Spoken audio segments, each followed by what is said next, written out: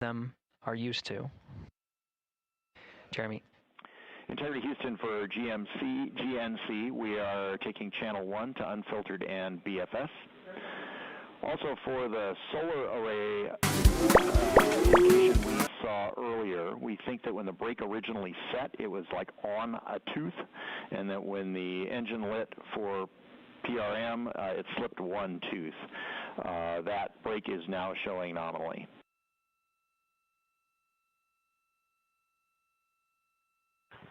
Okay, Stan, we copy that. And I'm just curious, I feel like about a half an hour ago you took 1 to unfiltered in BFS. Is this nominal or did something happen? Victor, this is nominal. Okay, thanks. Copy.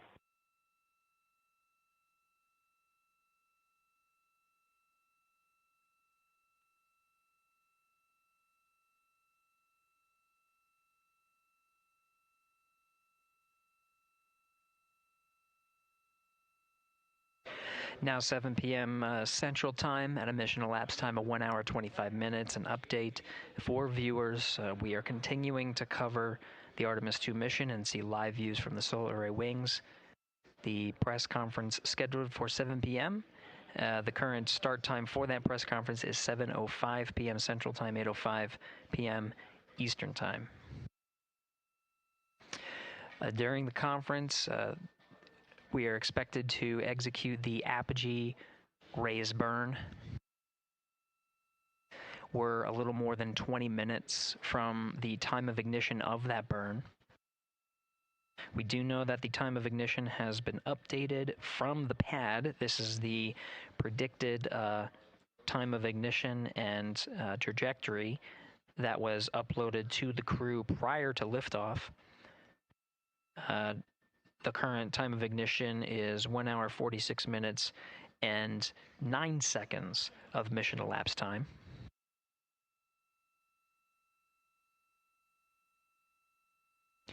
The duration of the burn at the pad was 17 minutes 52 seconds. Ahead of the execution of the burn, any change.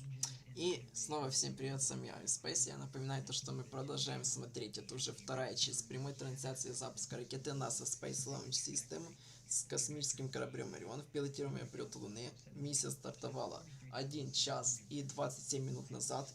Вчера, 1 апреля в 22:35 по DC со стартовой площадки LC-3 в космическом центре Кеннеди во Флориде с 4 членами экипажа. И сейчас находится на первоначальной орбите вокруг Земли. И скоро на отметке 1 час 47 минут после запуска, то есть получается в 00 скориков 00:22 по EDC, через 20 минут будет второе зажигание двигателя второй ступени ракеты SLS до орбиты высотой примерно 70 тысяч на 200 километров.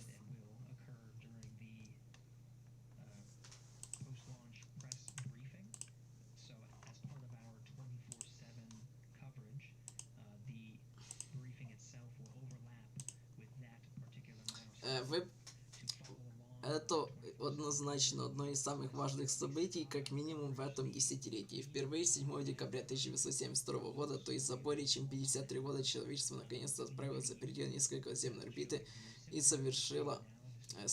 совершает самый дальний пилотируемый полет в истории человечества. 4 члена экипажа: командир Reid Wiseman от НАСА, второй полет пилот Виктор Гровел от НАСА, также второй полет, специалист в миссии Christina Koch от НАСА, также второй полет, и специалист в миссии Jeremy Hansen от Канадского Космического Агенства. Директор это первый полет, отправились в 10-дневный полет в сторону Луны вчера, 1 апреля в 22:35 по UTC.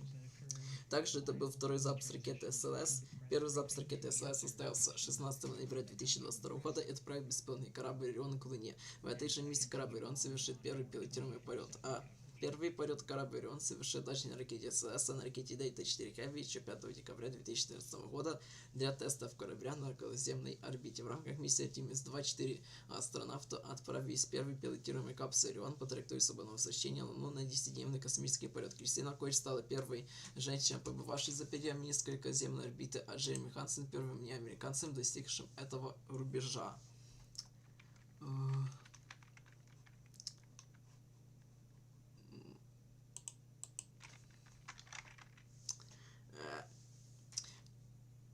Капсула Орион, используемая в этой миссии CM-003, получила название инженерии от астронавтов Artemis-2. Из-за испарения водорода вследствие увеличения времени пребывания на Низкой Околоземной Орбите по сравнению с Artemis-1 в миссии будет использоваться многократная торсионная инъекция MTLI или многократный маневр для выхода на орбиту. Часть работы по включению двигателя будет выполнена второй ступенью ICPS, а полная работа европейским северным модулем SM на следующей орбите Artemis-2 CubeSats. В качестве дополнительных перезагрузок для миссии Artemis-2 были выбраны 4 миссии CubeSats. Они были размещены внутри адаптера ступени Орион, из которого будут выведены после деления Орион. Выбранные CubeSats Так-же от немецкого космического агентства DLR, Атена от аргентинского космического агентства Конаe Red Cube от корейского управления космической техники и Space Weather CubeSat 2 от Саудовского космического агентства. И, собственно, мы ожидаем второе зажигание двигателя второй ступени, который начнется примерно через 17 минут и выведет Орион на высокую околоземную орбиту высотой примерно 70 тысяч на 200 километров.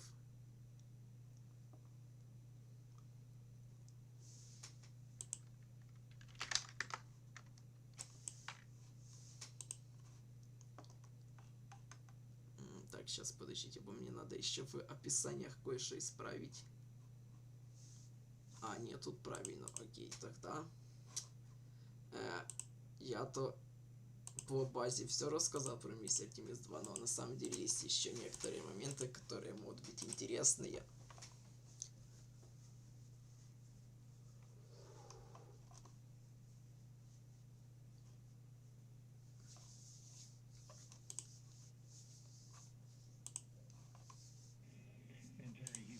Ну, собственно, у нас полностью, как видите, этот запуск. Первый, это запуск самой площадки DC-39B в космическом центре имени Кендари. Второе, отделение боковых ускорителей было.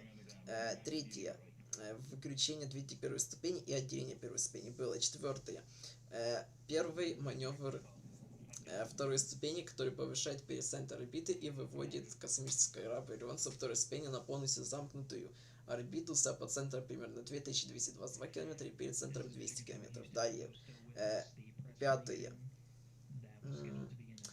вот то, что будет через 15 минут. Пятое, это повышение апоцентра до высокой околоземной орбиты. Апоцентр составит примерно 70 тысяч километров, а перицентр так и останется 200 километров. Далее, шестое, отделение космического корабля Ориона второй ступени. И седьмое,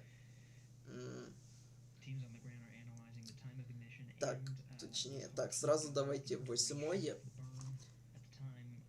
повышение перицентра зачем-то еще на космическом корабле Орион, космическим кораблем Орион, неизвестно до какой высоты. Далее, девятое, то, что будет почти через сутки трансунная инъекция, выход уже на траекторию отлета к Луне. Десятое, там будут различные маневры, коррекция траектории. Одиннадцатое, пролет возле Луны, по обратной стороне Луны на ближайшей точке, и также это будет самое большое ударение человека от Земли в истории. 12. 12 это уже далее будут также маневры коррекции орбиты по возвращению на Землю. 13 отделение капсулы от сервисного модуля. 14 вход в атмосферу и 15 приводнение.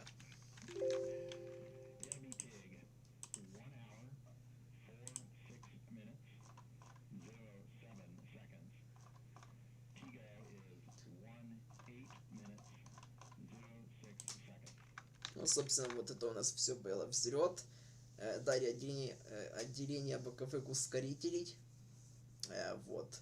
На высоте 155 тысяч футов и скорости 3177 миль в час. Затем, это все, короче, уже было. Почти. Это не важно уже.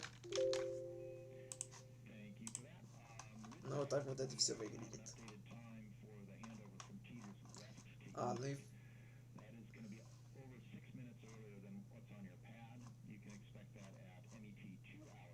это тоже все уже было. Тут ничего интересного. Окей, МБ что-то.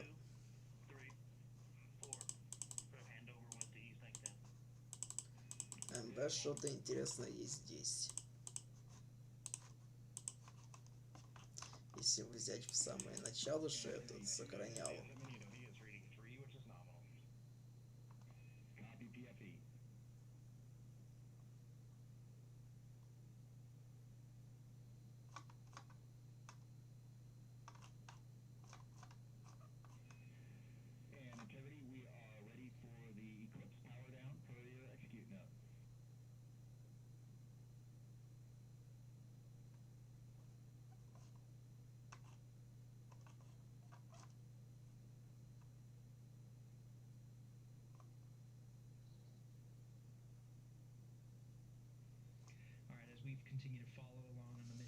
Что не так с планом полета этой миссии, почему в нем нет выхода на орбиту Луны? К слову, путаница также возникала из-за смены планов несколько лет назад, поэтому ниже будет информация и инфографика с некоторые пресс-конференции еще от октября прошлого года. Между Artemis-2 и аналогичной миссией Apollo-8, которая проходит восьмеркой по траектории свободного возвращения, есть одно важное отличие: отсутствие выхода на орбиту Луны. Импульса Лой. Во времена Аполлона решения по траектории принимали из соображений безопасности, поэтому выход на орбиту Луны был опционален. На эту часть успешно выполнен. Корабль вышел на замкнутую орбиту Луны с параметрами 111 на 311 км. В случае Artemis-2 этот маневр отсутствует вообще из-за еще более консервативных соображений безопасности. Итак, сама миссия Artemis-2 продлится около 10 дней, что сильно короче миссия Artemis-1, которая длилась 25 дней. Вот.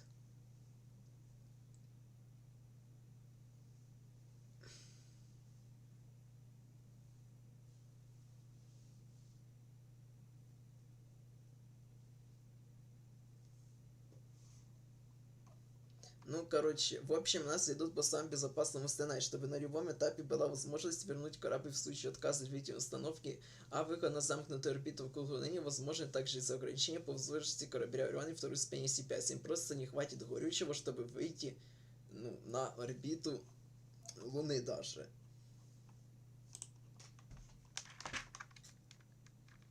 Вот, собственно, также некоторые фоточки. Сборка ракеты, установка Ориона на саму ракету SLS.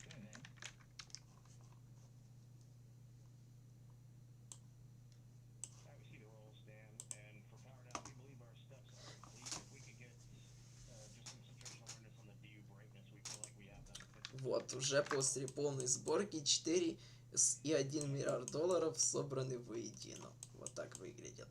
Ну и они сегодня успешно стартовали.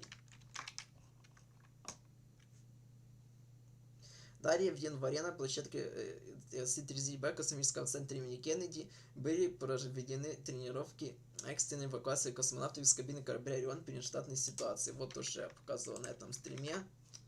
Вот эти вот, короче, штуки по тросам, которые спускаются на расстояние там порядка 300 метров от ракеты, в случае чего, если что-то произойдет еще до запуска, опасность какая-то возникнет. Ну, возникла, если ВБ. Вот так это выглядит. Смех смехом, а благодаря Канадскому Космическому Агентству появилось первое нормальное видео системы отвода-отхода на корабле Орион, которые не могли открыто показать почти 2 десятилетия. Это действительно отдельная кабина со шторкой, про которую было известно давно, не было наглядного видео. В общем, да, наконец-то нормальный туалет появился, вот, собственно. Installé comme ça ici pour qu'on puisse s'y familiariser en situation de qualité. And Reid, when we get into Eclipse, we would like those extra clicks Dans on la views 1 and 2. capsule, la porte est au sol. On va flotter au-dessus, ouvrir la Yeah, porte you got it. We did bring 1 and 2 down a touch, but we'll bring them down as far as we can when we get into Eclipse. That's perfect, thank you. On voit la toilette ici. Il y a assez de place pour rentrer en flottant et fermer la porte. Cette toilette sert uniquement à nous préparer et à faire semblant pour avoir une idée de la façon d'utiliser ce système une fois rendu en orbite. Voici le boyau pour l'oriner. On l'utilise pour collecter les c'est tout comme une toilette, c'est ce qui permet de collecter les matières fécales. Les selles sont aspirées dedans, dans un sac. On ferme le sac, puis on pousse le sac dans le fond, au fond de la cuvette. Now controlling the flight of integrity on the Artemis-2 mission. Pendant la mission, il faudra changer le sac à quelques reprises et tout ça va revenir sur Terre avec nous. l'urine est collectée et quelques fois par jour, on la largue dans l'espace. We're pretty fortunate as a On crew. est assez chanceux d'avoir une toilette avec dans ce petit vaisseau spatial. Le seul endroit ici où on peut aller et avoir l'impression d'être seul à un moment. Good evening and welcome to NASA's Artemis-2 post-launch news conference. I'm Bethany Stevens, Senior Вот так, Advisor. собственно, этот туалет выглядит.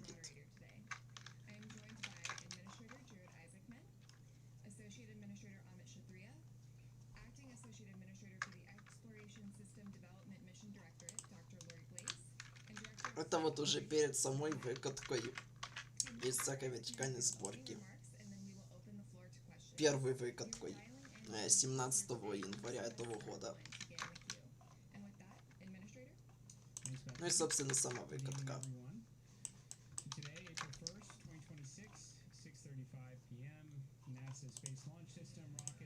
То, что вы видите, это лишь начало Artemis, сказал Jeremy Hansen во время первой выкатки ракеты SLS на стартовую площадку 17 января. Ну и вот, собственно, администратор НАСА с всем экипажем миссии.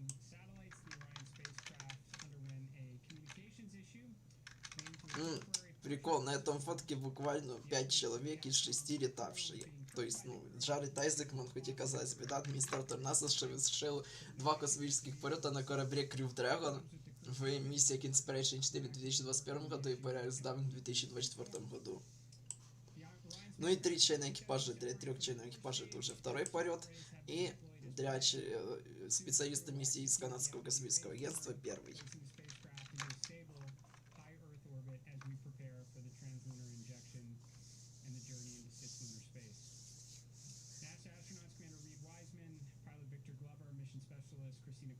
Кстати, важно также отличие Artemis-1 и 2, то что теперь есть возможность проверить и сертифицировать систему аварийного спасения прямо на площадке. Да, у нее есть срок годности в 1 месяц из-за аккумуляторов, и раньше для этого ракета приходилось отгонять всех вертикальной сборки. Так что это упрощает ситуацию для потенциальным датам запуска.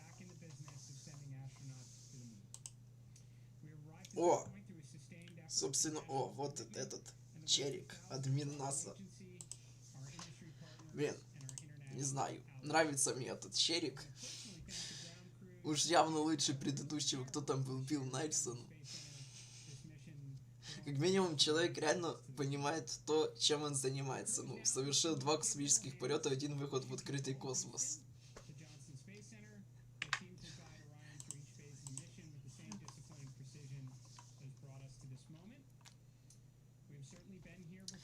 В общем, безопасный ли теплозащитный экран Ориона. Первый за 53 года полет человека на Луне начался. Но во время миссии Artemis-1 возникла проблема с теплозащитным экраном. Фрагменты экрана растекались, оставив полости. Более того, эту проблему не смогли заранее промоделировать. Как же в НАСА ее решили? Инженеры выяснили, что проблема связана с непроницаемостью материала АВКЛАД, который не позволяет газам быстро выходить, что приводит к растрескиванию. Поэтому для программы Artemida 3, то есть 2, будет использоваться более крутой угол входа в атмосферу, что сократит время воздействия высокой температуры и должно предотвратить растекание экрана. Новый администратор НАСА Jeremy Hansen заявил о полной уверенности и безопасности теплозащитного экрана космического корабля Орион для предстоящей миссии Artemis-2, то есть которая уже началась. Кроме того, в стремлении повысить прозрачность работы агентства, он организовал встречи с независимыми экспертами и репортерами, пригласив в том числе известного Эрика Бургера, на которой были представлены ранее не публиковавшиеся данные в теплозащитном экране Ориона. Ранее некоторые эксперты, включая бывших астронавтов НАСА Чарльза Каммарду и Дэнни Ориваса, выражали беспокойность. Однако после встречи с администрацией НАСА и ознакомлением с данными, Оливас изменил свое мнение и сказал, что теперь готов летать на Орионе. Каммарда остался скептически настроенным, хотя признал качество инженерной работы. НАСА утверждает, что астронавты миссии Artemis-2 согласны с решением агентства и готовы к полету. Собственно, вот они и полетели.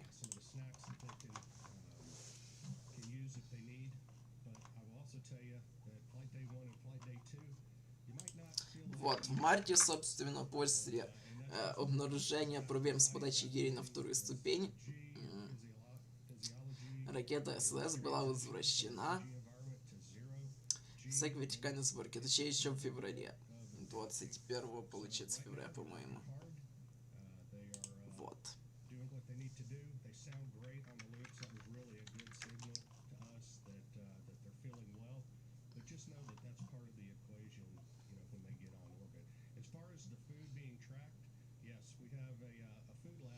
Почему так много переносов в программе Artemis? Все из-за какой-то одной проблемы. Нет, ситуация с Artemis — это результат множества системных ошибок на каждом уровне. Поэтому еще до первой высадки на Луну НАСА просадит около 100 миллиардов долларов в неизвестном направлении. Многие привыкли смотреть на НАСА как на единую организацию. На это множество научных центров с различными группами интересов внутри и вовне.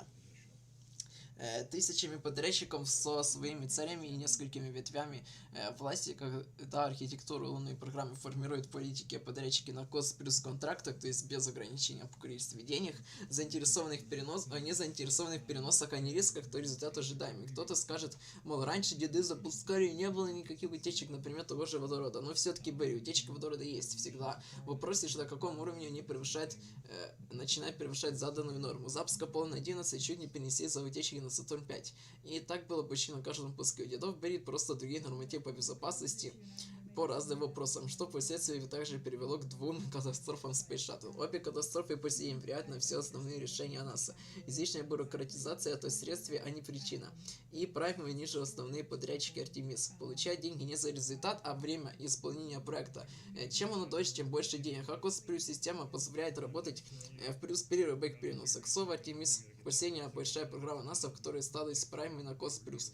Причем в них контракты раздавались без тендера. Учитывая национальную важность этой программы, риски, а тем более аварии, просто недопустимы. Поэтому мы запустим, когда будем готовы, понятия растяжимые. Поэтому НАСА имеет ситуацию, в которой сверхдорогая система не имеет запаса прочности на аварию от слова систем. Нормативы по рискам трактируются в зависимости от ситуации, подрядчики заинтересованы в переносах ради обогащения. Но и политики журят на слушаниях в Сенате, но никто не сможет снять этого кадавра с аппарата жизнеобеспечения. Принято ругать SpaceX за переносы звездолетов, но они до сих пор не являются самыми надежными подрядчиками. То есть до сих пор являются самыми надежными подрядчиками НАСА последние 10 лет. Вот переносы и неоправданные перерасходы SLS, Orion, то есть EGS и т.д. оправдывать нечем. Тем более продавали все лучшие за разумные деньги. Этому еще темы скафандров так всем не касается. Эта карта сыграет свою роль чуть позже. То есть, поскольку Артемида имеет Cost плюс программу, то есть, ну реально, выделяется денег сколько нужно, неограниченно и все. И прикол в том, что чем больше у тебя переносов, тем больше тебе денег будут давать. Поэтому, ну, все просто. Это главная ошибка этой программы. Нужно было изначально дать вот, как на многие другие программы, дать денег, все не уложили, слать их вон куда подальше.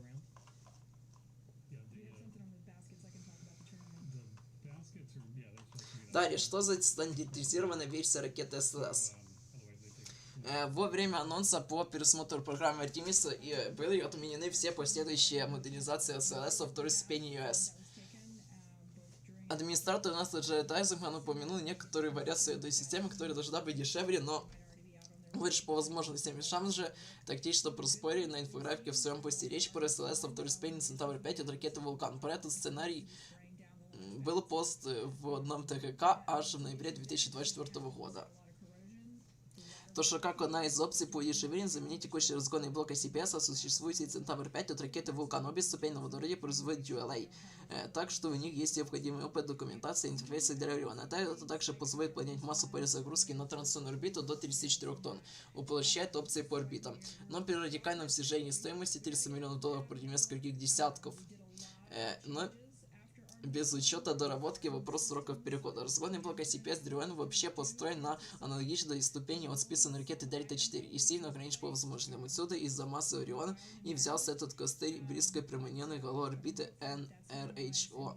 У Луны из-за нехватки энергии корабля это тоже касается. Центавр 5 имеет в 2 раза больше запаса водорода и кислорода, 54 тонны против 27. И если выписать все параметры по мокрой и сухой массе, уделение пользы массы загруженного корабля Ориона, и тогда то получаем прибавку в 1,5 км дельта секунды по дельта V. Это существенная разница по запасу характеристической скорости на фоне ICPS. Несколько существенная, настолько то есть существенно, что открывает новые опции по орбитам для Ориона и кораблей Human Energy System. Но он Центавр 5 был уже 4 успешных миссий, и считает других косяков вулкан. А готовые ступени начинают скапливаться на линии производства ULA, в отличие от вообще не летавших EOS. Но даже для такого перехода нужно провести обширные работы, включая переработку 2 башен обслуживания, а точнее уже одну и вторую спишут.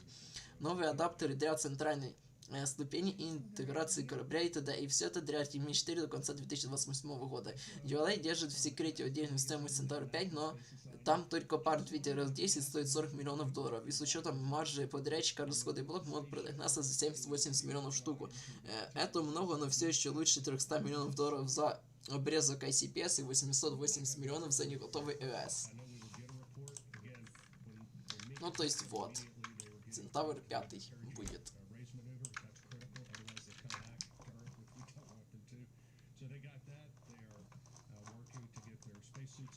Кстати, вот есть также фоточки SLS с космоса. Фото, сделанные спутниками Европейского космического агентства ИСА Неоприадес с разрешением 30 см на пиксель. ИСА участвует в этой исторической миссии. Их наибольший вклад — это служебный модуль корабля Ион. Ну, про это я уже рассказывал.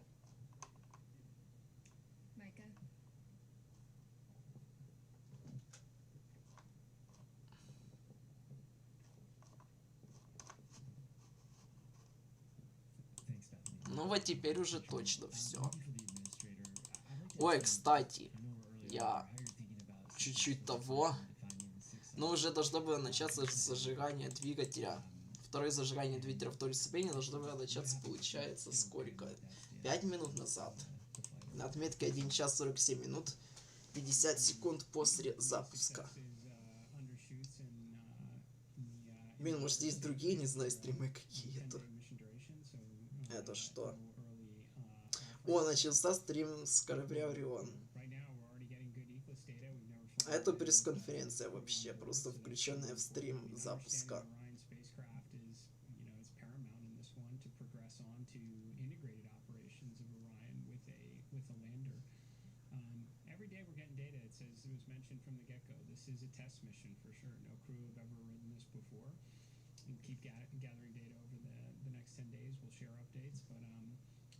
Success when they're in the water safely, and then we'll start working on the next mission. Jackie. Hi, right here. Sorry if I missed it. I just wanted to check in on the status of the perigee and apogee burns. Are those both finished at this point? And then I also wanted to check how the best way to explain to the audience why we're doing that apogee raise maneuver and why we go into that high Earth orbit. Thanks so much. Да, есть стрим с самого борта корабля Орион, снаружи, правда, только я так думаю, камер. Но там типа ничего не говорят вообще, ну ничего интересного, просто вид. Я думаю, не знаю, я сейчас сделаю, чекайте как.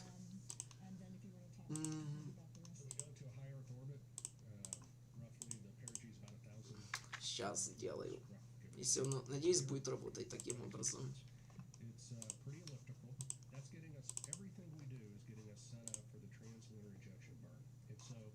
Дай не вот это, дай.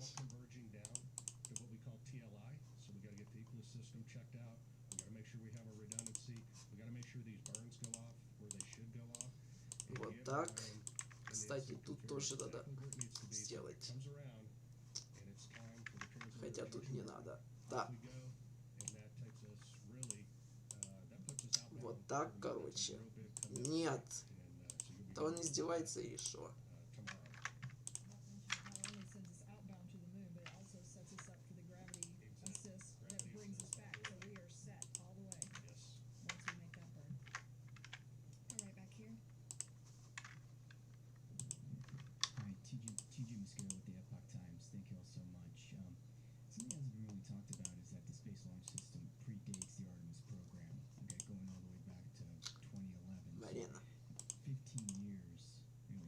Вот, да.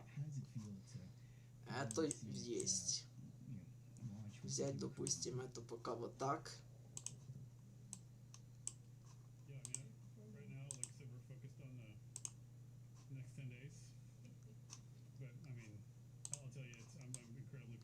Нет, походу не будет. Хотя, ну, а если вот так взять? А так, этот стрим не идет, окей. А если взять... Или... Не идет.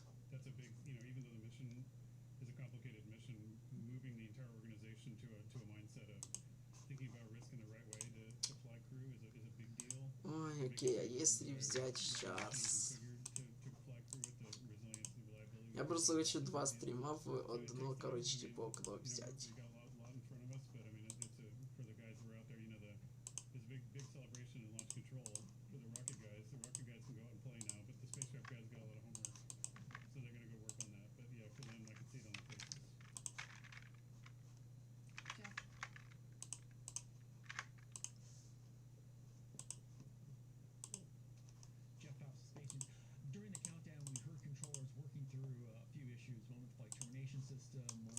Понятно.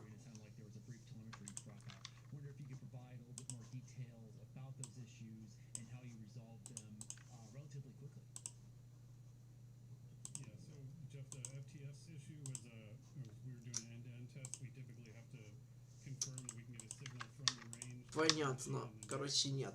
Не реализуется это никак, эта идея. Ладно, тогда оставляем этот стрим.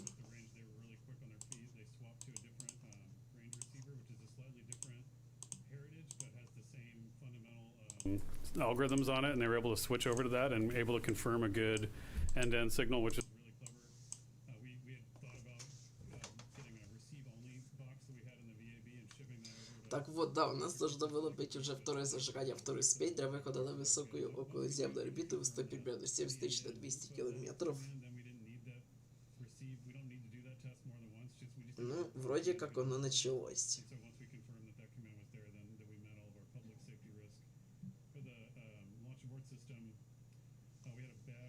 И далее на отметке плюс 3 часа 24 минуты 15 секунд после запуска должно уже быть отделение самого космического корабля Орион. Вот второй спейн ракеты SLS.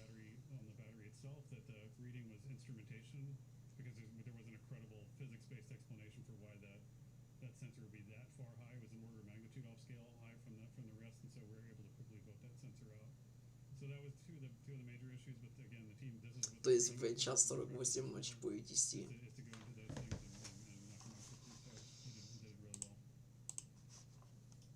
Ладно, ждем пока.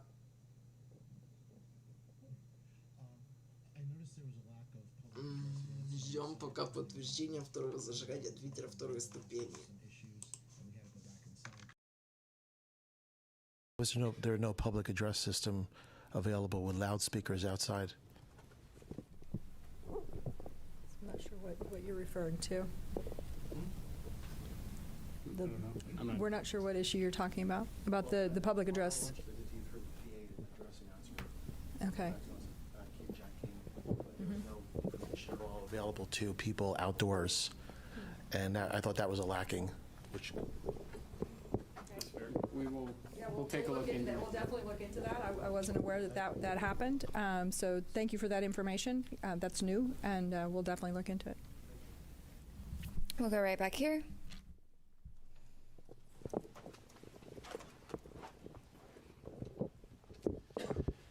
Thomas Moore, Sky News. Administrator Isaacman, as a fellow astronaut, what were your feelings watching your crew rising above Pad 39B? And do you feel that extra sense of responsibility for the crew as they head further into space? I certainly felt that it would be, just from, I guess, my perspective in it, that, I don't know, it is far less stressful to be strapped into the rocket than to be responsible for it here on Earth. So I definitely had those feelings quite a bit.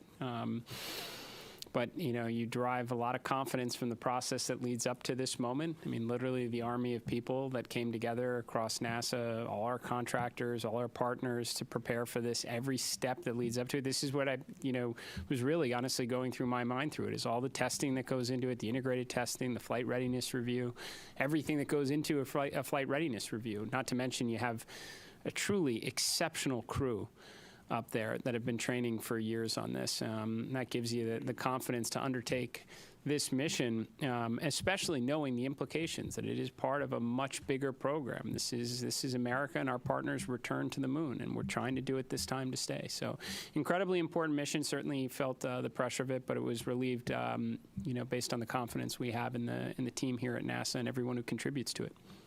Thank you for the question. We'll come right up here.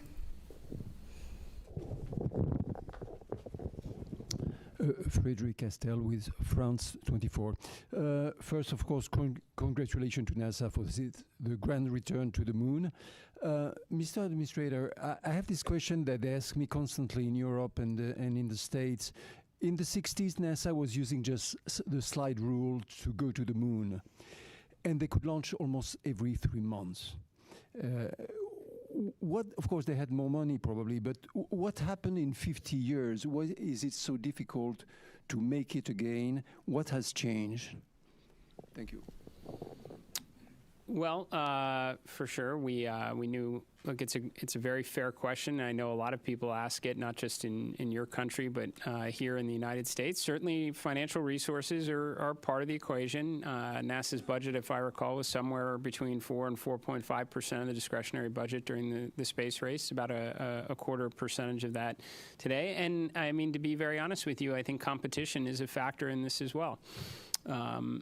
It's a great way to, mobilize the resources of a nation and concentrate on something extremely challenging, and that's what we did in the 1960s. And I think with absent some competition, we focused a lot on partnerships and all that we could do collectively with respect to science and discovery. But competition can be a good thing, and we certainly have competition now. I think that's why you're seeing us start to concentrate our resources back to the objective, and do it with a great coalition across the NASA workforce, our contractors, all our partners that have come together, our stakeholders in Congress and the administration who came here to witness this launch, is because they know we have competition, and this one's going to be close. And I think as a result, you're going to see a lot more progress, more so than you have in the, since when this was originally conceived under Constellation. We're going to get back into the business of launching rockets on a regular cadence, and we're going to bring the world along with us. So. We're going to take a couple of phone bridge questions for just a moment. Reminder that you can join by pressing *1 to get into the queue. We're going to start with Will Robinson-Smith from Spaceflight Now. Hi, thank you, Bethany, and congratulations, everyone, on a good mission so far.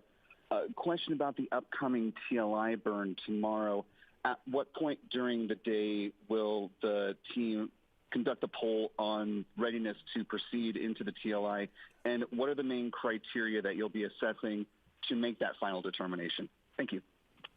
Okay, well, the TLI burn actually happens about the time that launch happens, so it's 1 day into the mission. So tomorrow, Eastern time, would be about 6:35-ish. Obviously, those burn times can change, so check that before tomorrow.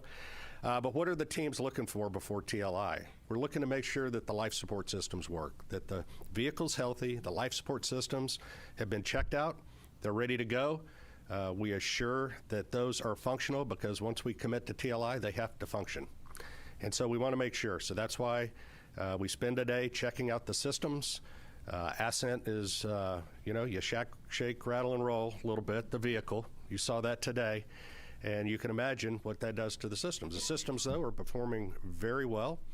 We anticipate that they continue to, but we want to get some track record on them before we do that. We also want to make sure we have redundancy in the system for comm, for environmental life support, propulsion, those type things, before we embark on that TLI mission. So that's what the mission control team in Houston will be doing tomorrow. Jeff Radigan and his team, as the lead flight director, will be well into that. The teams are well versed on it. They have trained for it.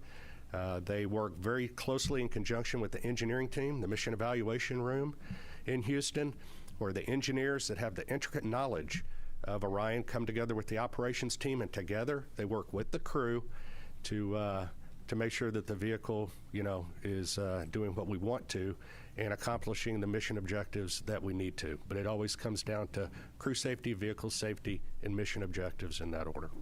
And might also mention, as those teams are checking out all of those systems, there will also be a meeting of the mission management team that's led by John Honeycutt, whom I think many of you have seen before, and they'll be meeting tomorrow afternoon to hear all of the results from what's happened over the last day, in preparation to make the decision on whether or not we proceed with the TLI burn. We will next go right back here to Manuel. Thank you so much. Manuel Masanti with Exploración Espacial. I understand that the CubeSats are going to be deployed like 5 hours into the flight. Is there any chance we're going to see live images of the deployment? And then when is the crew, I know they're super busy right now, but when are they going to start using the flywheel machine? On its way to the moon, when everything is more like... The second question was to do when they start doing the manual as far as... Flywheel machine. Oh, the flywheel machine. Sorry, thank you, the exercise machine. I guess after the TLI. I'll do this exercise. Yeah, I'll hand that to you, but I can answer the CubeSats. So the CubeSats are installed in the Orion stage adapter, which is actually a part of the upper stage piece, right? So once Orion separates from the upper stage, we'll do the ProxOps demonstration, right?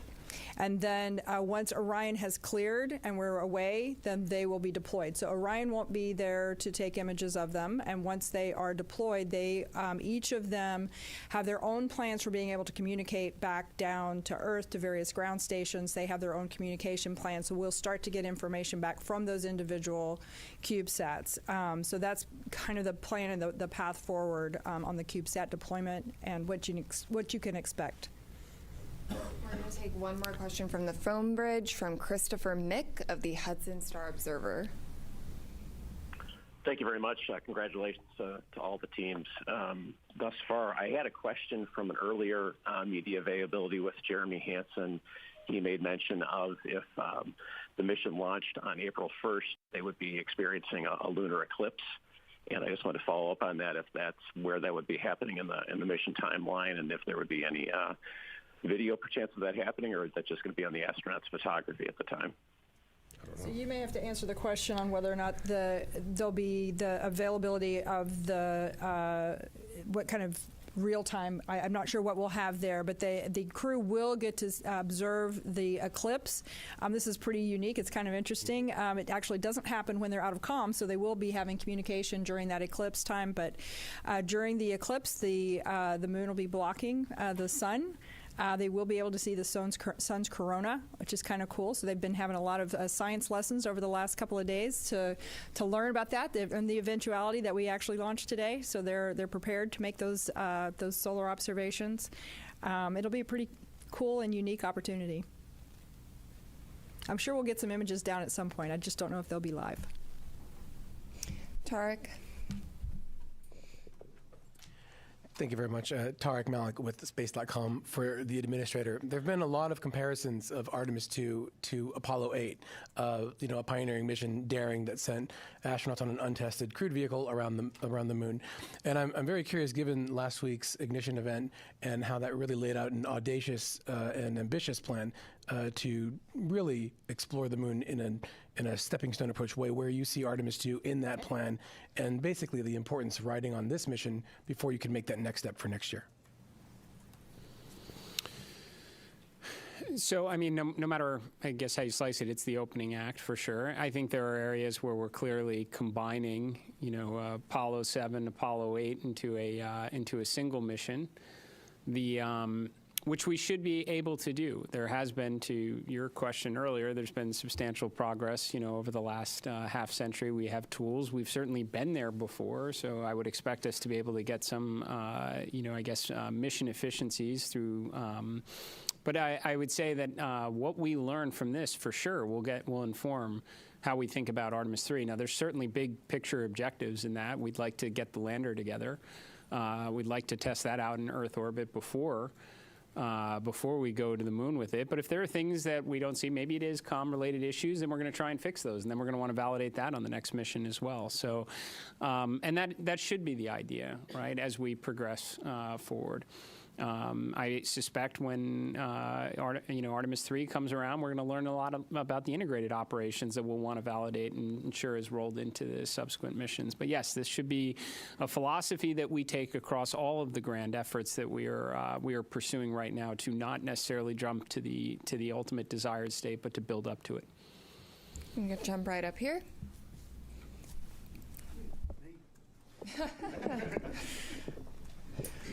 Hi, Richard Hollingham, BBC Future.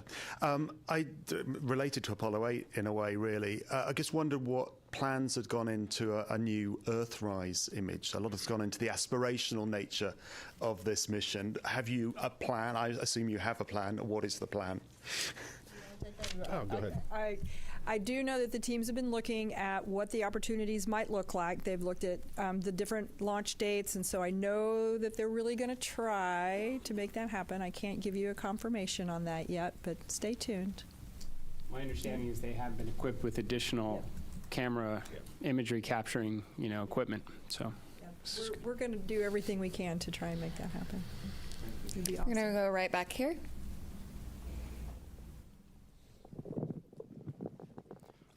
Thank you. I'm from a Japanese news agency, Kyodo News. My question is to the administrator. The United States and China are competing over moon development. What significance does today's launch have for the U.S. and NASA? Thank you. Well, it's certainly an incredibly important step. I mean, this is the first crewed mission into this environment in more than a half century on a rocket that has never flown human beings before, along with a spacecraft. So it's incredibly important because we're going to learn an awful lot from this to inform subsequent missions. So yes, this is the beginning. I can tell you, having had an opportunity to speak with the Artemis 2 crew after the State of the Union address, we talked a lot about what we wound up sharing with the world at the Ignition event about adding additional missions, accelerating production, building out a moon base. I think it was very energizing for the crew because they knew that they were, this is a risky mission for sure. Any type of new test flight mission going in this environment is going to be challenging, and they knew it was building up to something bigger. And I think that it was very helpful for them in that regard. So, and certainly it was very helpful for me to hear their feedback as well. I would suspect a point or two wound up in the Ignition event from them. So. We're going to go back here to the white shirt. Thanks, Denise Chow with NBC News. I think for Lori or Norm, I'm curious what you anticipate could be some of the biggest challenges over the next few days, whether that's from a spacecraft or system standpoint or crew workload. I'll jump in. Flight day 1 from a crew workload is pretty tough. Between now and TLI, we're working the crew really hard. In fact, when they go to sleep tonight, they're woken up in the middle of their sleep to do the perigee raise burn, and so their sleep's disrupted. They're hitting on all cylinders. They may not be feeling well. On top of that, so we know that flight day 1 and flight day 2 up to TLI is really good. We know it drops off then, and so going into this, we trained for that. We did simulations for this. We put the crew in exactly that state. Now, they weren't on orbit. They probably were feeling great. But we got a good gauge, hey, are we working them too hard? And the mission control team is great because they're watching the crew constantly. They're watching their performance. And we also have a crew that's very good at saying, hey, enough's enough. And so together, we will make certain that we're doing everything in the best interest of meeting the mission objectives, making sure that we're not working the crew so hard that, they make mistakes or something of that nature. And again, we work as a collective team going forward. So this is our best opportunity, and they may add more stuff to the timeline before it's all done, and they may take some stuff out if we need to. But we adjust all the time on those things. So that's leading up to TLI. That's probably one of the bigger challenges, making sure we get those done. Can we go right up here? Hi, Robert Perlman with CollectSpace.com. For the administrator, you mentioned the 53-year hiatus, and in that time, now most of the world's population wasn't alive for Apollo, like I think you and me. And I wonder if you have a sense of, if even this early in the mission, that this has captured the imagination of those people that have never seen anyone go to the moon before, on a world level, on a national level, and how important is it to NASA to capture that support from the public? Yeah, I've said it many times. I absolutely, I think it's foundational for what we do here at NASA to inspire. It should be a component of every one of our missions. I've talked about, I think after Artemis-2, you're going to have more kids that are going to dress up as astronauts for Halloween. We want to inspire and create interest in the next generation to grow up and contribute to this endeavor. Now, how have we done so far in captivating the world's interest in America's return to the moon? I don't know. You have to tell me. We've been rather busy the last couple hours. I would say, and I felt this way going into it, that when we got down to T0, a lot of people would be paying attention. I suspect when some of the imagery starts to maybe come back from the moon, that's gonna further bring people into this story. Right, and then we bring them home safely, and we start preparing for, again, the next chapter in the story. So, yeah, I think inspiration is extremely important. I think people, despite some of the commentary up to now, how many people really know we're going around the moon? I'm willing to bet right now a lot of people do, and I think we'll only draw in their interest further as the mission proceeds.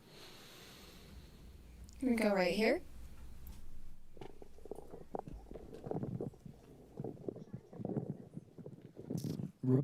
Robert Coppinger, British Interplanetary Society's Spaceflight magazine. Commander Wiseman said during the crew news conference in September last year that when they get off the planet, they may only spend 3 or 4 days going around the Earth. What sequence of events? Итак, я напоминаю то, что мы продолжаем смотреть.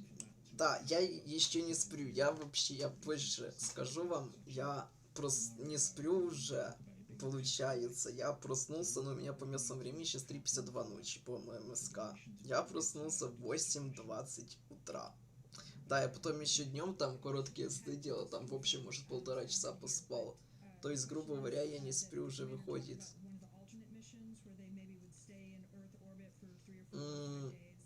19,5 часов всего лишь. Ну, типа, блин, для меня это норма, я могу, тем более при таких событиях важных, не спать хоть сутки и чувствовать себя нормально. Так что, мне норм. Правда, да, после таких событий я потом могу днями спать по 12 часов подряд. Причем, то есть 12 часов подряд спать, 12 часов всего лишь спать, и через 12 часов опять спать. И так неделю, может быть, после такого. Так что чувствую, после миссии Артемиды я, просплю очень много.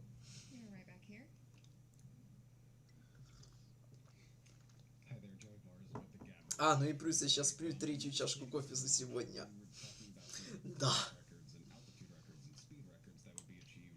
Ну, короче, да. Я напоминаю то, что мы продолжаем смотреть, хотя уже, кто это смотрит уже еще. Но я смотрю до сих пор прямую трансляцию запуска миссии Artemis-2 в пилотируемый облет Луны на космическом корабле Орион. Миссия стартовала уже 2 часа и 18 минут назад со стартовой площадки СТРЗБ в космическом центре имени Кеннеди в Флориде. Вчера 1 апреля в 22:35 по ETC, и есть подтверждение уже второго зажигания двигателя второй ступени. И сейчас вторая ступень с космическим кораблем Орион находится на высокой околоземной орбите, высотой примерно 70 тысяч на 200 километров, и далее на отметке 3 часа 24 минуты после запуска.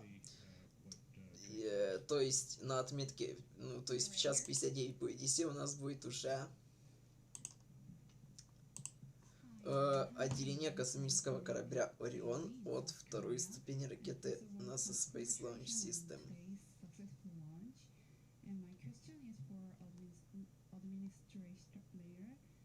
mission also carried a Korean satellite. Does a crewed lunar mission like Artemis-2 matter not just for United States, but for the global community?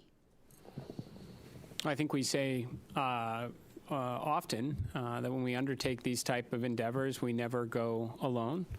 We go with our international partners. We have a Canadian Space Agency astronaut that's on board this mission. We are carrying a lot of CubeSats from our Artemis Accords partners, and we are going to continue to do this going forward. JAXA is contributing a pressurized rover, a major contribution to our efforts of having an enduring presence on the lunar surface itself. The Italian Space Agency, just a few days ago, we signed a memorandum of understanding for a habitation module on the surface of the moon, a component of the moon base. And to be honest, it was also a key component to the ignition event from last week. Half of the Artemis Accord partners were present. We spent a good portion of the second day talking together, recognizing that some of our partners can make contributions like a pressurized rover or a habitation module, and many others are going to work with their academic institutions and universities for science instruments that could wind up on the Phase 1 component to the moon base itself, or interesting tech demonstrations. This is something that NASA is extremely proud of, and will continue to do so as we continue to press forward under this program. So. We're going to do last question here. I'm going to go over to you in the back. It's Paul Brinkman, Aerospace America. Can you just talk a little bit about the propellant loading this morning? Was it flawless? Were there any leaks detected? Was it a repeat of the wet dress rehearsal? Did you learn anything? Yeah, go ahead. I think it went extremely well. What I heard this morning, and Amit may have an update from later, but some of the leaks that we'd seen of the hydrogen during the tanking for the hydrogen, we saw leaks below 1%, which was significantly lower. Again, the seals that we replaced seemed to perform extremely well. We did a pressure test kind of partway through, and the leak went up to about 1.4%. Still, well within the constraints, which 16% is the bound that we have. So I think it performed extremely well. We actually, I think, finished the tanking early, from what I understood. So I think it went extremely well. So again, the seals that we had replaced out at the pad after wet dress number 1, I think that was proved to be very successful. And with that, thank you all for coming out and covering humanity's return to the moon. Stay tuned for updates on NASA's social channels, including our continuous coverage on YouTube and NASA Plus. Go Artemis. Thank you.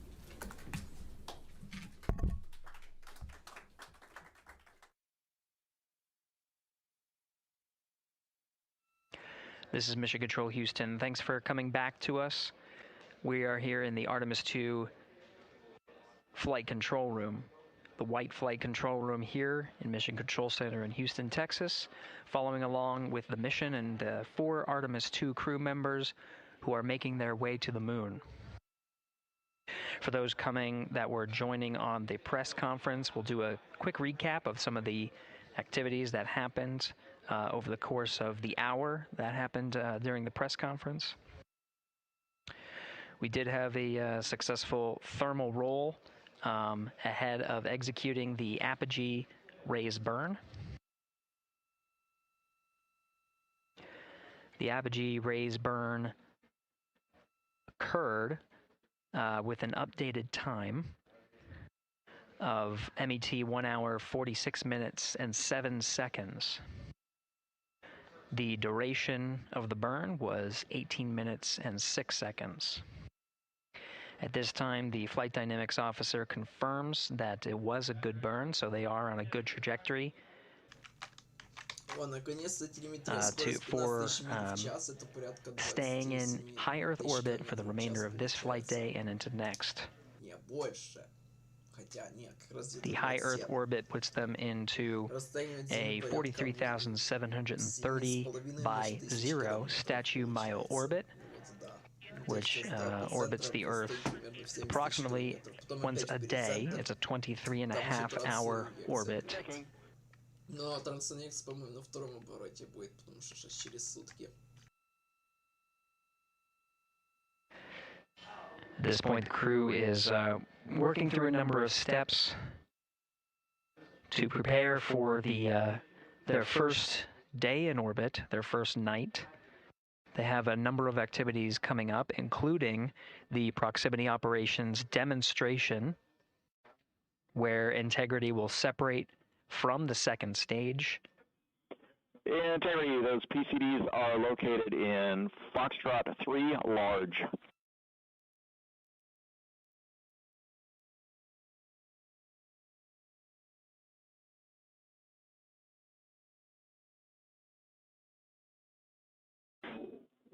Integrity, good. String 1, helium clearing. Integrity copies. And in the docking camera checkout, step 9. Would you like me to go ahead and configure for our pod at this time? Checking.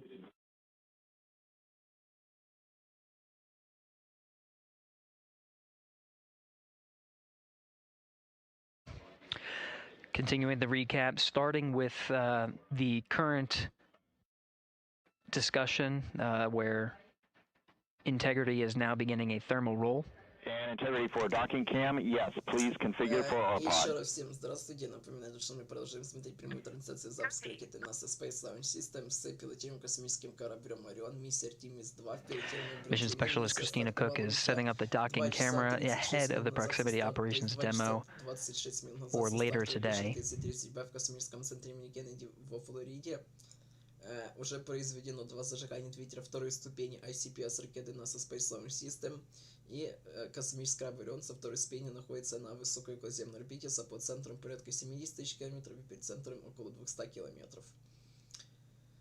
Также на отметке T плюс 3 часа 24 минуты после старта, то есть через Right now, the crew is in the middle of executing a thermal roll. Космического корабля Орион от второй ступени ракеты NASA Space Launch System ICPS. This procedure allows for more even distribution of heating on the interim cryogenic propulsion stage, as well as the Integrity spacecraft. Переводом аппарата в рабочую инфраструктуру. Скафандры сняли и сложили кресла. Заправка СС прошла очень хорошо. NASA astronaut Christina Koch is also working through troubleshooting steps of the waste management system that's aboard the Integrity spacecraft. На геостационарной орбите 25 лет аппарату все-таки пока разбирается, но это пока не мешает нормальной связи между экипажами и аппаратом. The toilet fan is reported to be Его не jammed. смогли сразу привести в рабочую конфигурацию. Now the ground teams are coming up with instructions on how to get into the fan and clear that area to revive Готовится к оценке состояния башни the toilet for the но не mission. ожидать межповещений по сравнению с Artemis-1. In the meantime, they're getting their contingency, обслуживание перед сборкой составит Artemis-3. their backup waste management capabilities, specifically for urine. Что проблема с температурой батареи на The fecal collection of the toilet, that specific capability can still be used with the waste management system aboard Orion.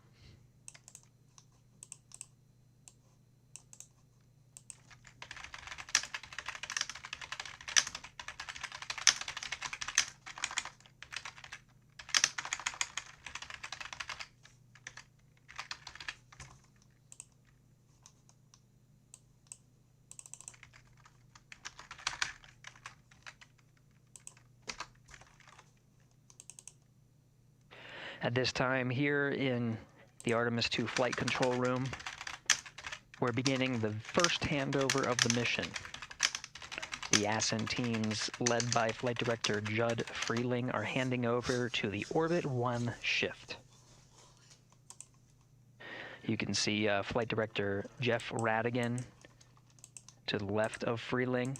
Right now, he is the one conducting the handover with his team, Так, а теперь мы getting a идем в read наши on любимые all of the геопосты activities they программ. have Будем upcoming for the запускать rest of the day. SLS здесь. Да, конечно, Namely, the это one уже in the делали near на term is a предыдущих proximity одном из operations предыдущих стримов, demonstration. но еще нужно сделать на этом. Что-то, походу, КСП плохо. We are also У меня весь день anticipating просто a открытый crossover of the висит. tracking and data relay satellites.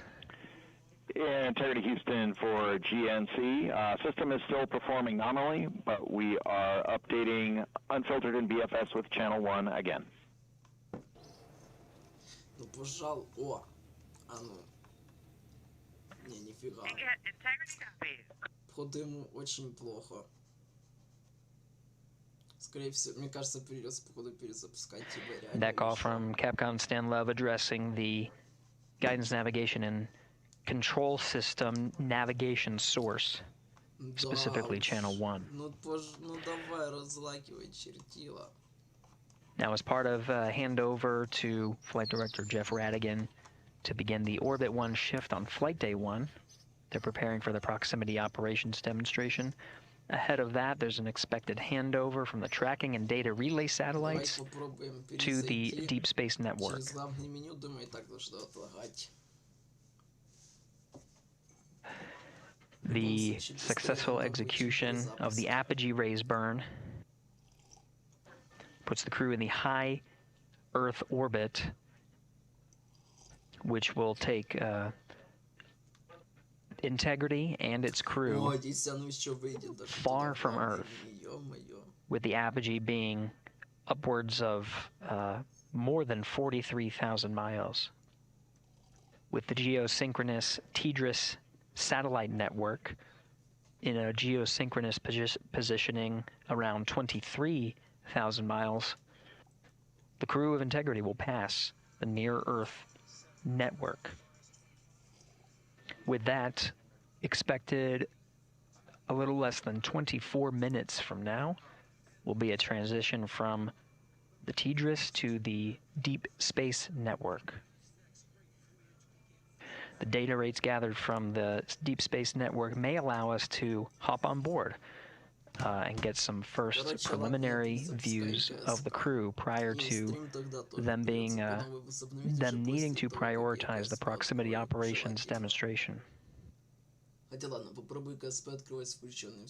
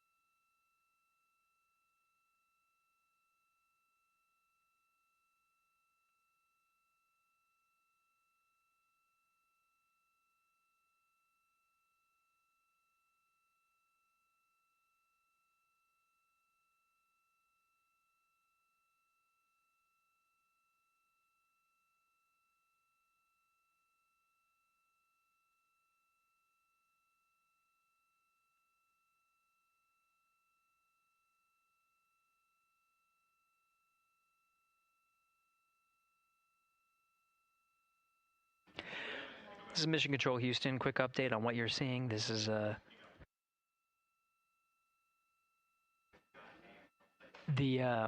this display is brought up onto the front screen by the control officer here in Mission Control Houston. It's called the Ascent PFD and is available at the first phases of flight. It includes toggled settings between tanking, the ascent phase on the core stage, and now the ICPS phase. As you can note from the display here, we're in a post-apogee raise burn coast. Right now, the attitude for integrity is... Integrity Houston, 1 minute to string 2 helium clearing. Also, your PCL Rev 1 HEO deorbit burn plan is on board. That's in slot 2. The name is HEO D/O Rev 1. Copy helium clearing, and we see the burn plan. Thanks. Outstanding.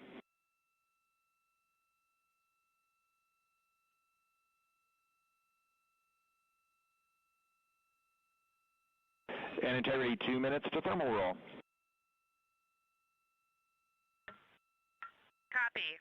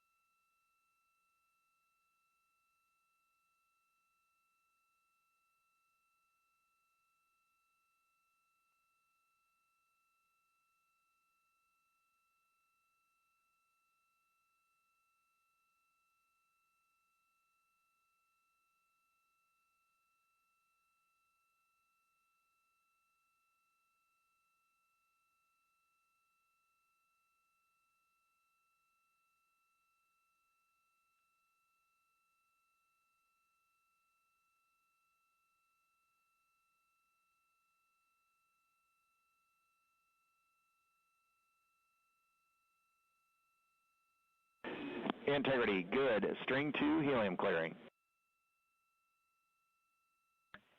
Integrity copies, and I've got some AGA readings for you, Stan, when you're ready. Jeremy, also thermal roll is complete. Jeremy, go ahead with your AGA numbers. Okay, Stan, everything is off scale low, and then CO2 is 3.7. O2 is 18.5. Temperature, well, temperature 70.3, and pressure is 14.65. We copy all those numbers. Thank you.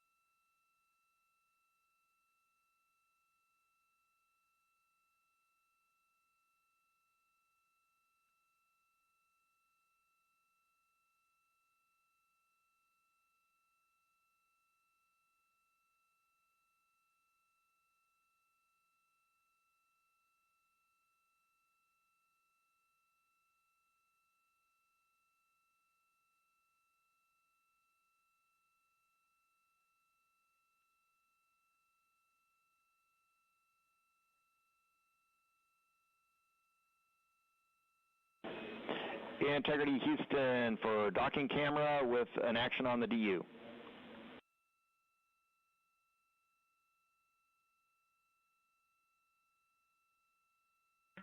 Go. For the docking cam, we see exposure set to 1 instead of 3. We think that'll be too dark. You can set that back to 3 on rpod.doccam, edge key L4. Copy. Thank you.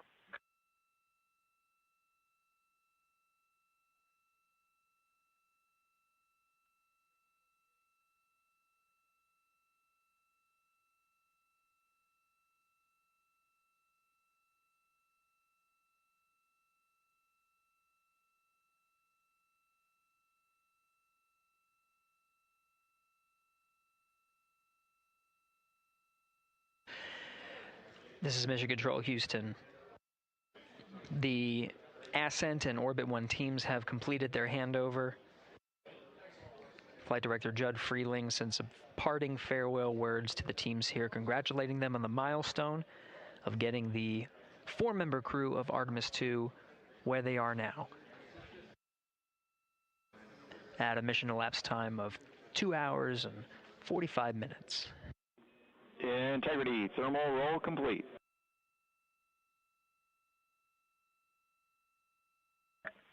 Integrity copies.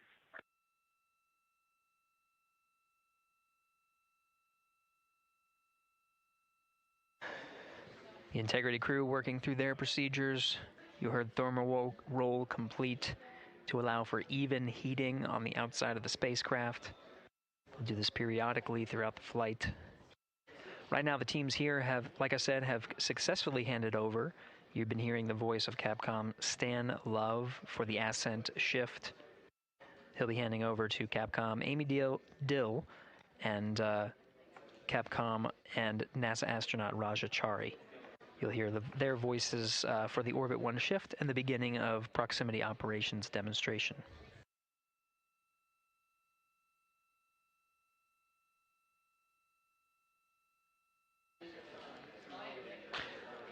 From here, Mission Control Houston, that will conclude the Ascent shift. We'll hand over here at the PAO console to your Orbit 1 commentator, Leah Cheshire Mustachio. She'll take you through the proximity operations and some of the activities that lead to the end of the cruise day and the beginning of their sleep period. That's it for the Ascent team. This is Mission Control Houston.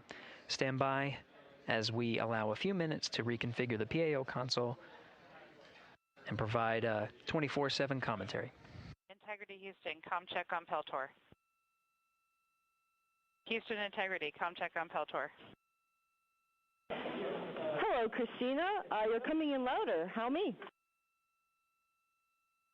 Amy, great to hear your voice. I have you the same. Good to hear that our Peltor is a little louder than the mic stub. We copy.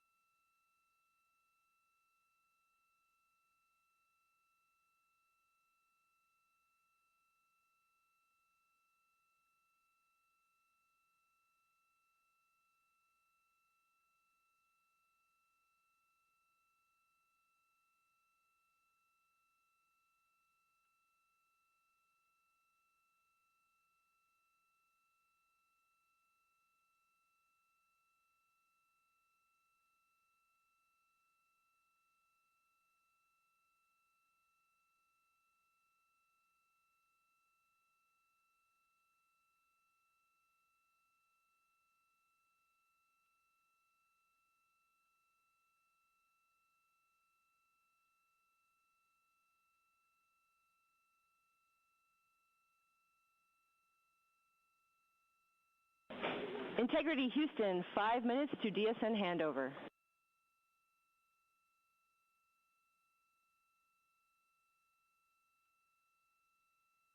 Integrity.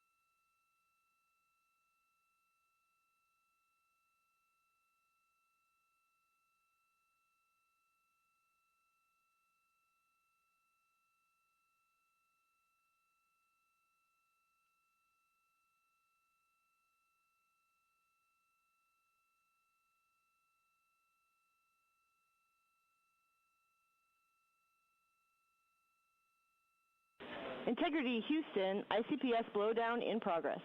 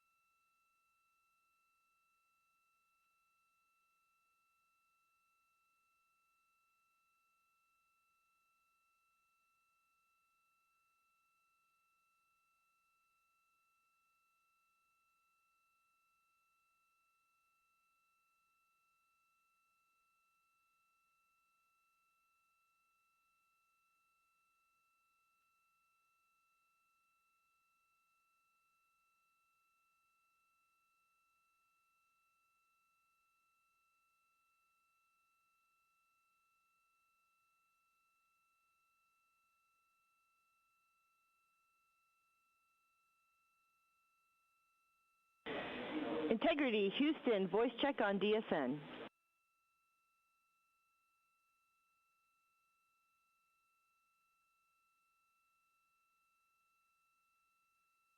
Houston, Integrity has you loud and clear on DSN. And we have you loud and clear as well, and while we were handing over, ICPS was in blowdown.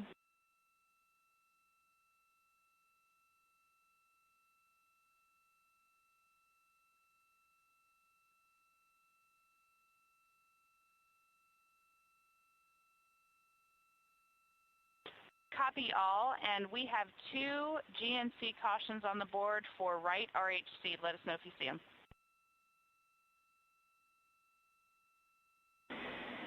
Copy, Christina. We're seeing the same. We think we might have a channel failure. We are taking a look.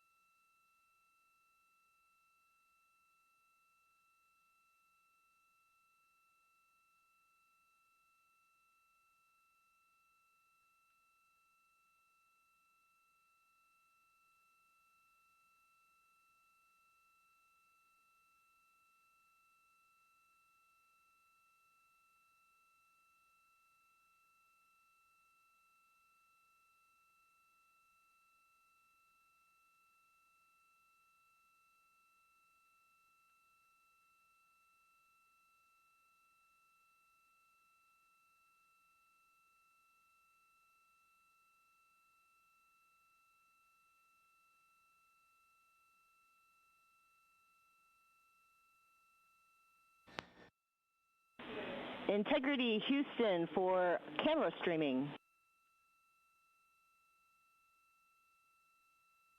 Go ahead.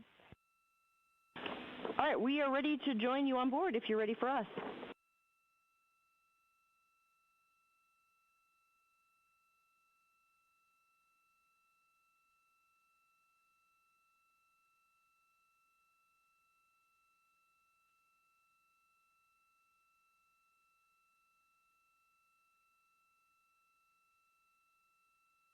Houston, we are ready for you to come on board.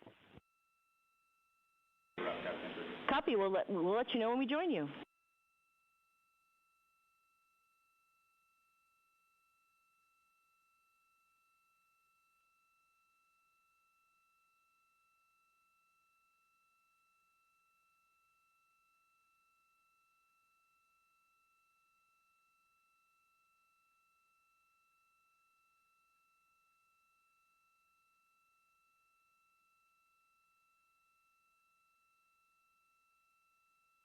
For the first time since they arrived in space, you're looking at a live view of the Artemis 2 crew in the Orion spacecraft.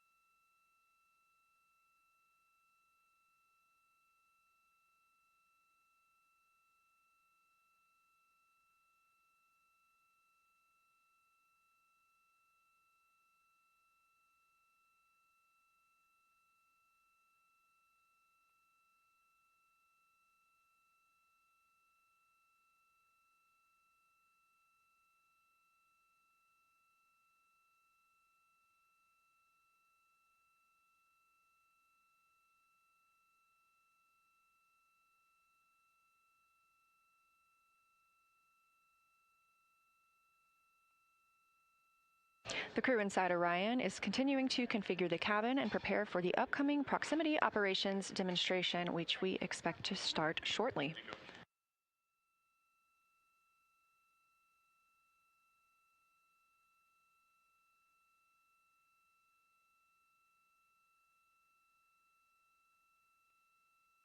And as you can see, it's pretty dim in the cabin right now. The lights are dimmed as the vehicle is in an eclipse.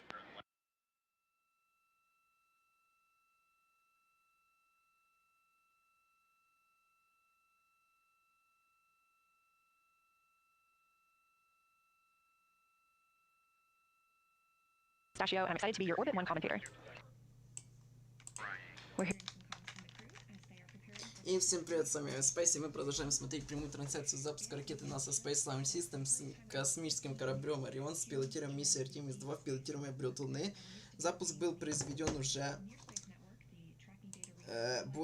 3 часа 6 минут назад. Уже было 2 зажигания двигателя второй ступени, и корабль второй ступени сейчас находится на Высокой Околоземной Орбите с высотой 70 тысяч на 200 километров. И вот у нас наконец-то есть кадры из космического корабля Орион с видом на экипаж.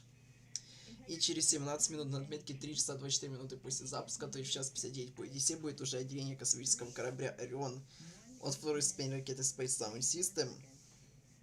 Кстати, КСП была не ее судьба все-таки запустить. КСП надо запускать только, вне прямой трансляции, будет слишком большая нагрузка на кодировку, и мой комп это все просто не перерабатывает.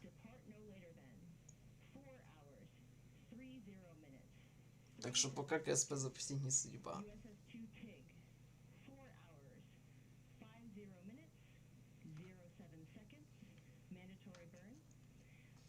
Ну, короче, ждем отделения космического корабля через 15 минут. How copy?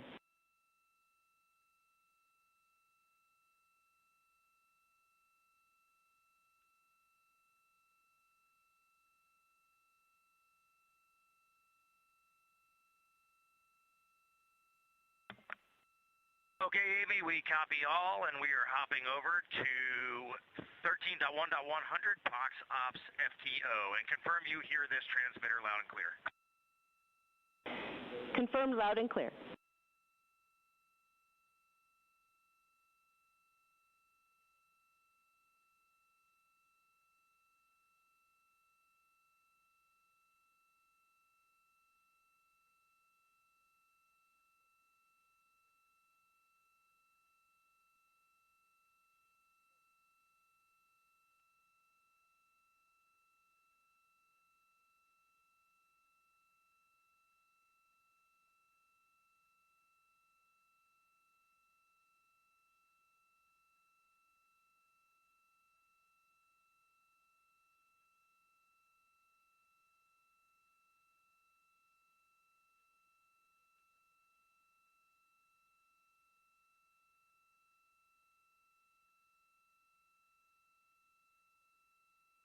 Mission Control Houston just polled go for the Prox Ops demo. And the crew aboard Orion is starting to get into the configuration for that demo. Another live view here in Artemis Mission Control. So with proximity operations coming up, first we will look for separation from the interim cryogenic propulsion stage. That is the stage that propelled us in the perigee raise maneuver and the apogee raise burn. Amy, we have 20.8.101 post-BFS engage actions open on step 2.1, but we are taking no actions in that procedure. Moving on. Copy, and I have a story on the right RHC when you're ready to hear it.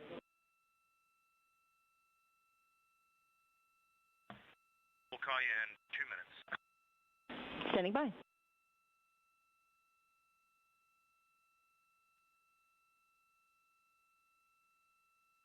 As we mentioned, the crew is... Integrity, comm check from the Peltor headset connected to Seat 1 AIU. Loud and clear, Victor. How me? Happy the same, thank you.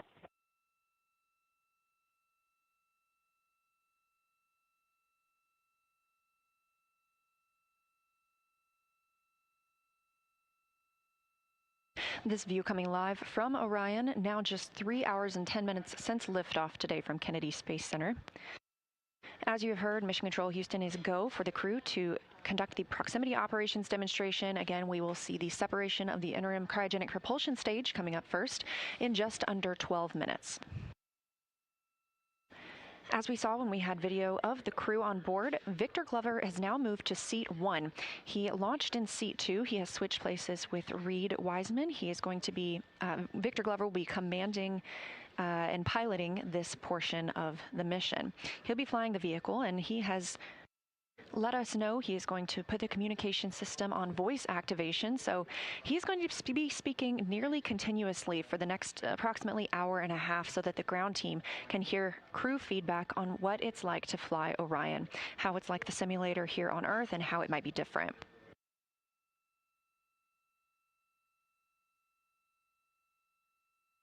During the proximity operations demonstration, Glover will use the translational and rotational hand controllers to command Orion, first doing a translation control checkout and roll control checkout.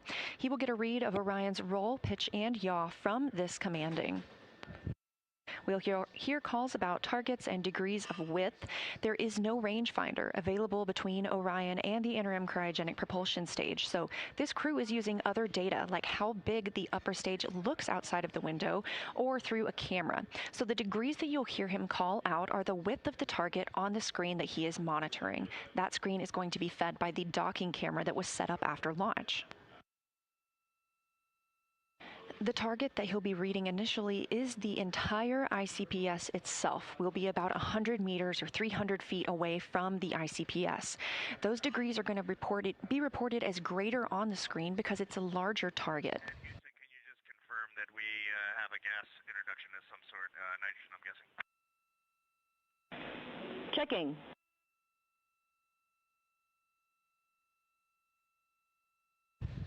Again, we'll start with the ICPS itself being that target. As we get closer, the target switches. Confirm O2 introduction in progress. Integrity. As we get closer to the ICPS conducting these maneuvers, the target that they will be reading back switches to the docking targets that are on the interim cryogenic propulsion stage, as if we were going to fly in and dock. Of course, this is a practice, essentially, for our future Artemis missions in which we will be docking to a lunar lander. Once the initial checkouts are complete, the crew will get a go to move in toward that forward target on the ICPS. They're going to brake at 75 meters, and again at 30 meters.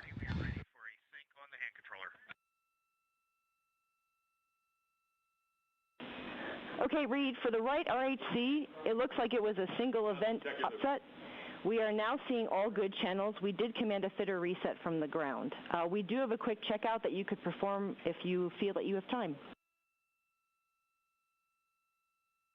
We are showing on right-hand controller, RHC pitch, channel 3, deselected.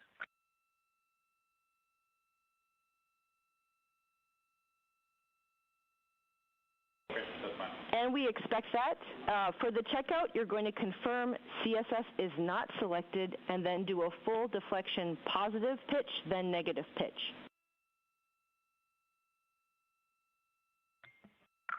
Okay, so the right RHC is powered on, control stick steering is not selected, and you want a full negative pitch and a full positive pitch. Affirm.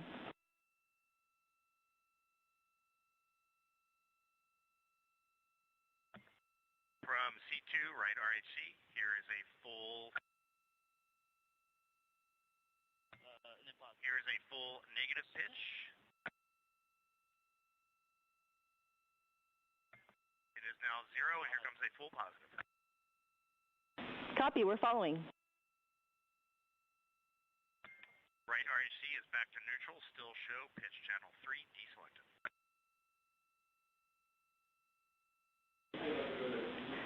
Copy, that's a good checkout, and we'll do the reselection of the channel from the ground, and you are go for Orion 180 pitch ATP and Prox Ops FTO after set.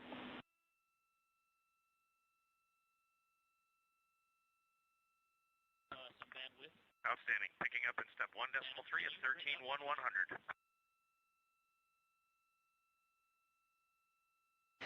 The crew just did a couple of tests with their hand controllers that they'll be using to command the spacecraft.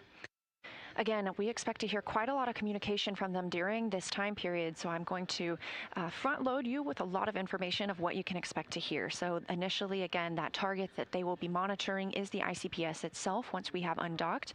And then as we move in closer, it becomes the docking target.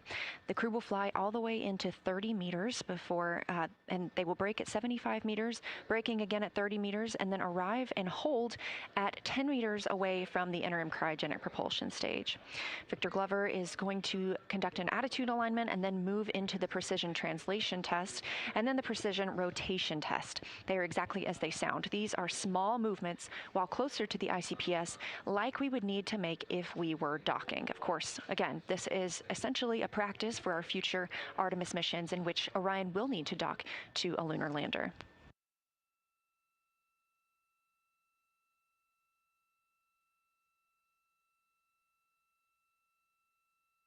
Orion will then back away 20 meters from the ICPS for the ICPS to complete a thermal turn, setting it up for the next portion of the proximity operations, where the crew... Less than 2 minutes for maneuver to SEP attitude.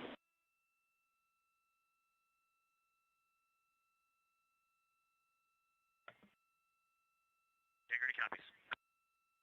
Once that thermal turn is complete, the crew will approach the side docking target. Again, we're not docking today, but Glover will command Orion to hold at 15 meters from the ICPS. He'll then move into the precision translation test again, but this time with the side target, conducting multi-axis tests of Orion's yaw before maneuvering the spacecraft to its tail-to-sun configuration, which helps generate power through its solar arrays. Finally, the proximity operations demonstration will be complete, and Glover will initiate Orion's departure from the interim cryogenic propulsion stage. This is the upper stage separation burn and provides the separation we need between Orion and the ICPS. ICPS will then have its own deorbit burn over the Pacific Ocean following Orion's departure.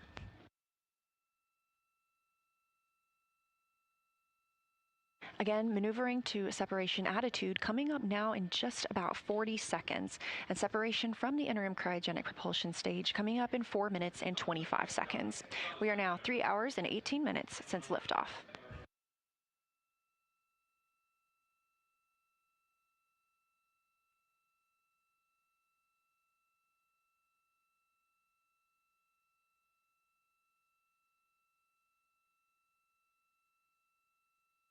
We expect to have views from the docking camera. This is new hardware on Artemis 2, and testing it out here helps us reduce the risk in using it for future missions. We'll be using this for proximity operations and our overnight demonstration tests as well. It remained stowed for ascent and was installed shortly thereafter.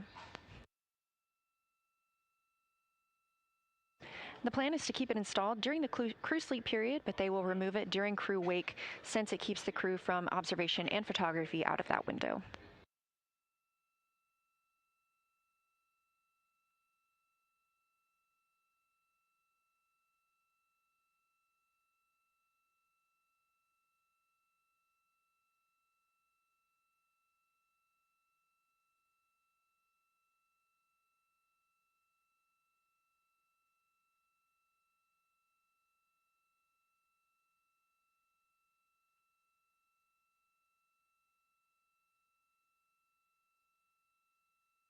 Houston, integrity, Vox check from seat 1 on the Peltor headset.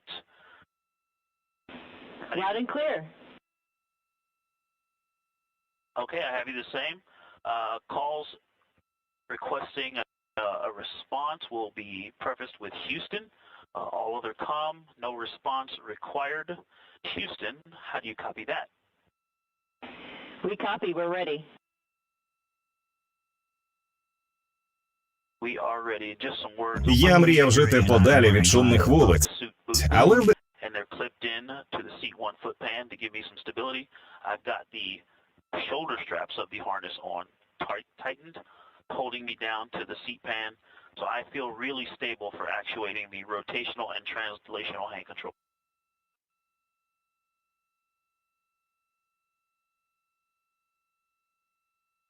Glover letting the teams here on the ground know that he doesn't expect a response from them. Currently ICPS, next phase 245. Our next action is in about 2 minutes.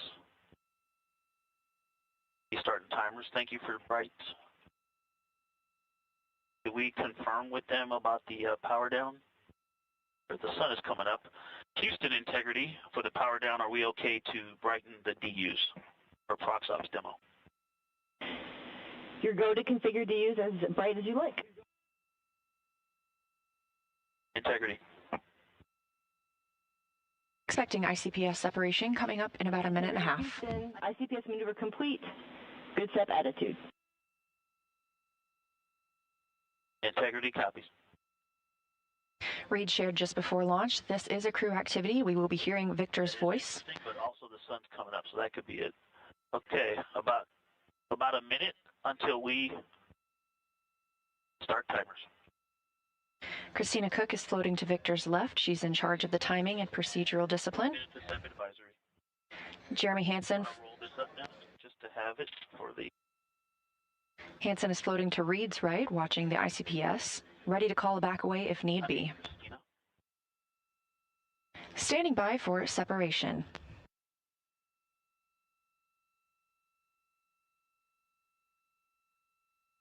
"30 seconds to timer start."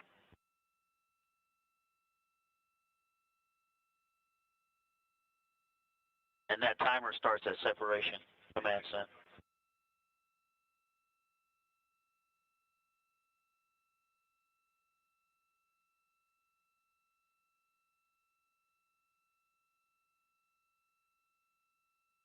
Stand by for separation.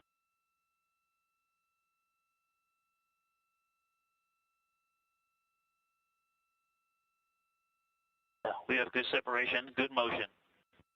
We are ATP go. Confirmation, separation from the interim cryogenic propulsion stage. И я напоминаю, то, что мы продолжаем смотреть прямую трансляцию запуска ракеты NASA Space Launch System SLS, пилотируемым космическим кораблем Орион, пилотируемой миссией Artemis-2, пилотируемой операционной миссией стартовала 3 часа 23 минуты назад со стартовой площадки SC-3 в космическом центре имени Кеннеди НАСА во Флориде. И было произведено 2 зажигания второй ступени, выход на высокую орбиту Земли на высоте с высотой 70 тысяч на 200 километров. И сейчас, собственно, на отметке 3 часа 20 минуты после старта произошло отделение космического корабля Орион от второй ступени ракеты Space Launch System. И теперь происходит, собственно, маневр тестов сближения с второй ступенью. This view inside Orion. ICPS, второй ступень ракеты Space Launch System для тестов ручного сближения при будущих стыковках с лунными посадочными модулями, который начинается. Сначала будет отряд на 30-метровой от ступени, затем отряд на 75 метров от ступени и удержание на 75 метрах, затем сближение до 30 метров и удержание на 30 метрах и сближение до 10 метров и The docking camera is showing the crew inside Orion. После чего также на отметке 5 часов 4 минуты после запуска, то есть получается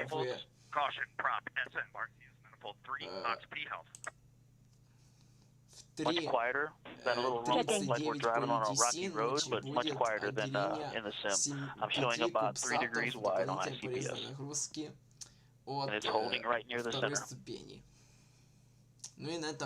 Integrity, no action for you on that enable prop caution. No action. Смотрим тесты сближения, All right, still waiting on the 19-inch to burn out. Thrusters are still fine. We've got a little rumble. It's like driving on a rocky road. All right, burned out. Okay, I see about 2.6 degrees wide on ICPS. All right, zooming in. There's 3x. 2.7 degrees wide. Here goes 6x zoom.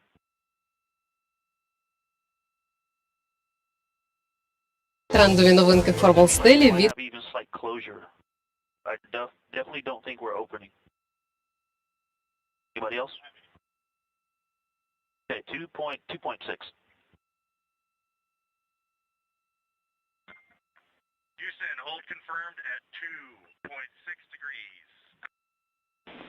Copy. Look at the exposure difference between 2 and 3. That's 3. It's quite washed out. When I go to 2, I can see the docking target. I'm going to leave it at 2 for now. Step 6. The degrees Glover is reporting. Okay, 3 outpulses. 1, 2, 3. And it again is that rumble, a little bit of a rumble from the service module. I hear them still burning. It looks like they just burned out. And I'm seeing opening. We definitely have opening. 1, 2, 3, 4 impulses.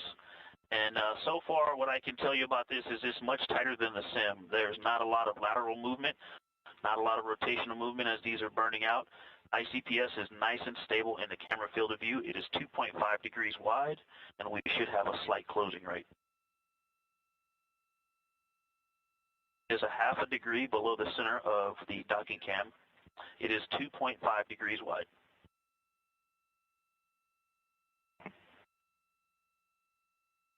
In authority DAP, it's quite nice and very responsive. And the camera is also better than what we were flying in the sim. I'm getting very slight movements, so it's making it easier to assess opening and closing. This camera is much better than the sim. We will be less than 4 degrees. I'm going to start left since it's just to the left. So here comes 2 left. 1, 2, left. Good motion.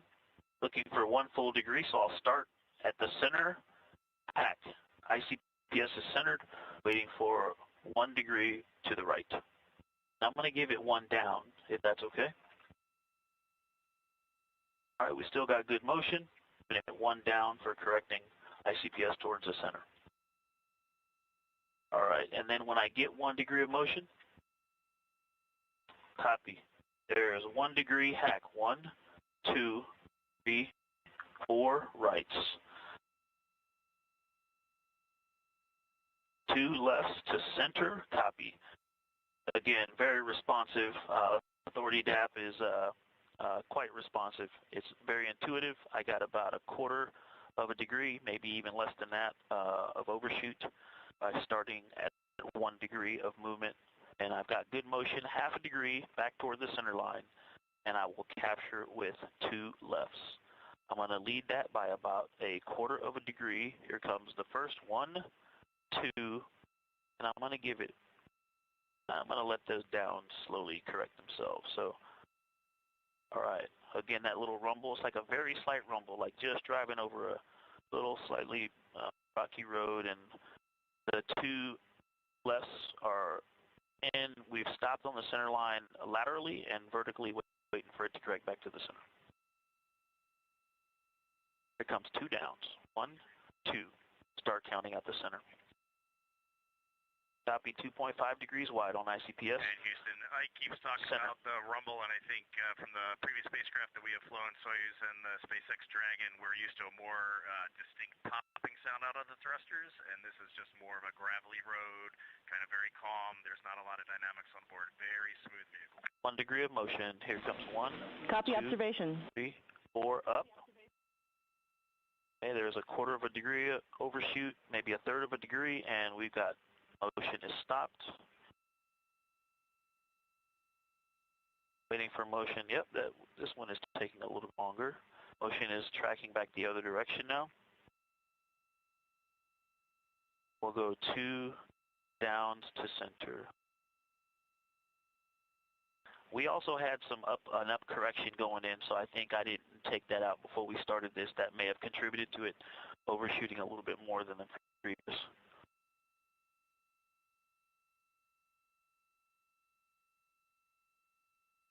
Yeah, we started with a little bit of Z motion due to that correction earlier on.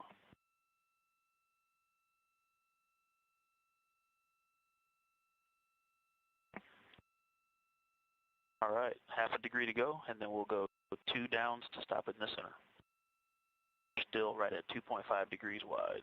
We'll probably only need 1 down to stop this. Okay, gonna put that in now. There's 1 down, and we are centered.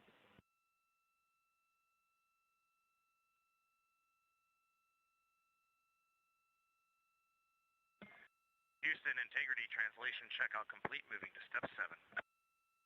2.5. Copy.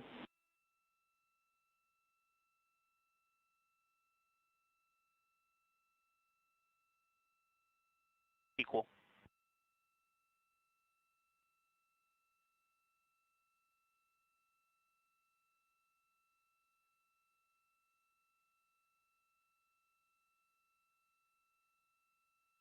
Back to that step.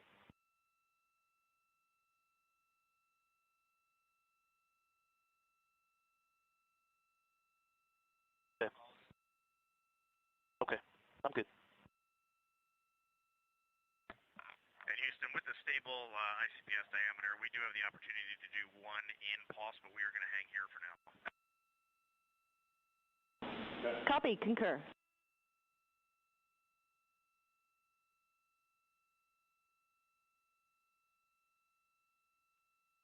Okay, I don't need to ref. Okay.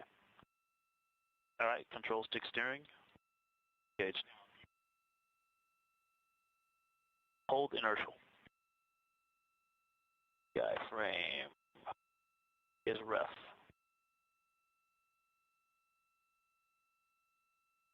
One degree on the rate scale set.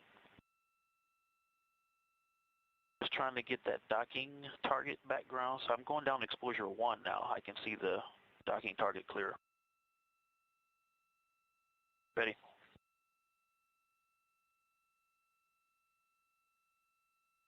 Okay, 3 pulses to the right coming in. 1, 2, 3. Mid motion. 2 for 17. 5 degrees for 17.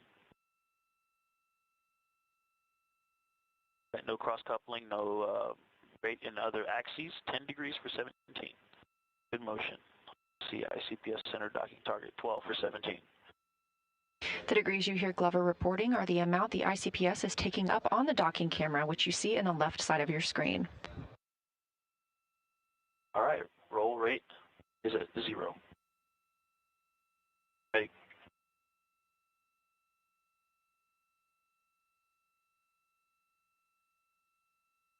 Aligned. Giving it 1 down, 1 left. Houston, roll alignment complete. Little gravel road. Copy. And we got another momentary enabled caution prop SM RCS manifold 6 aux P. No impacts to Prox Ops demo. Good to continue. Integrity. Point 2. Set. Okay, let me center ICPS and get stable. I'm going to go up. I'm going to go right. Okay, roll right and hold. All right, roll right. It's coming in. Roll good motion, no cross coupling. It's only roll rate. I see ICPS. 2 for 5. 3.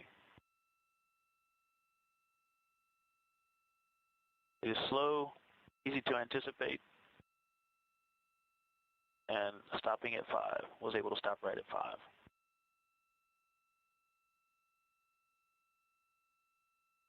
Houston integrity. Oh, sorry. Okay, going left. Good motion. It's all roll.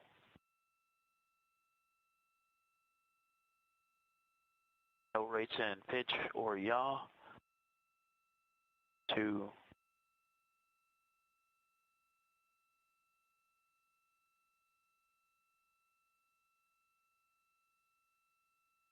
All right, roll bait released at 0.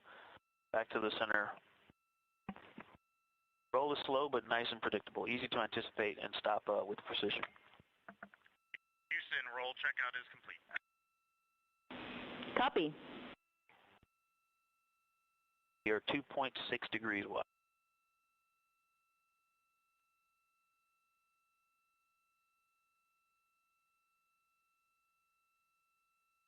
Ready. Going edge key. Pitch is in pulse.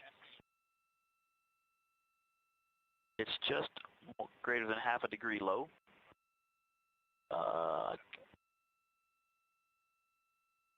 3x. Pitching up 1 pulse. For 1 degree. Pitch up. Nice and snappy. And there's 1. Anticipated, stopped it right on that 1.5 degree line. Okay, and returning it to the pitch down. Stop just greater than half a degree low. Stop. Very nice. That pitch was very tight, very responsive. I was able to stop it right where I started it.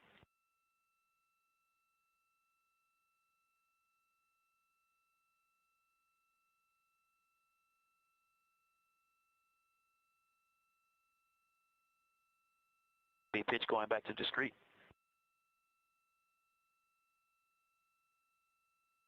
0.7 degrees low.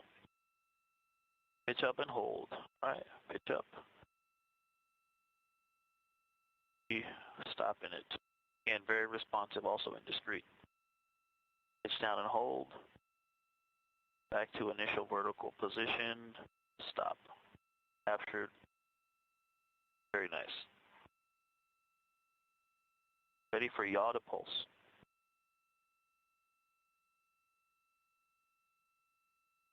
Going right, 1 pulse. A good motion. There's all right, and yaw left 1 pulse and stopped it right at 1 degree. Very responsive in yaw as well.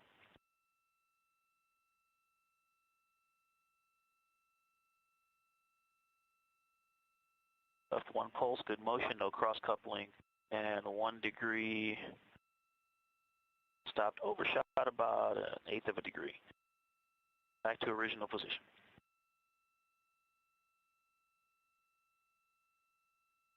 Yaw going back to discrete.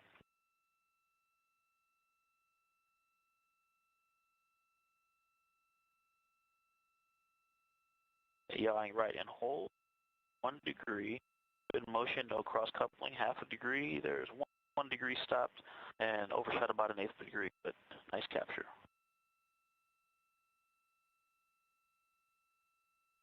Yeah, I'm getting a little of a bounce here. I think that, not sure, it's most likely from us, the camera, or this vehicle wobbling in yaw. So ICPS is moving, it's wobbling left and right slightly in the camera view. It did stop at the 1 degree of motion quite precisely, but we got this bobble just now, going back to initial position by yawing left and holding. While it's yawing, it is solid. There's no bobble. Stop. Released. See if that bobble comes back. There is a slight bobble, maybe dead banding or just the camera or the vehicle fluctuating. Are you guys seeing that, Houston? Are you seeing the bobble in the docking cam video?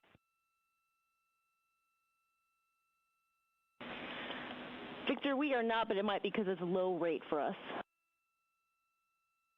Okay, copy. Had a little bit of a lateral oscillation there. Houston, authority DAP checkout complete, ready for step 12.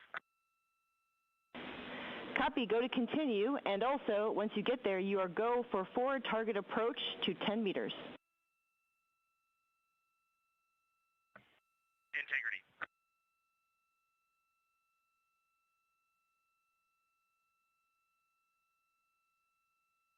Copy. No. The DAP is going to course. It is showing course. 16 in, starting now. 1, 2, 3, 4, 5, 10, 14, 15, 16 ends. Houston approach was initiated from approximately 2.7 degrees. All right, I'm going to give it one Copy, down. 2.7. All right, we're coming up on 3 degrees wide. Stand by for 3 degrees. Hack 3 degrees wide. Gave it one down. It doesn't seem to be tracking down, though. I'm going to give it one more down in course. There we go. Responding to that one, going to give it one left in course as well. Good corrections. Good, are you okay? This view live inside Orion. Videos, do you, or field of view, do you need any lighting adjustments in the cabin?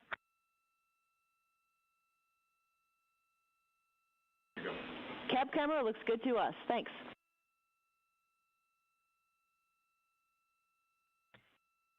Integrity. Tack will be at 0.5 degrees wide. Stand by. Hack 3.5 degrees wide at 1823. The crew received the go to move in towards 10 meters away from the interim cryogenic propulsion stage. Yeah, sure.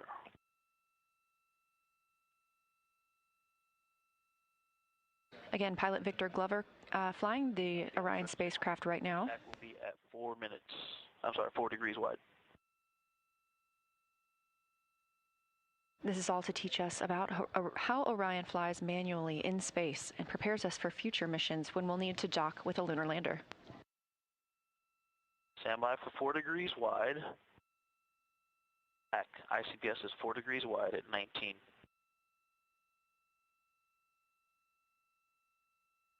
Course, and here comes 10 outs. 2, 5,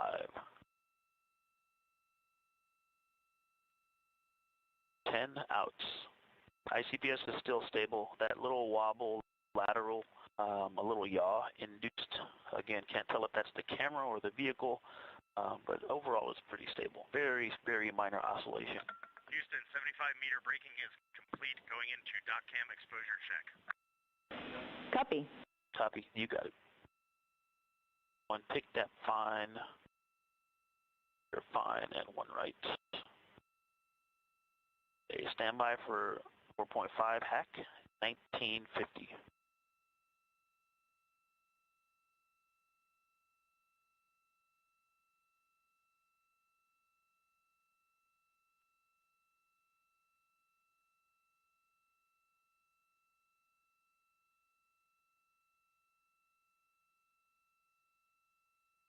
All right, coming up on 5 degrees wide. And back 5 degrees wide, 2020.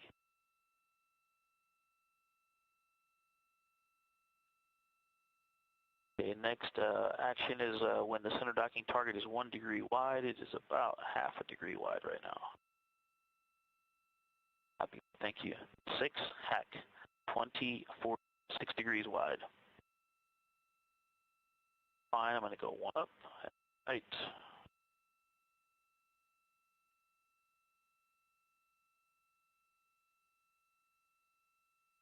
Copy, going course and 1 out. Clear course, 1 out. Back to fine. 1 up. Stand by for 6.5 degrees wide. Excuse me. I may have skipped on you. 5.5. Hack, that's 5.5 degrees wide. That may have been the reason we thought I skipped 1 on you. I skipped 5. 1 up, 1 right. Okay. All right, course. We did a mistaken slowdown, so going back course and 1 in. Not as far ahead as we thought we were. Okay.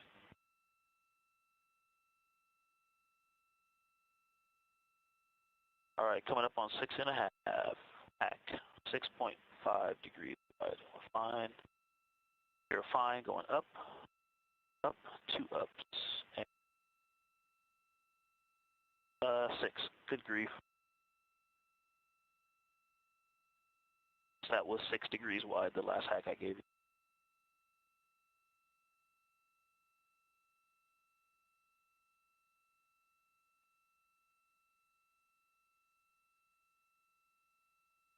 I think I skipped through 6.5. I'll give you 7.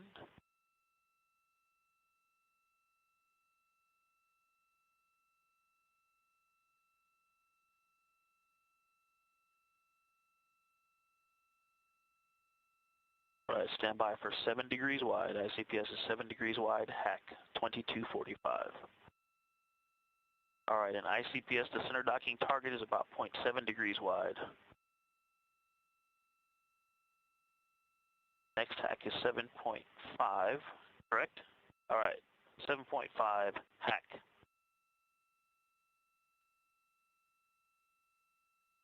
Right. Right about 0.75 degrees wide on the center docking target. Left and fine. 8 degrees, hack. 2322.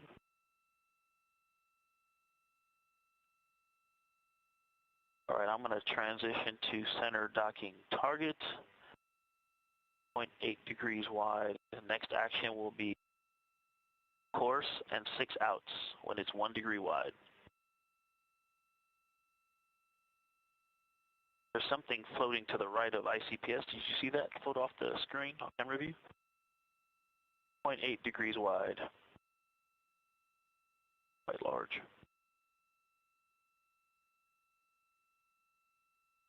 All right, I'm going to course. 0.9 degrees. 1 degree wide. Here comes 6 outs. 1, 2, 3, 6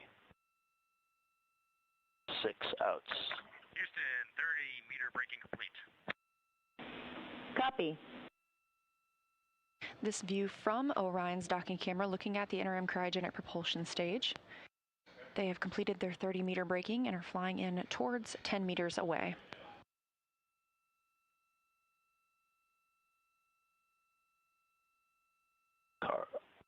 Copy, looking for 2.5 plus or minus a quarter of a degree.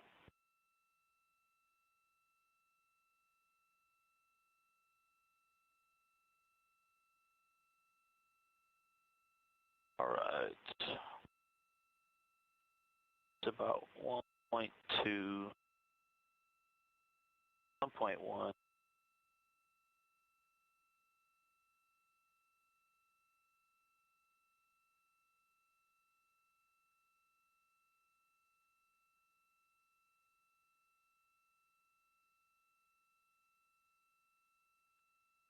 This view from the docking camera is a zoomed-in view at this time. Again, we are coming in, we were at 30 meters, moving in toward 10 meters away from the interim cryogenic propulsion stage. And again, we are seeing a docking target, but this is practice. 5 degrees wide hack. We are not docking to anything today. This is a test of how Orion flies when completed manually by the pilot.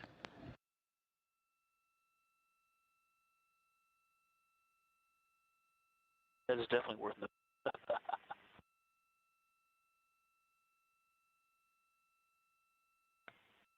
All right, next hack will be at 1.5 degrees wide on the center docking target. Nice and smooth. It is actually holding quite close to the center, so I haven't had to make many corrections. Nice and stable so far. We are at manual exposure 1, which is interesting. I don't know what the sun angle is right now, but that seems to be the best view. Yeah, and you see the shadow of the center cross. It's a little low. Right there. Maybe these seat belts weren't a good idea because now I can't see it. All right, next one will be 1.5. Stand by.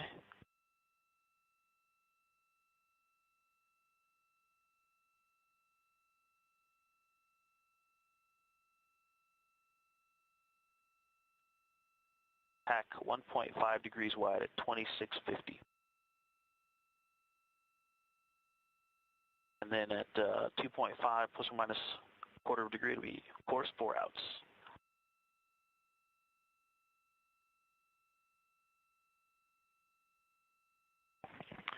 And I'm jealous I can't float up to the window and see it out in front of us.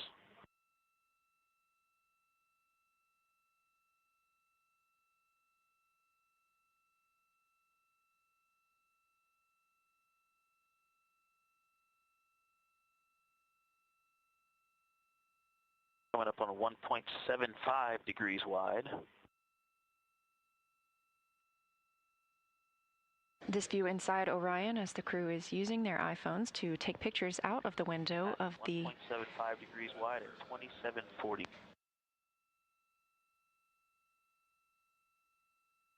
They're able to see the interim cryogenic propulsion stage outside the windows. It'll be 10-meter arrival next, so once we get to 2.25 degrees wide, we're in the window to start braking. Course and 4 outs. Coming up on 2 degrees wide.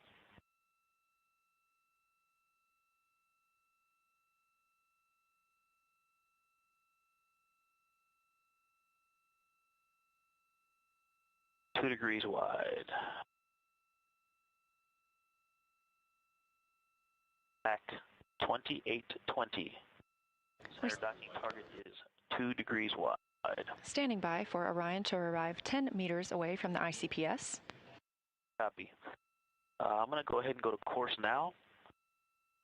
And I see we're at about 2.25 degrees wide.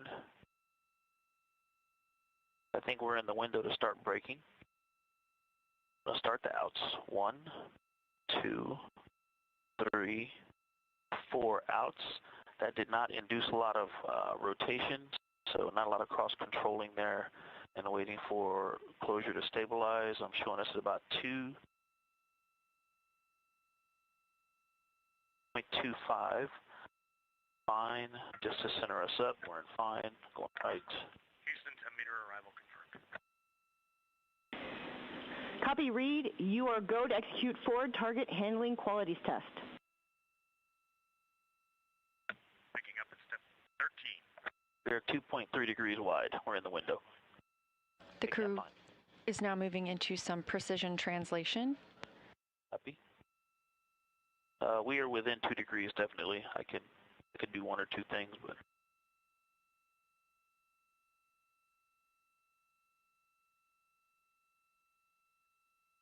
the fly out. Okay, yep, I'm going to center it up, so I'm going to go down and translate down.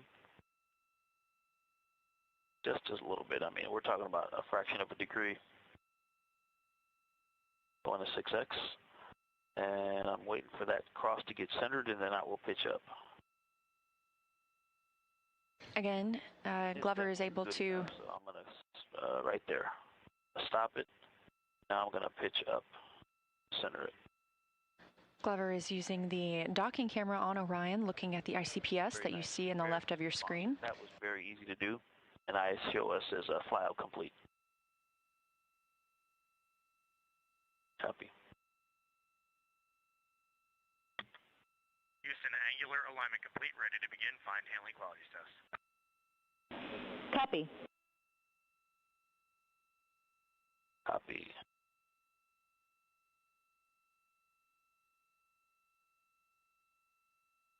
Affirm.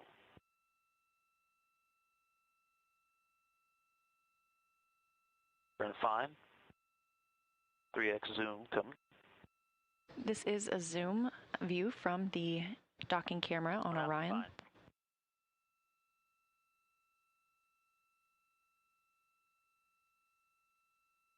We are about 10 meters away from the interim cryogenic propulsion stage. Y-axis ready. I'll start in the center, and we're out and fine. Okay. Copy, a little opening. Back to center laterally. Okay. Yep, 2.75. Yeah, I see opening. Okay. So we're centered. 1, 2, 3, left pulses. Good motion.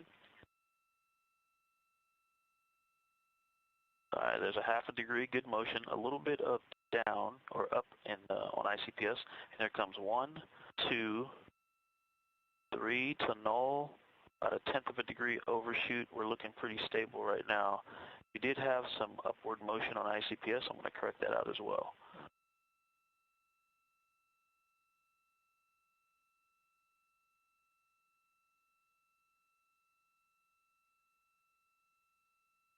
I'll give one more out and fine. Okay, and 3 right.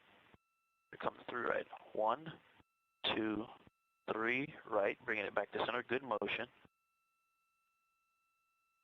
Picking up a little bit of upward motion. 2.7 stable on the range. Copy. And going to capture it with left. 1, 2, 3. Near center. Do you feel that? Okay, a little rumble. Felt something here just a second ago. So on 2.6 on the range. All right, and we're going to go 3 pulses up. I'll start measuring from the center. 1, 2, 3, up.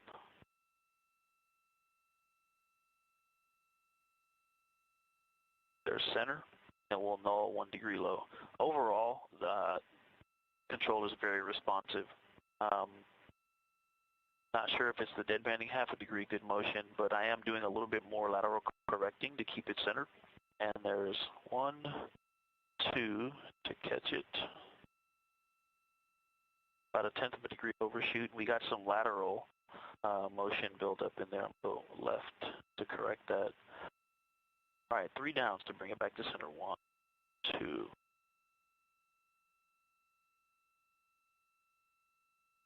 Range is good. We had to do some opening half a degree. Good motion. Starting to take out the 1, 2, 3 downs, and we are centered. And so like that, it does seem to move a little bit more, but it's very responsive in the corrections, and so I was able to stop it right on the center. Holding at 2.6, 6x zoom going in.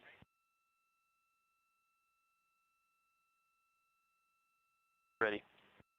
All right, half inner circle for 60 seconds. Good range.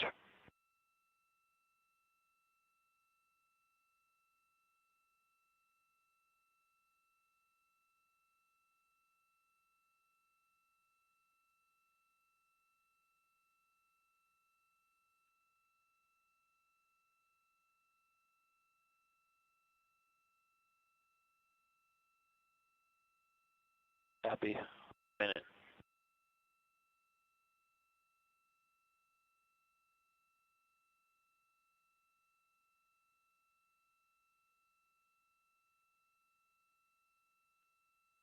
Copy. 15 seconds until center on center.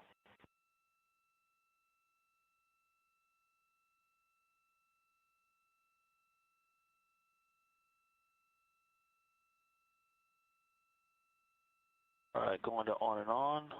A higher gain there, definitely requiring some control, some more frequent control inputs. Stable there now, trying to minimize inputs and see if I can hold that stable. Copy.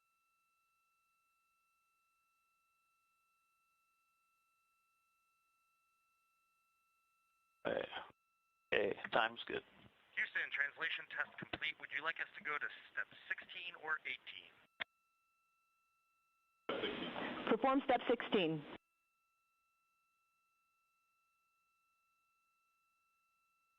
All right, big step is fine. We're holding at 2.5.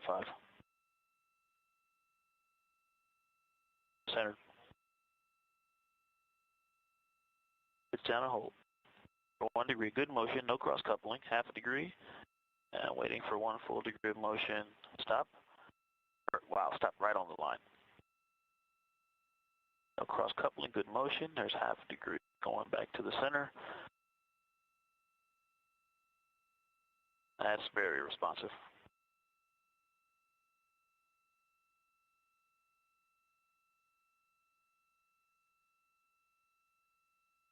Yawing left.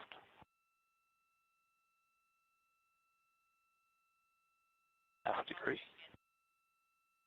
And stopping it right on the vertical grid line. We had a little bit of a translation. Back, yawing right, good motion, cross coupling, half a degree. Back to the center line, stop. Very, very nice control in the rotations. Go left to confirm motion.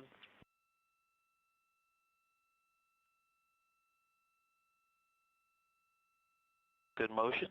And copy that, Dana. Thank you. Going back to center.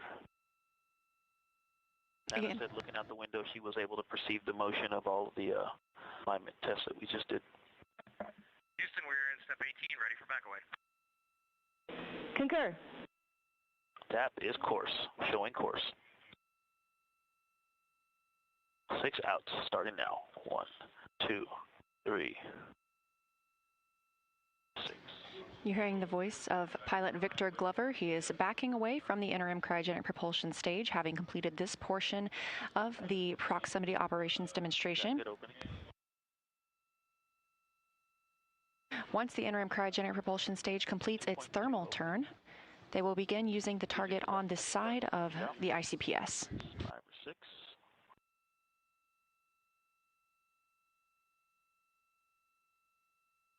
All right, picking it back up at 4.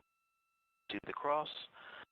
2 is pretty better picture. Glover is also able to control the brightness of the screen and of the docking camera that you see. Again, we are not docking today. This is a test of how Orion flies when done so manually and helps us prepare for future Artemis missions. We did see the crew move in all the way to 10 meters from the ICPS. They are now backing away as was planned. The interim cryogenic propulsion stage will make a turn, and then the crew will fly in again and conduct some similar tests with a side docking target. That's about 7. We're just over 4 hours since launch today, a very busy day for the crew. All right, coming up on 1.5, going course.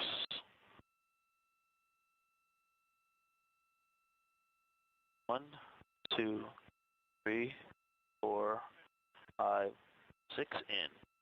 It's 1.5. Back away complete. Copy. Confirmation the crew has completed backing away from the ICPS. We're holding right at 1.5. Expecting that thermal turn to happen in about 1 minute and 20 seconds. All right, I'm zoom 1x to watch the thermal turn. Glover is also able to choose the zoom on the docking target.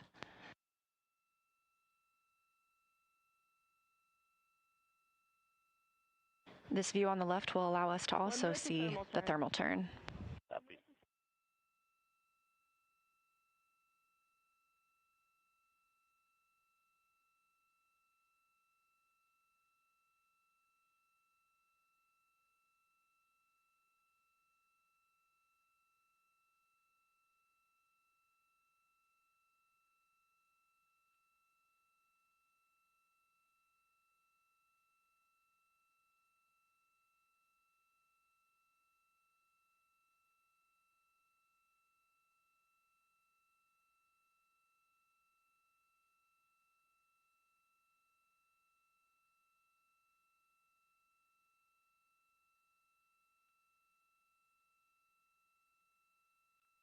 And I'm going to be course. Standing by for interim cryogenic propulsion stage to do a thermal turn. 8 pulses down. But I see motion. I see pitch on ICPS. ICPS thermal turn, start. All right, here comes down. On the display and out the window. Course, 1, 2, 3. 8 down pulses. Great view of the ICPS that powered Orion during the perigee raise maneuver and apogee raise burn. 4, 5, 8. I can see the side docking target. That is a good-looking American flag.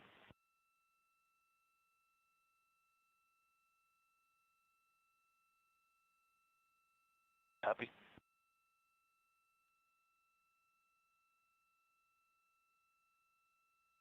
Again, this view coming from the docking camera on Orion, looking at the interim cryogenic propulsion stage. You can see that docking target down near the bottom of your screen. ICPS thermal turn complete. Copy that, Amy. We'll start working our way down. Reminder, we are not docking today. This is a test of how it feels for pilot Victor Glover to manually fly the spacecraft. He's using the zoom feature on the docking camera to get exactly the view he wants as he prepares to move in and around the ICPS.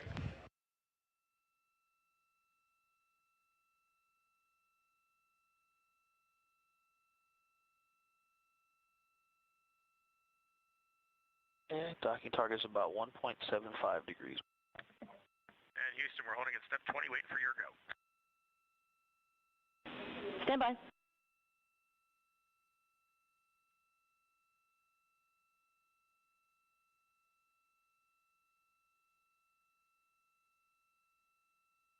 We're almost to 2 degrees wide.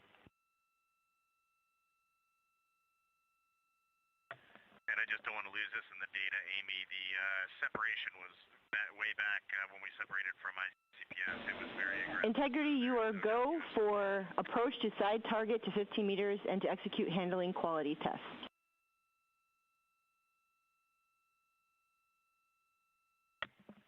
Our course. We are picking it up in step 20. I'll copy. We copy. Oh, it's almost 2 degrees wide.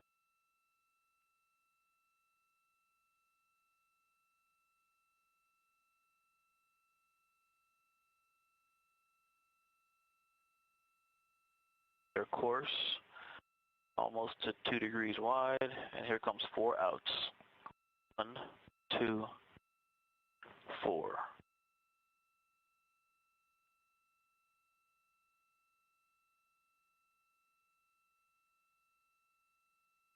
All right, 2 plus or minus a quarter. We are. Houston, 15-meter hold is confirmed. Copy.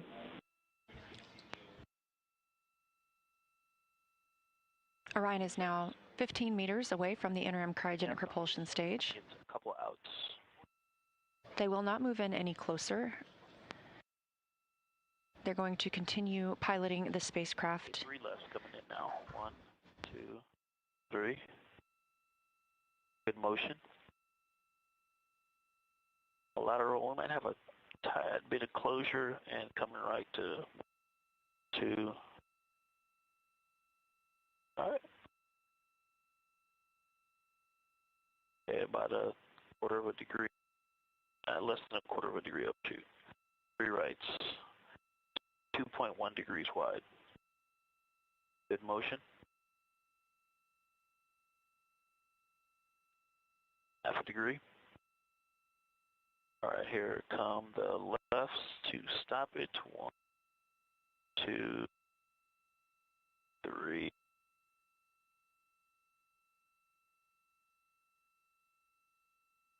Three downs. 2, 3. Start measuring from the center. There's center. Good motion. And Houston, with this sun angle, the white paint on the ICPS is so illuminated. Half a degree. It's hard to look out with the naked eye. 1.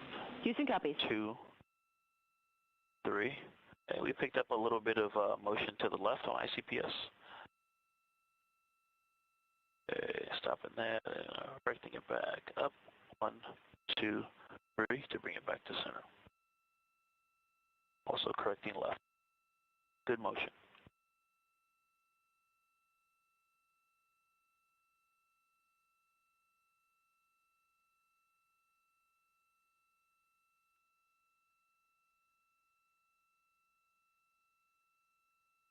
"46 minutes since the start of the proximity operations demonstration. 1, 2.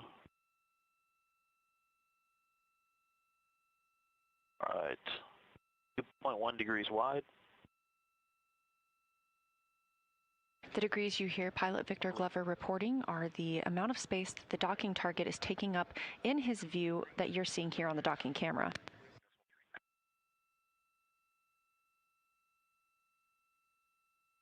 Copy. 6X, this is say. Okay, I'm in 6X, ready.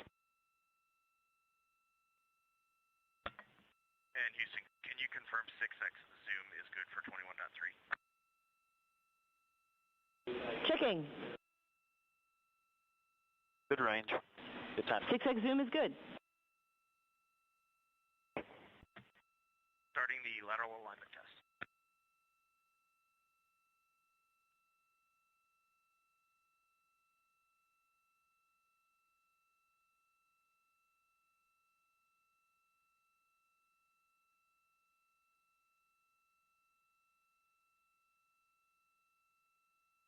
All right, good range. Just inside 2, just inside 15 meters.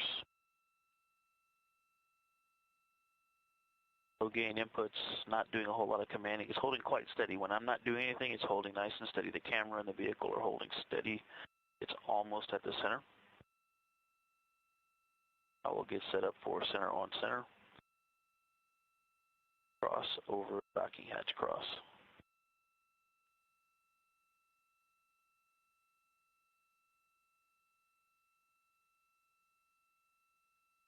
All right, we're starting precision. A higher gain, higher frequency of inputs. It's very responsive. I just have to make inputs because it does seem to pick up lateral motion. Commanding. I'm able to hold the magenta cross within the width of the black cross on the side without, I was talking, it went out, but overall, able to keep it centered, less moderate or less effort. Okay, complete. Houston, translation test complete. Very precise control. That you Copy, and you are go for the multi-axis test, and Reid, you are coming in much lower volume than Victor. Okay, I will speak up in the cabin mic. That's better, thanks.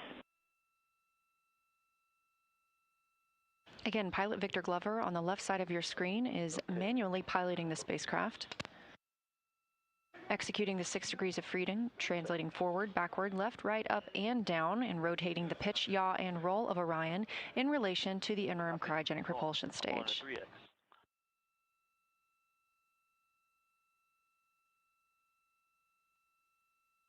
Course selected.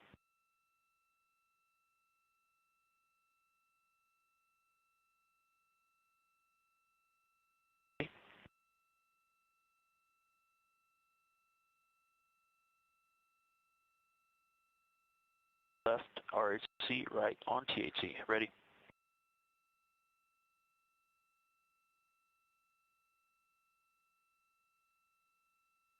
All right, and I'll get the yaw out to 2 degrees.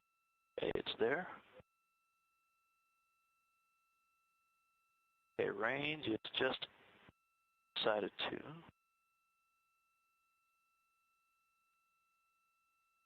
Integrity Houston, no action on the caution warning messages. Give it some ends. We copy that, Amy. All right, lateral motion is nulled. Okay, 355 for 355. All right, nice and stable, focusing on range. Out, got a little opening, some ends to correct. Got some dynamics there at the beginning, going yawed and translation, but caught up, was able to correct it out without many problems, moderate or less workload. Now it's very stable, just focusing on range. 50 for 345, and at 345 we go left.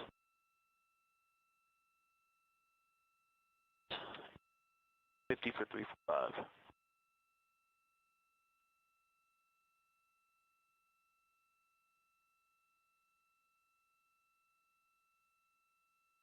Nice and stable. Range is good.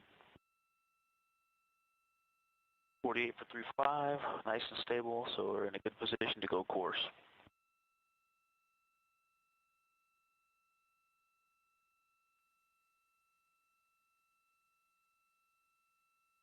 The crew is on. 6.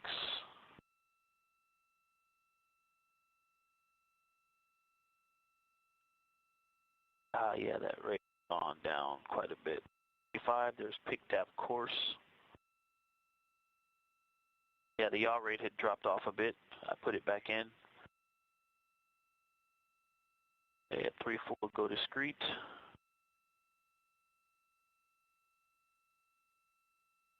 .342. All right, coming up on 3.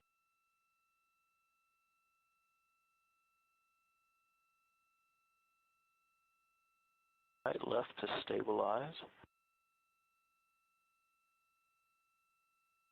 All right, we are just outside. Range has opened a bit. Actually, we're looking nice right at 2. Okay, ready. Course. Stand by. It's nice and stable.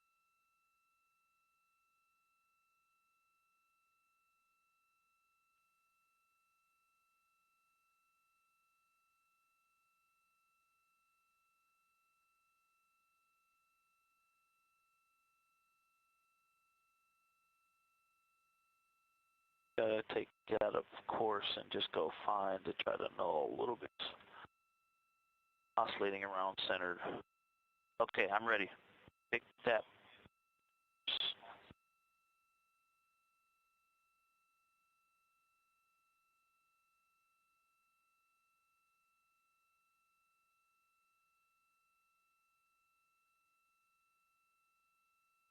All right, got a good yaw rate. I'll watch the yaw rate closer this time. Fine. And, okay. Too many. I did that in before to fine. Back to, all right, going out. So course out.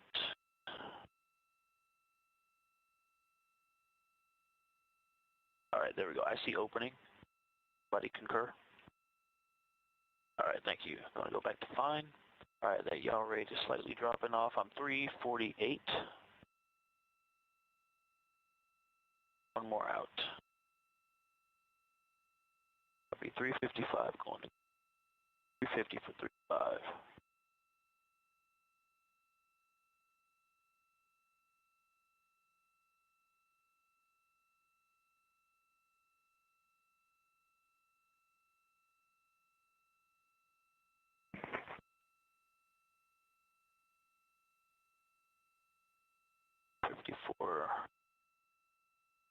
All right, there's pick course. 2.1.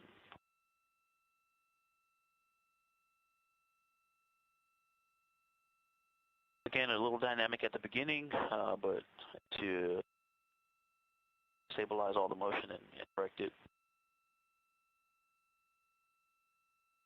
Going up on 0.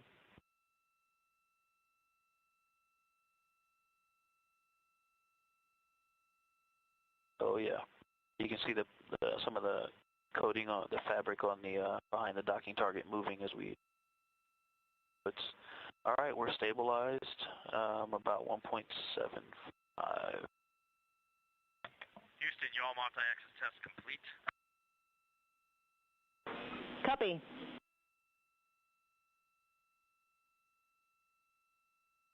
I do.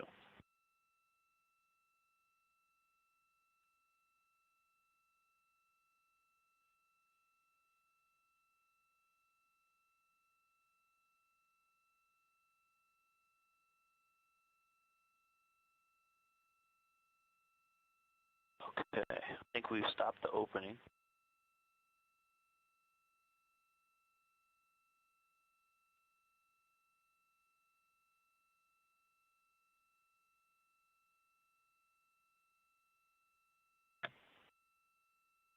Houston, we're in instruction 167. TTIG is not yet quite within 29. Waiting your instructions.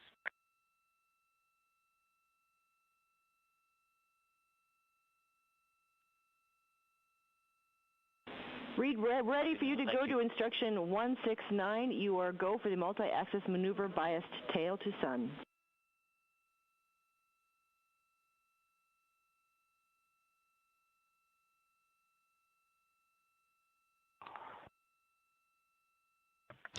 Coming up on 1 hour since separation from the interim cryogenic propulsion stage, again almost an hour ago, and now 4 hours and 20 minutes since liftoff. We are getting closer to the tail end of the ProxOps demonstration.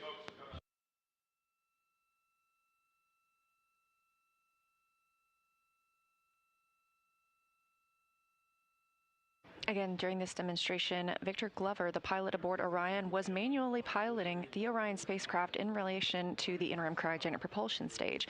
You can see that ICPS on the left side of your screen, and that ICPS visible through the docking camera. 1.75. 356 for 353. Happy. 355. Of course, we're not docking to anything on the Artemis-2 mission, but this test helps us understand how Orion flies manually and helps us prepare for future missions when we'll need to dock to a lunar lander.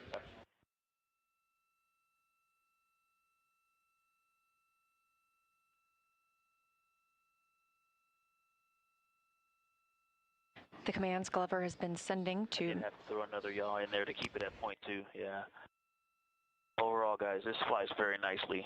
Copy. 347 for pulse.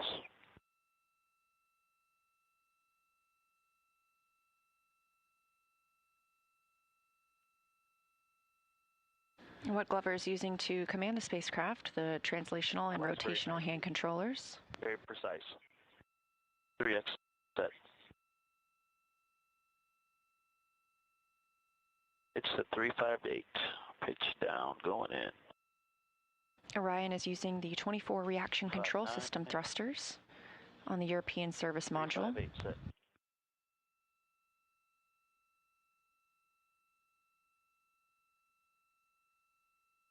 All right, going back to center.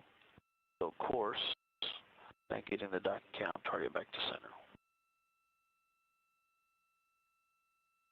Focus on being stable.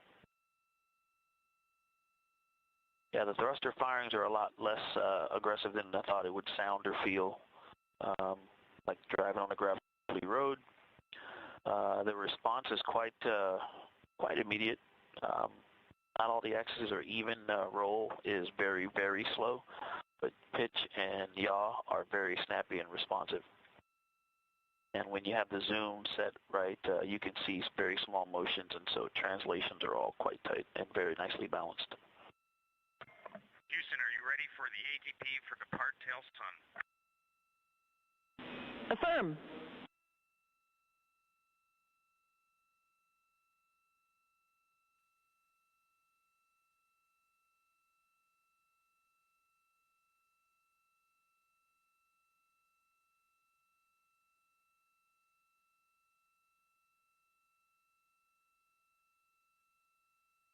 Auto inertial. Just going for stable, and we're stable. Step 25.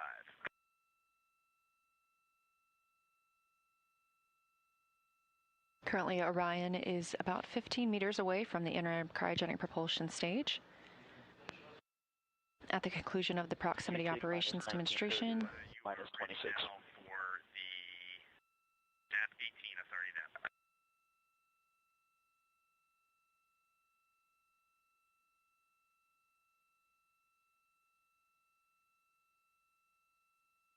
And Reid, please repeat. Holding on instruction 185, just want to make sure you are ready for DAP 18 and go for departure. Go for DAP 18 and go for departure. Copy, Houston, that's in word.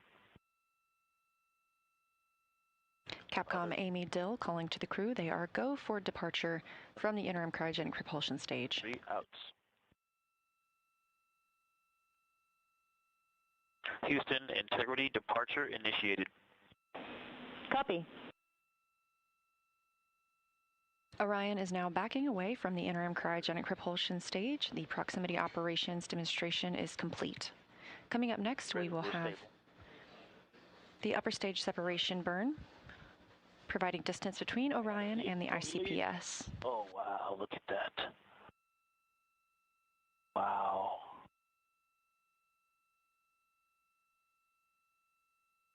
Copy, going off, Fox. Great flying with you, Houston. Nice vehicle. Great job, Victor, and to the entire crew, and we enjoyed your excitement at seeing ICPS out the window.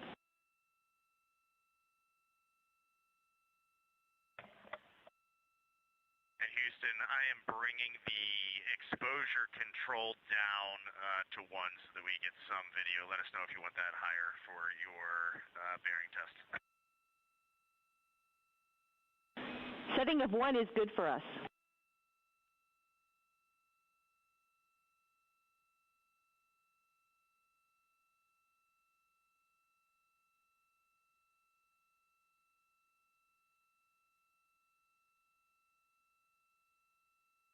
This is a live view from the Vehicle Ascent and Launch Operations Room. This is Valor, the ULA launch team support room. They are responsible for observing any program issues that may require their experience to correctly detect and assess. They've been monitoring the health of the ICPS prior to launch. Houston, no action on the cautions. They've been monitoring ICPS since before launch, through launch, and obviously during the proximity operations until the ICPS end of mission.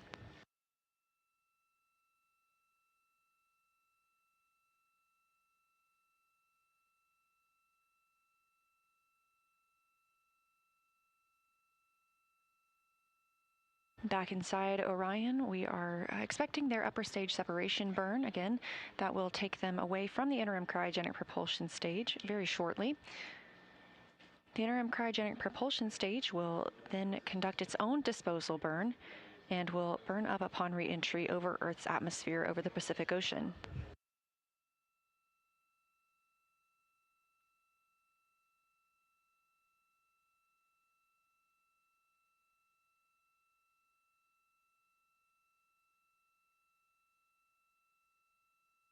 This view of the interim cryogenic propulsion stage. Copy.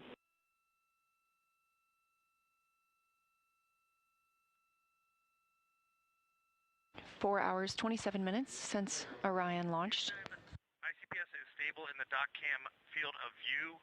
We are going to stay in authority DAP, and we are going to discontinue all manual THC inputs.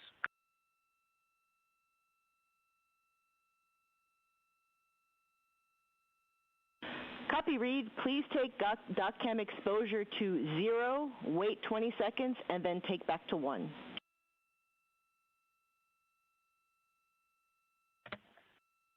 Mike has that in work. Thanks. As you heard Capcom Amy Dill ask the crew, they are able to control the exposure that we see from the docking camera. Down on the bottom right side of your screen as the interim cryogenic propulsion stage gets farther and farther away. That's actually Orion backing away from the ICPS, having recently completed the proximity operations demonstration, during which pilot Victor Glover manually flew Orion.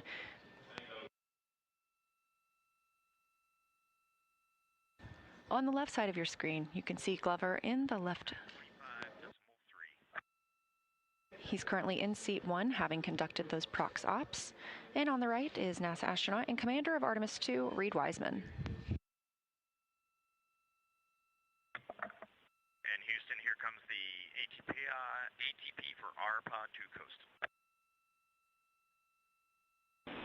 We're ready.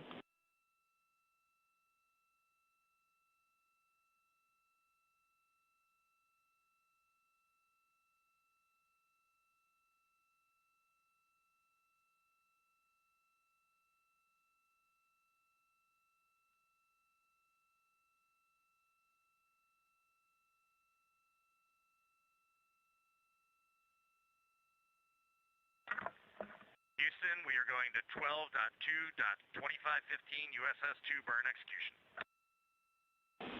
We're with you.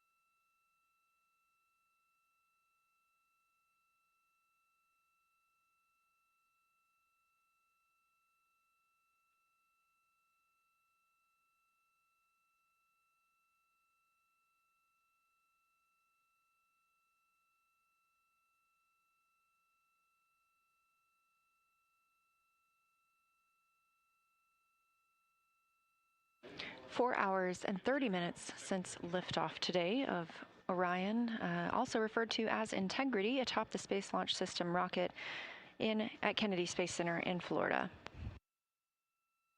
The crew continues to back away from the ICPS, the interim cryogenic propulsion stage that was used for the perigee raise maneuver, and the apogee raise burn that put them in the high Earth orbit where they're at now.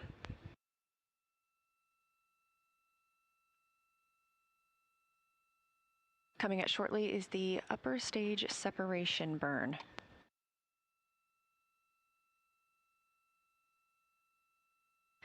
Upper stage separation provides what we need to distance Orion and the interim cryogenic propulsion stage even further.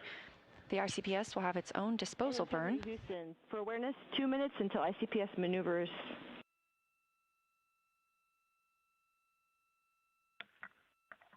Integrity copies.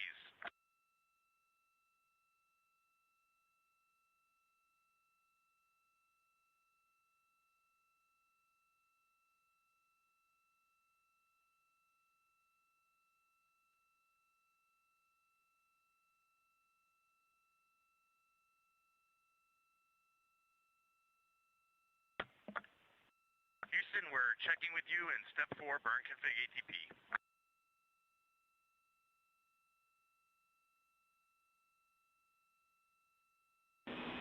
Go to continue, ready for ATP.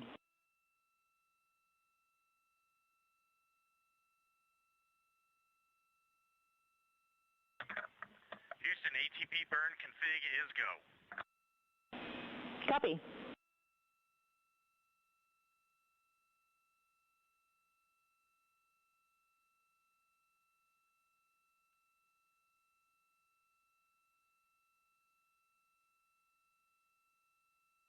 This view live in Artemis Mission Control here at Johnson Space Center in Houston as the Orbit 1 team continues monitoring the flight of Orion on the Artemis-2 mission. We've just completed the proximity operations demo, during which pilot Victor Glover manually flew the Orion spacecraft, the first time anyone has done so. And we're preparing for the upper stage separation burn to separate Orion from the interim cryogenic propulsion stage even further. Major burns after this point are using the OMS, the Orbital Maneuvering Service Engine, on the European Service Module. There are also some 24 reaction control system thrusters on the European Service Module.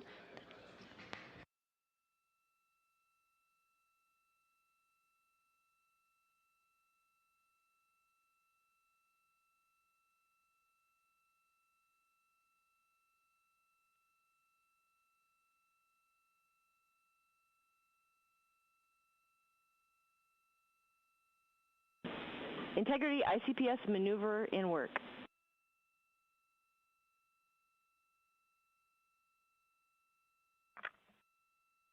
Integrity copies.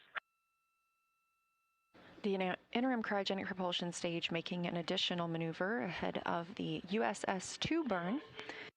That USS-2 burn coming from Orion. The ICPS will have its own disposal burn and will burn up upon re-entry over the Pacific Ocean.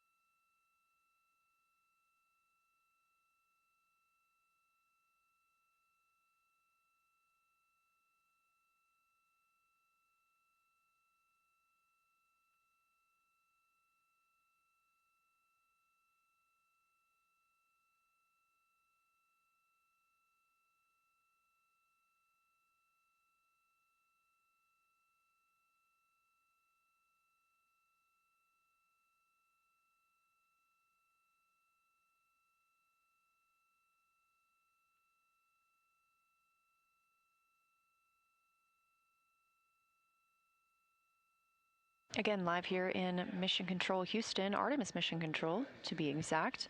Just down the hall from the International Space Station Mission Control Room, also flying with humans aboard 24 hours a day, 7 days a week. We have completed the proximity operations demonstration aboard Orion, and we are now looking ahead to the upper stage separation burn. This provides distance from between Orion and the ICPS. The ICPS will have its own disposal burn at about 5 hours MET. We are now 4 hours and 37 minutes MET, or time since launch.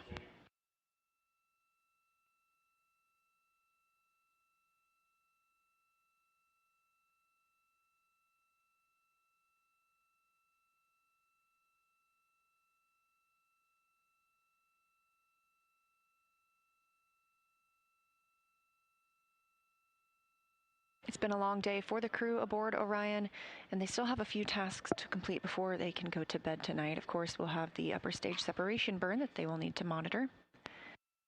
They'll continue doffing and stowing suits. Houston's here. Can you confirm what status you want us for suit drying? Checking.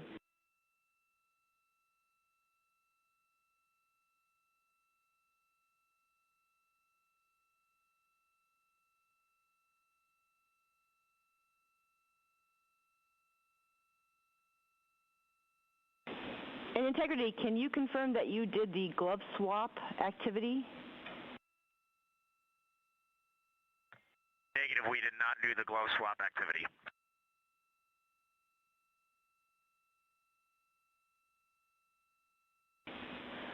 All right, when able, you can do the glove swap activity, and then we'll need a 15-minute timer, and then we'll be ready to terminate suit drying. Integrity.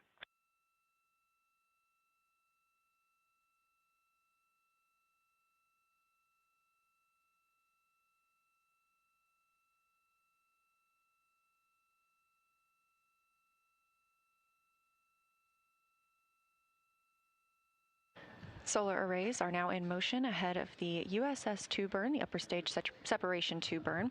And with proximity operations complete, we will look forward to hearing from pilot Victor Glover how it felt to fly Orion. But just before his launch, we got to ask him how it felt and how he was looking forward to it. As a test pilot, the opportunity to fly a spaceship is just a dream. It's unreal. The piloting role specifically, I will have an hour and a half or so where I get to fly the spacecraft by hand, and we fly Orion a lot in the simulator to train, but also to build an experience base for how the teams on the ground think Orion's going to work. And then when we fly Orion in space, we're actually going to compare the two to help them make better models. You know, my inner test pilot is like, of course, very excited about that. But really, the point of this is to make sure that Orion is a safe spacecraft so that we can go and do more complicated missions without having to think about, do we need to have a test pilot on every mission to fly this spacecraft? So far, I really like the way Orion flies, but it's only been in the simulator. And so the ability to fly one actually in space on a test mission is just a really unique opportunity.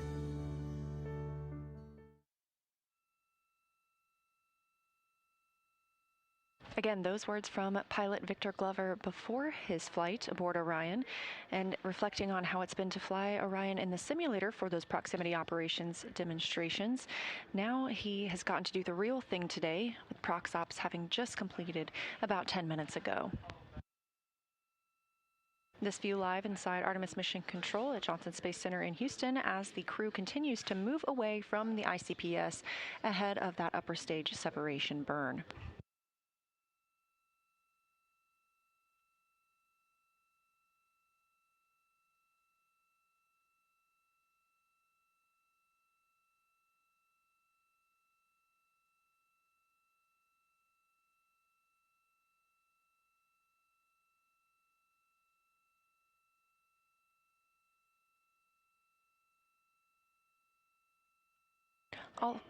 All 4 solar arrays are now in position ahead of the upper stage separation burn. Integrity Houston, we are checking on those cautions.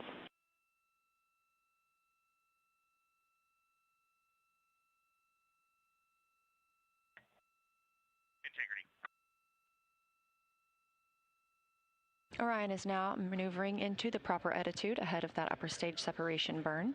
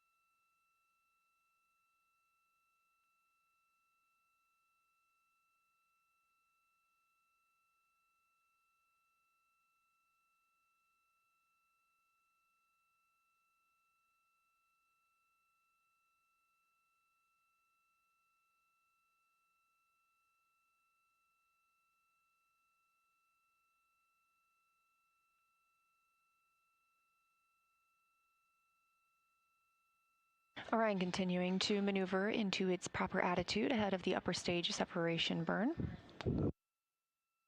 After this burn, the crew has a little more work to do before they can go to sleep.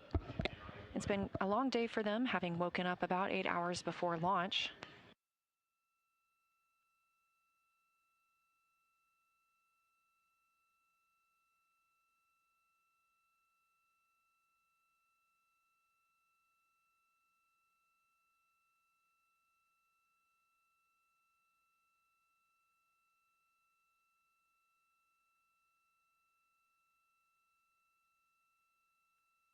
The crew aboard Orion will continue stowing their suits and configuring the cabin as they need it for the duration of the flight.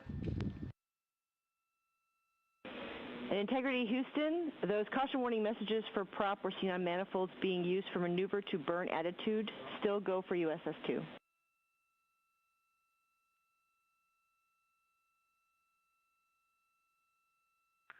Integrity copy. Still go for USS-2. Thanks for the updates. And the crescent Earth from almost 20,000 miles looks amazing. Thanks for that report.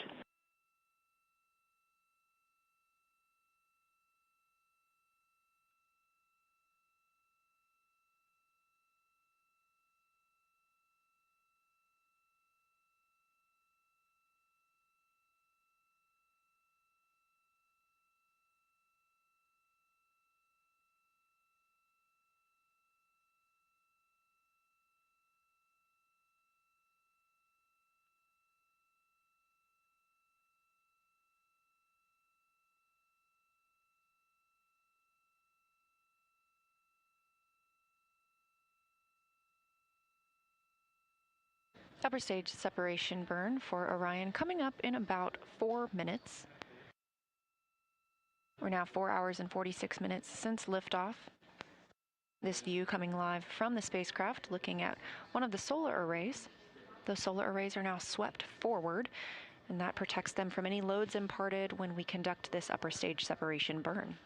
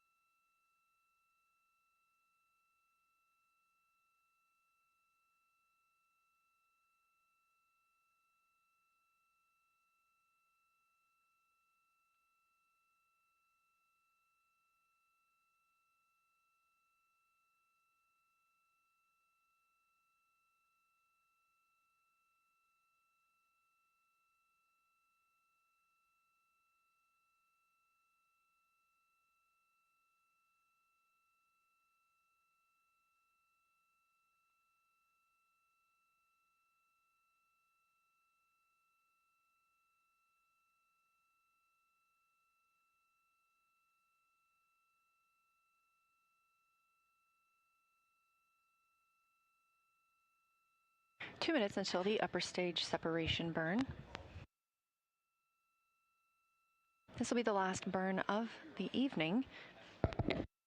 The crew will continue stowing their suits. They'll configure the cabin. They will also have their private medical conference. These are scheduled every single day to allow the crew to report how they're feeling down to team members here on Earth.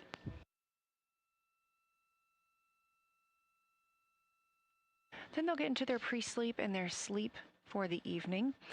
They will only get a few hours of sleep to start. They're going to wake up essentially in the middle of this nap for the perigee raise burn. That burn will set us up for translunar injection tomorrow. A translunar injection burn is what will commit us to flying by the moon and also serves as our deorbit burn.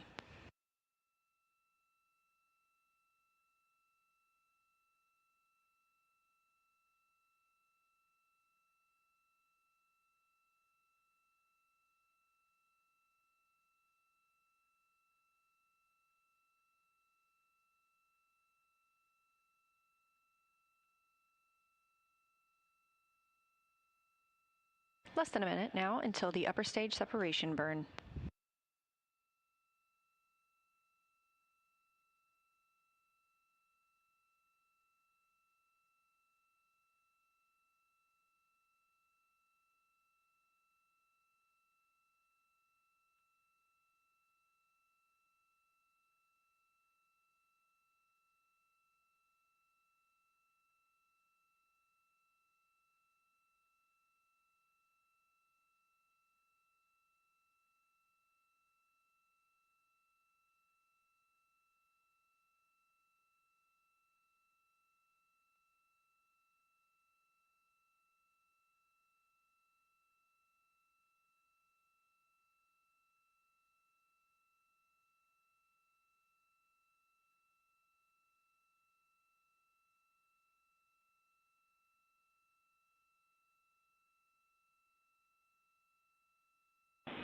Integrity Houston, no action on the ohms caution.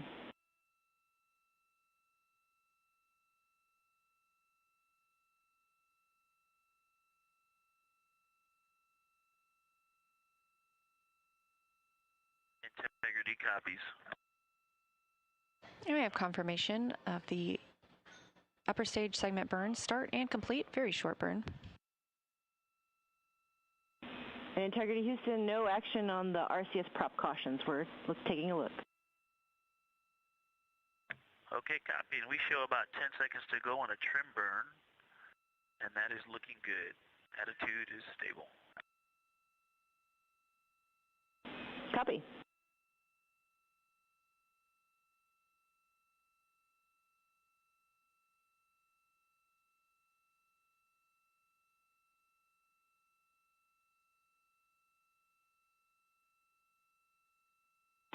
Integrity Houston, good USS-2 burn.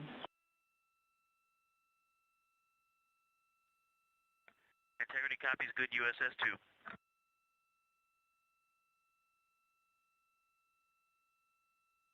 Confirmation of a successful USS-2 burn, upper stage separation. This view live from Orion. You can see on the right the solar array.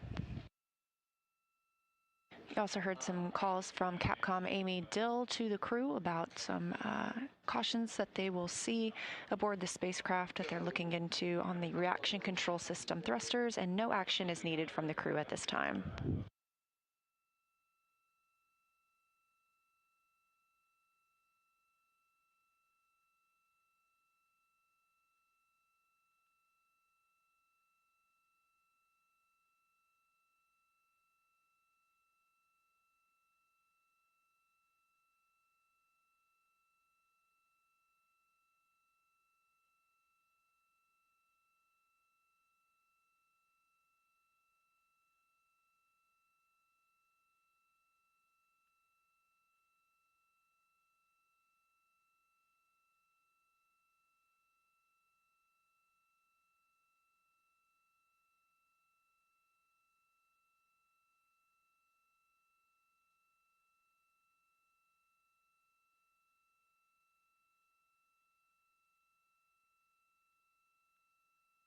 Houston Integrity and procedure 12.2.2515 USS 2 burn execution. Confirm you will complete remaining post-burn reconfig, and we will exit the procedure. We concur. We'll take it from here.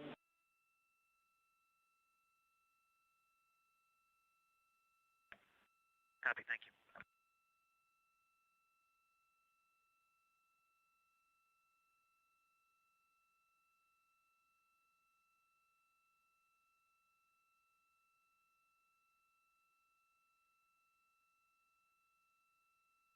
With proximity operations complete and the upper stage separation burn complete as well, we are now looking to the ICPS, or interim cryogenic propulsion stage disposal burn. We will not see this or get data on it. It will burn up upon reentry over Earth's atmosphere over the Pacific Ocean.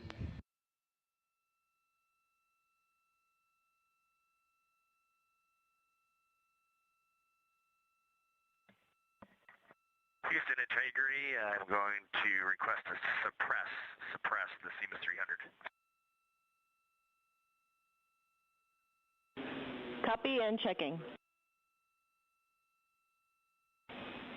And Reid, we will suppress from the ground the CMS 300 caution.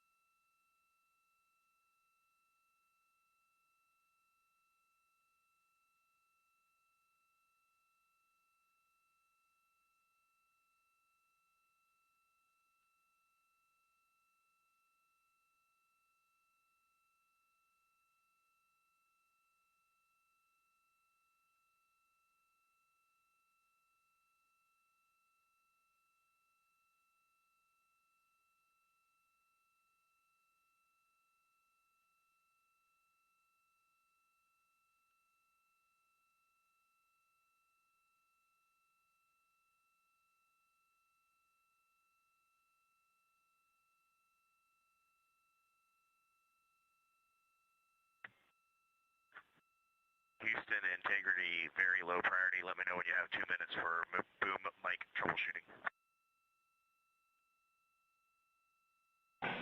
We have the time. Okay, Amy, as we're learning how to use this mic, I'm talking at a conversational level with the mic about a half a centimeter from my mouth. How do you hear me right now?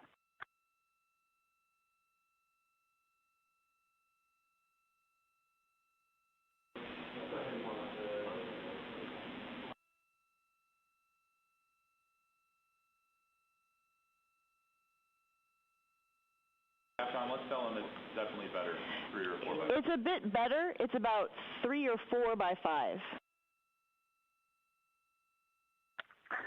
Okay, Amy, and now I am talking to you with the tip of the boom mic pressed against my upper lip, so I have lip contact on the mic. How's this now? 5 by 5. Okay, I will let the crew know. Thank you. We copy.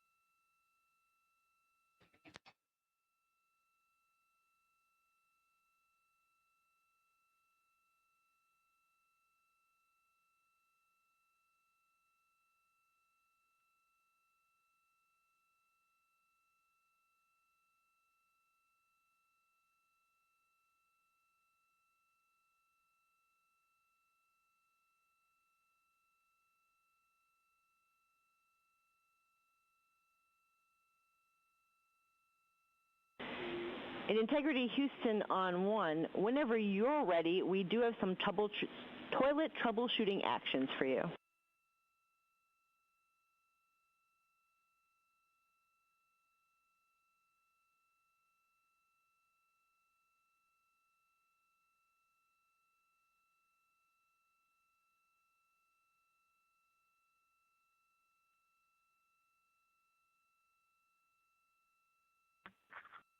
Okay, Houston, we copy on toilet. We have one stowage delta for you. Let me know when you're ready to copy.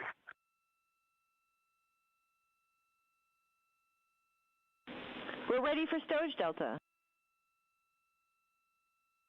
Very, very simple. The PWD cover is in Foxtrot 2, not Foxtrot 3. We copy. Okay, Amy, just give us about 2 minutes and we'll be ready for the toilet orders. Standing by.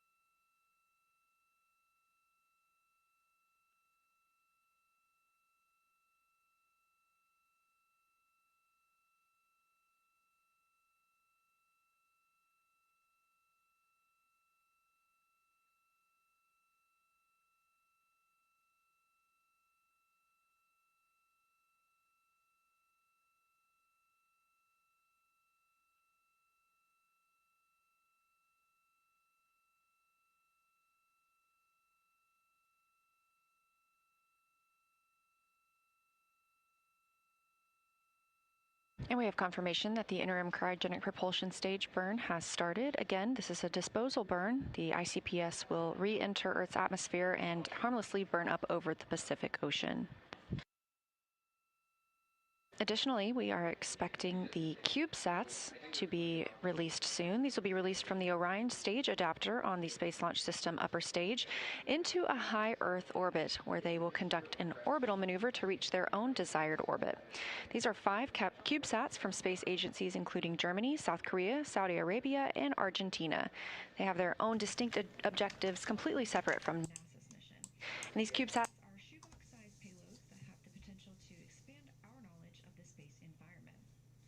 И всем привет, с вами IoSpace, и сейчас мы уже начали. Так, сейчас, подождите, я послушаю.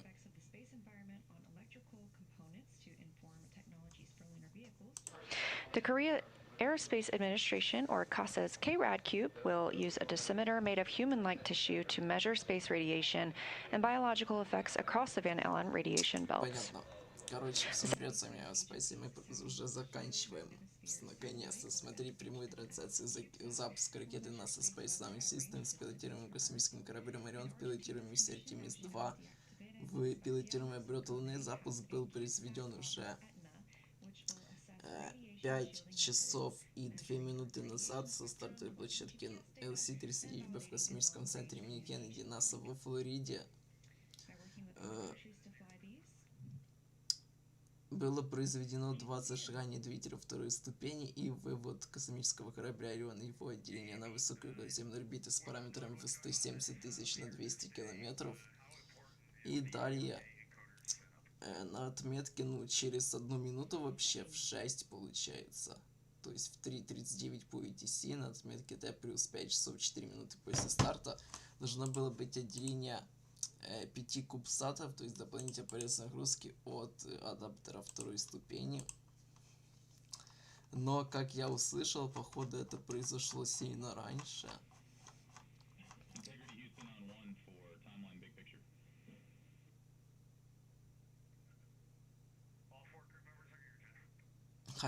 Нет, то есть тут получается на плюс 5 часов 2 минуты. Чё, блин?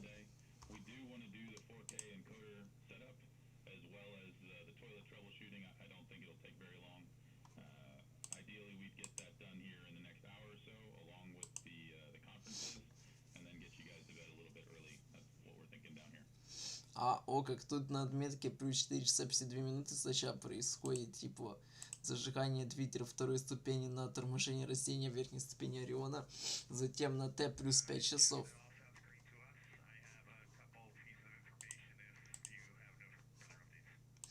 На Т плюс 5 часов после запуска происходит еще какое-то зажигание двигателя второй ступени. И на Т плюс 5 часов 2 минуты еще какое-то. Еще через 2 минуты уже теряются кубсаты.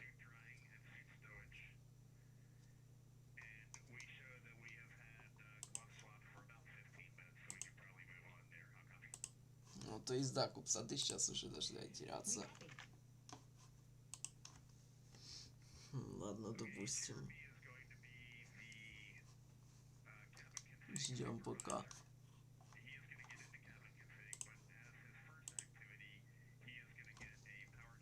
Пока наконец-то можно поговорить про следующие запуски и события, что у нас будут. Понятное дело, также про следующие этапы миссии Artemis, а именно завтра, уже 3 апреля в 00:12 по EDC у нас начнется транслунная инъекция, уже полноценный маневр в сторону Луны на отлетной траектории к Луне. Будет зажигание двигателя служебного модуля космического корабля Орион. Я обязательно это постримлю. Далее. 3 апреля в 15:00 по московскому времени планируется суборбитальный первый запуск ракеты Союз-5. Также первый запуск с космодрома 45 первых, с площадки 45 первых космодрома Байконур с 2017 года. Далее 4 апреля в 5:45 утра по EDC запланирован запуск ракеты Atlas-5 версии 551 с миссиями, со спутниками миссии Amazon Real LA-05. Далее 7 апреля в 13:30 по EDC запланирован запуск ракеты Long March 8 с неизвестной перезагрузкой. Далее 7 апреля также запланирован запуск ракеты Minotaur 4, возможно.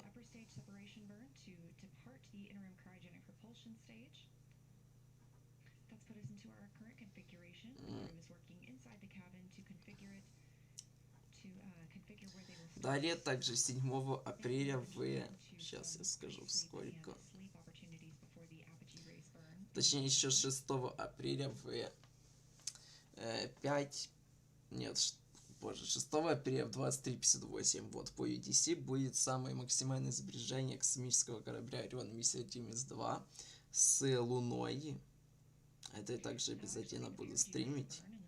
Далее 8 апреля в 12:51 по UTC запланирован запуск ракеты Falcon 9 с грузовым космическим кораблем Cygnus CRS миссия NG-24 на Международную космическую станцию. Затем 9 апреля в 6:29 по UTC запланирован запуск ракеты Vega C с миссией Smile.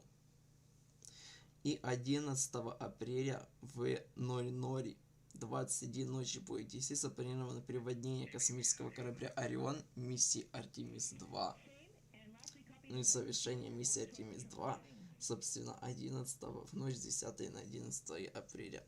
Далее 12 апреля в 10:35 по UTC запланирован третий запуск ракеты New Gain с миссией Burble Block 2 FM2, где будет использоваться вторая ступень, которая уже летала в предыдущем втором полете. Также 23 апреля планируется запуск ракеты Electron с миссией Kakuskin Rising. 24 апреля Atlas-5 версии 551 с миссией Amazon Real LA-06. 26 апреля еще 25 апреля в 22:21 по UTC, либо же 26 апреля в час 21 по московскому времени запуск ракеты CS-2-11 с своим космическим кораблем Progress MS-33. Затем 28 апреля Ariane 6 версии 64 с миссией Amazon Real LA-02. До конца апреля также планируется запуск ракеты SpaceX Falcon Heavy с миссией Viasat 3F3. Также первый запуск ракеты Vikram компании Skyroad. Запуск матч 7 с неизвестной перезагрузкой. И второй запуск ракеты Spectrum с миссией Spectrum компании IoSpace с миссией Onward and Upward, а также запуск ракеты SkyQ-2 с неизвестной перезагрузкой. Electron с миссией Strix Launch 9. А то уже на следующий месяц пошло. Следующий же 12-й запуск Старшипа, именно Starship Booster 19 и Ship 39. Первый запуск Starship в третьей версии, скорее всего, уже состоится не ранее мая.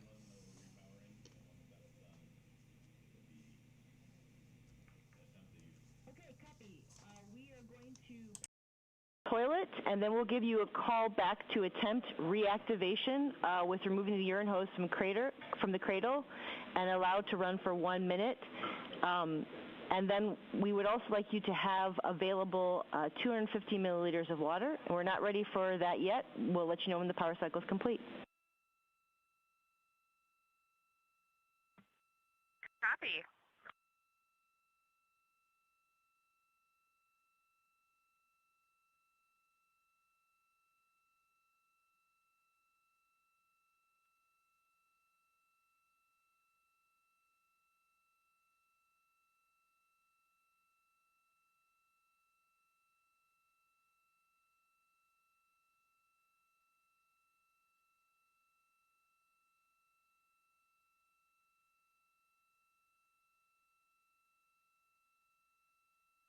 Crew aboard Orion, specifically Christina Koch, NASA astronaut and mission specialist, continuing to troubleshoot the issues they saw earlier with the toilet.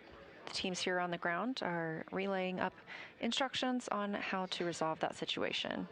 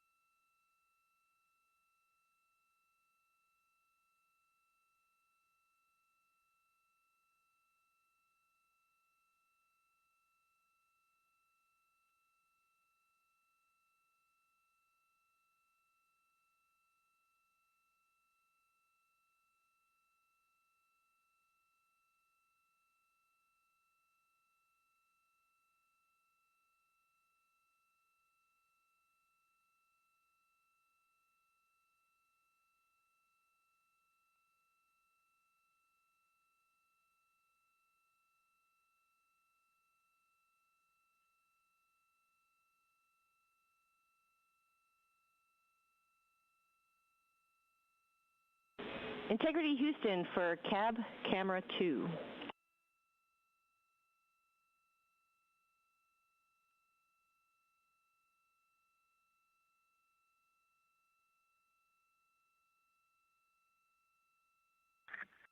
Go ahead.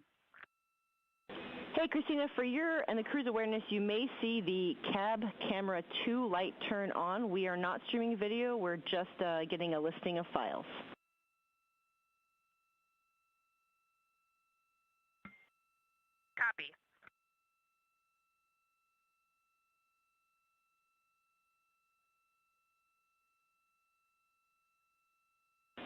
And Integrity Houston for Christina and toilet troubleshooting.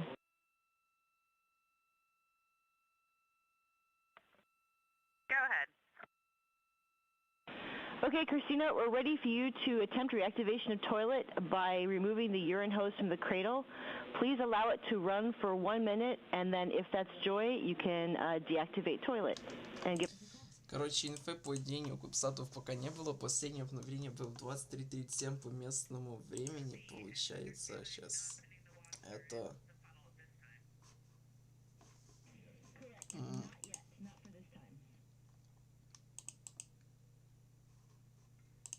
Если я не ошибаюсь по их времени, 23:37 это, да, 15 минут назад было последнее обновление. Вот. Обновление информации о полете Artemis-2. Операции по сближению завершены, далее следует запуск двигателя Впервые.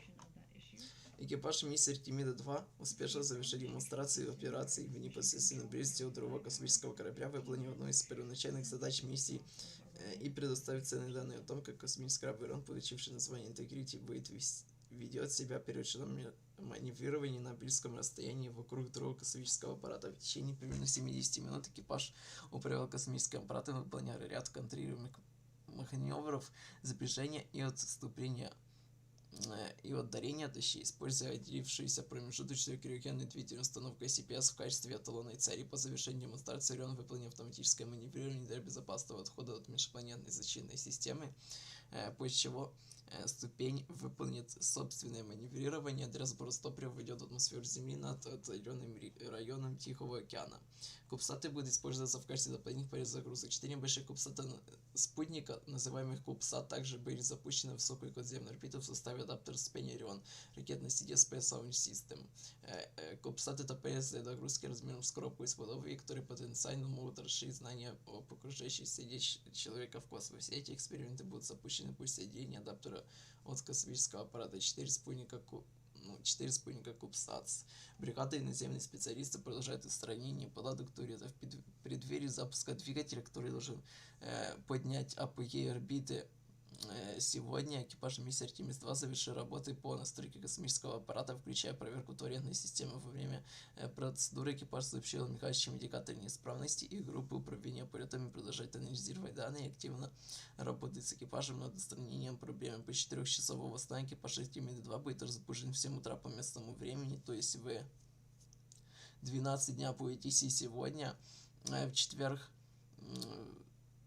сегодня 2 апреля, для подготовки к маневру, поднимающему Впервые. Этот маневр поднимет самую нижнюю точку орбиты Ориона вокруг Земли. Вместе с маневром, поднимающим апогей, завершенные ранее эти маневры формируют начальную орбиту космического корабля и подготовить его к последующим транслационным инъекциям. Затем экипаж возобновит свой сон около 9:40 по местному времени, то есть в 14:40 по UTC.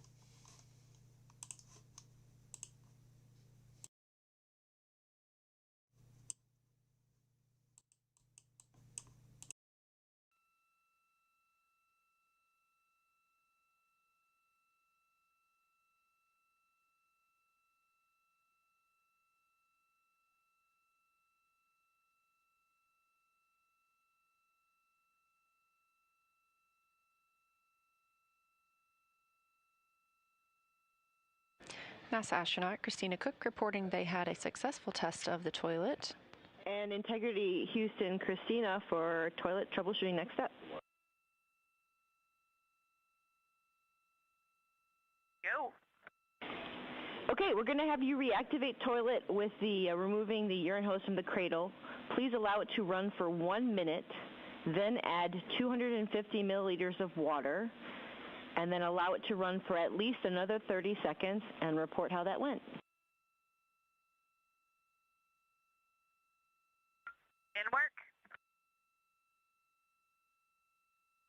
Continuing to execute those tests to make sure the toilet is up and running properly.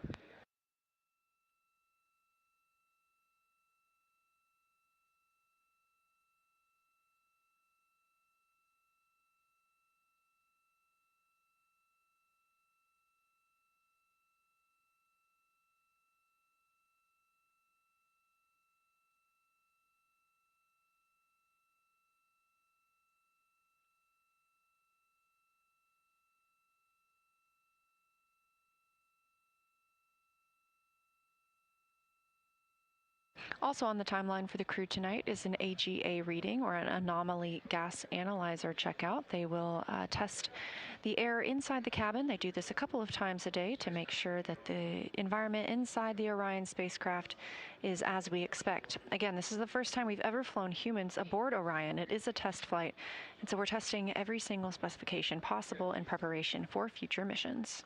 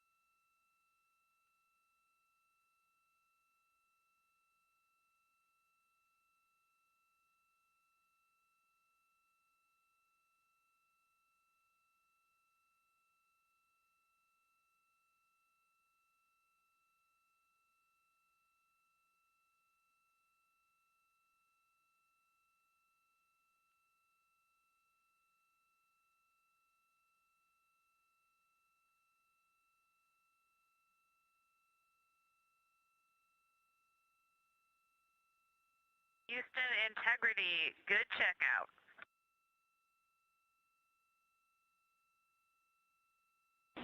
Okay, excellent news, Christina, and we are discussing if there's anything further we need.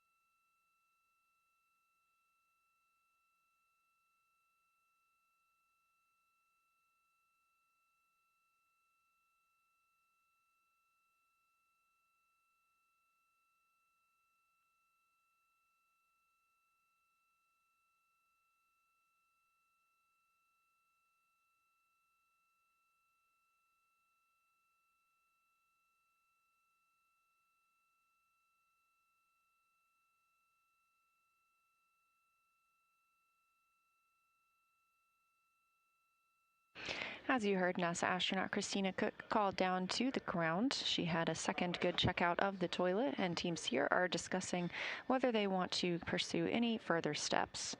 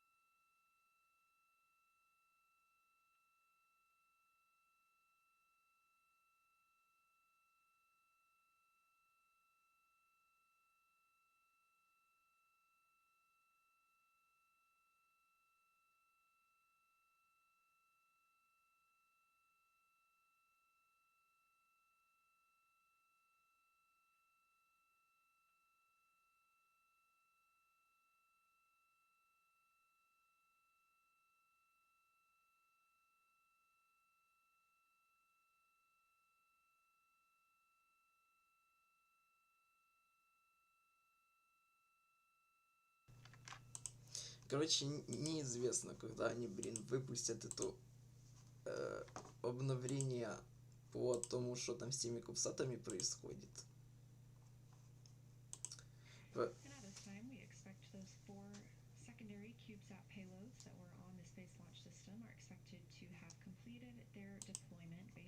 Own timers. Now, we don't have direct confirmation of this, but the payload teams will be able to communicate with and track their CubeSats. Замечательно, да, то есть говорят, что отделение кубсатов уже должно было бы произойти, но связи с ними, походу, нет.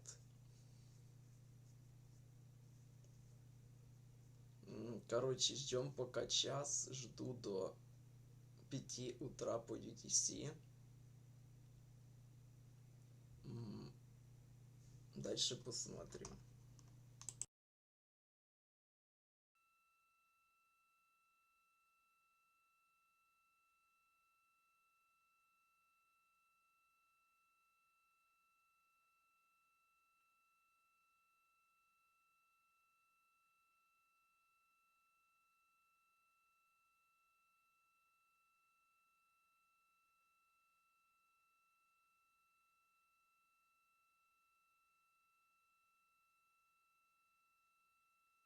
Integrity Houston for toilet status.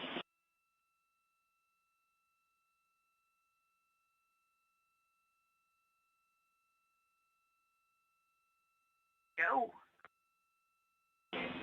Happy to report that toilet is go for use. We do recommend letting the system get up to operating speed before donating fluid, and then let it run a little bit after donation.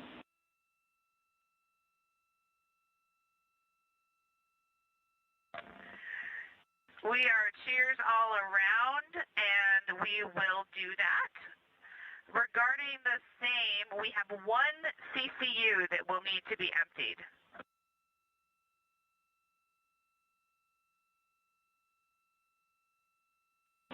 We thought you might, so we went ahead and warmed up the heater, so you're good to empty the CCU at your convenience. We copy all. Thank you. And correction, we actually want you to hold off for now on the CCU emptying for potential GNC impact. So we'll let you know when we're ready for that. Understood. Further confirmation from the ground teams and crew that the toilet issues have been resolved and that the crew will be go to use the toilet as normally planned.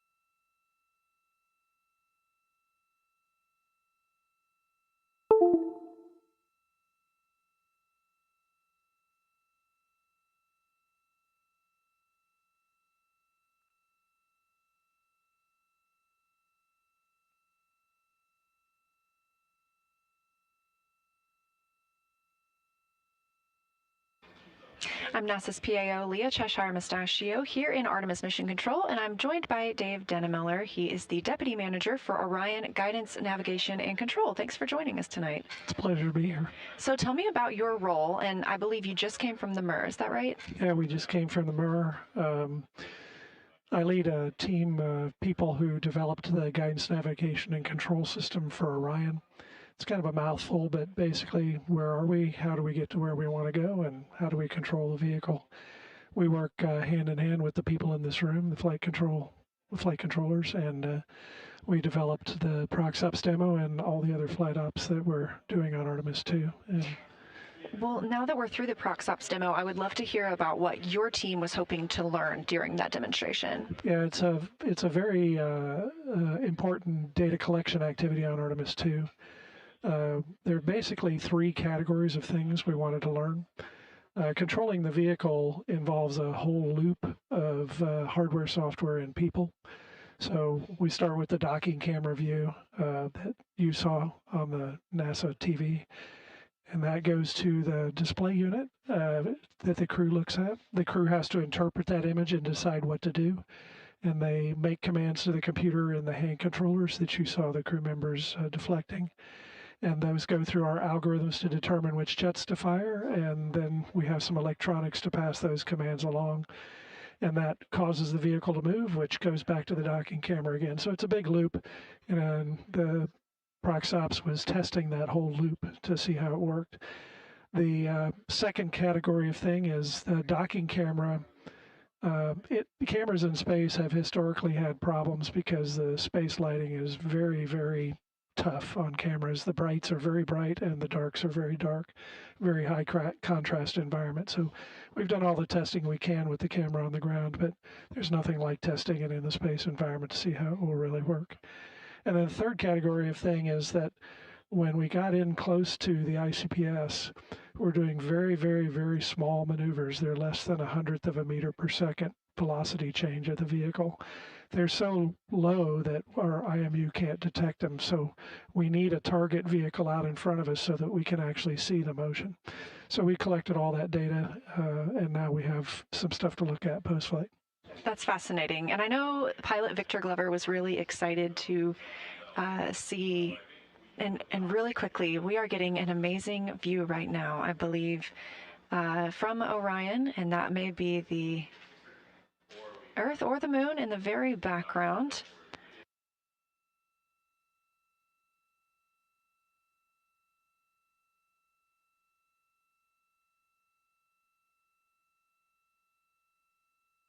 It actually looks like a crescent Earth there in the background. This view coming from one of the solar array wing cameras aboard Orion. Integrity Houston for CCU answer.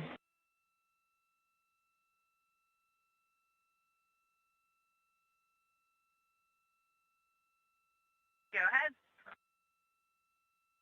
Christina, two options for when you can dump the CCU. One option is today at MET, 6 hours, 35 minutes, which was during a planned dump time for us, or we can find a time for you to empty the CCU tomorrow.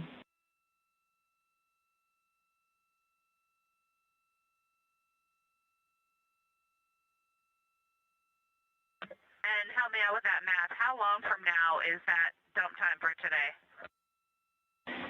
About an hour.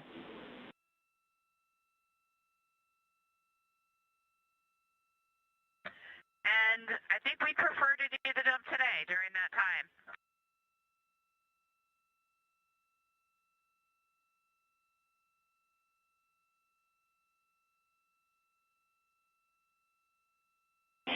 Copy, Christina, and we'll come back to you around that time, letting you know when you're go to dump the CCU. Perfect. Thank you. Some more communications with the crew aboard Orion calling down to Capcom Amy Dill.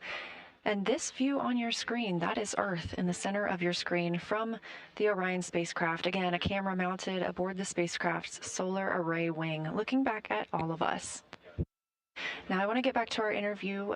Dave, the Deputy Manager of Guidance, Navigation, and Control for Orion, talking about proc stops, a really dynamic time. And we heard from NASA astronaut Victor Glover the entire time that he was piloting the spacecraft. And I know that's additional information for your team as well. So what will you interpret from the information about the spacecraft that Victor called down? Yeah, the crew's comments, Victor's in particular, are very important to us. Obviously, when the crew is manually controlling the spacecraft, we're interested in that task being easy for them to accomplish. So Victor was given a lot of feedback while he was flying. It shows his test pilot background, you know, because that's what test pilots do. They mention the good, the bad, and the ugly as they're flying. So that's a very important part of this. We're actually going to get a score from them of how Orion did. It's called handling qualities.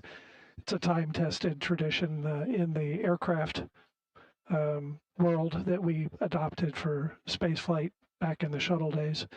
So they will give us, actually give us a score. It's called a handling quality score. Fascinating. So once you get that score from them, when will you get that? And then what will you do to digest that feedback? What's next for your team? Yeah, we'll dive into all of this. We'll look at the video and look at the commands that the pilots made, that Victor made, and the way the system responded, and look at the video to make sure the vehicle did what we expected it to do. And we'll look at all of that afterwards. We've gotten Victor's comments live now, but we'll get more post-flight when we interview the crew post-flight. Well, that's great. And I know that this is not the only time during the mission that the crew is manually flying the vehicle.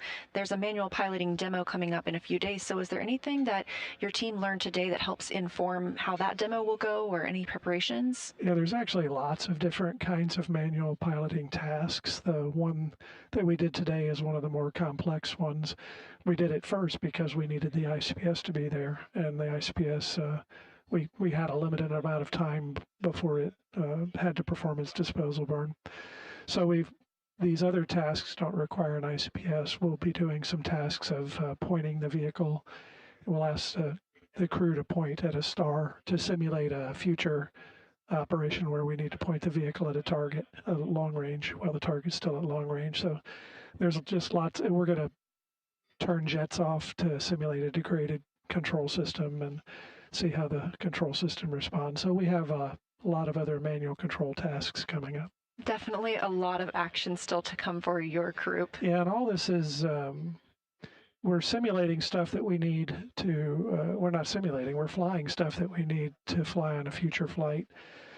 So by being able to do it now, if we see any funnies in the data or decide we need to make any corrections, we have time to make those corrections before the Artemis 3 flight. So this is really risk buy down for Artemis 3. That's why we're doing this, is to get some of the system tests behind us before we fly the first dockings for real on Artemis 3.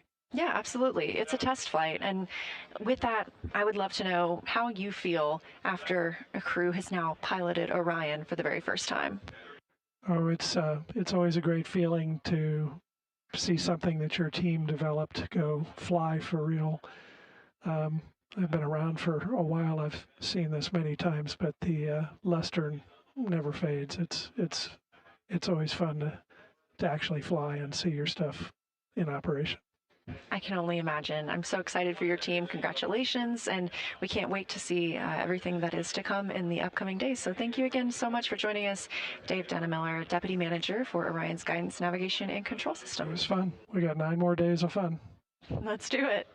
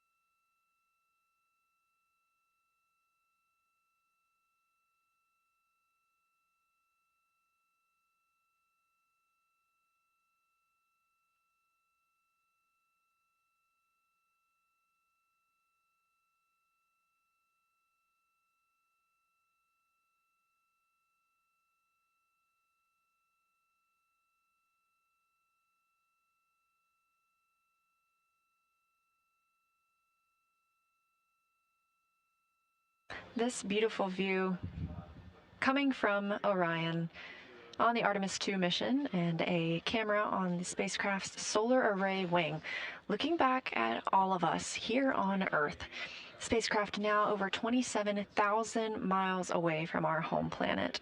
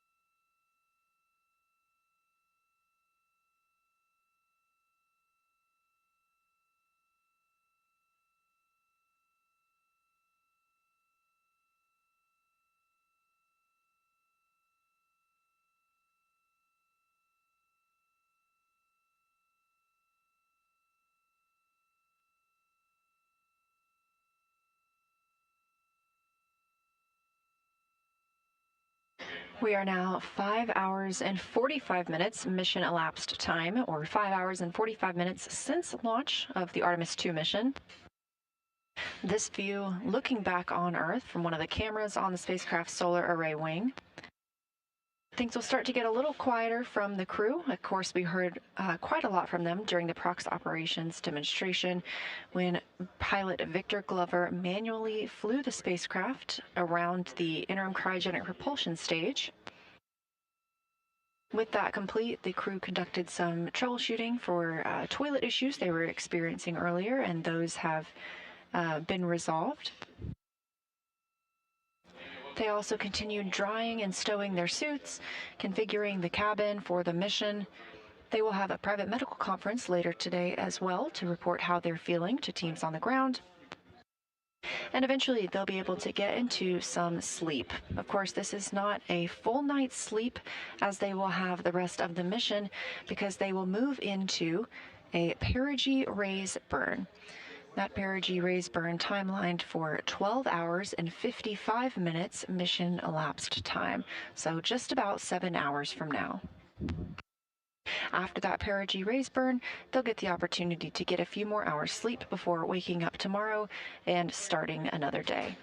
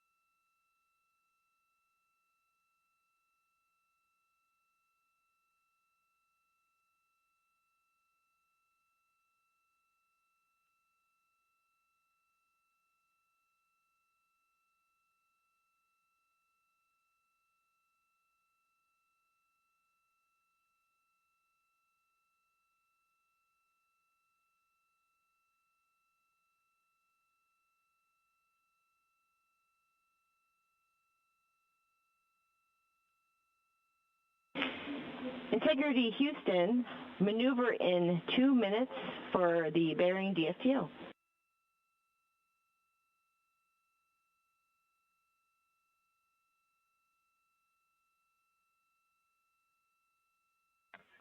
Integrity copies. And timeline question, would you like us to do the PCS O2N2 med checkout activity? Indeed we would, and you are go in step 1.1.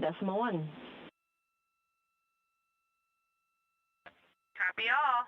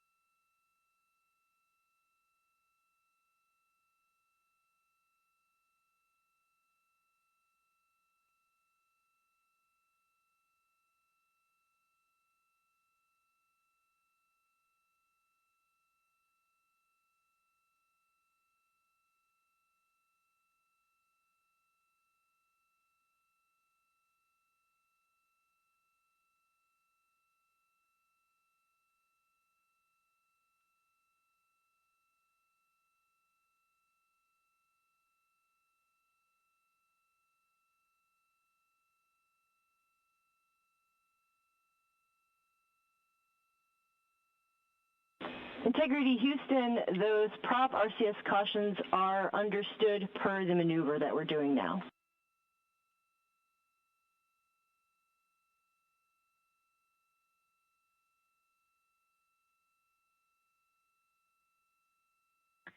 We copy.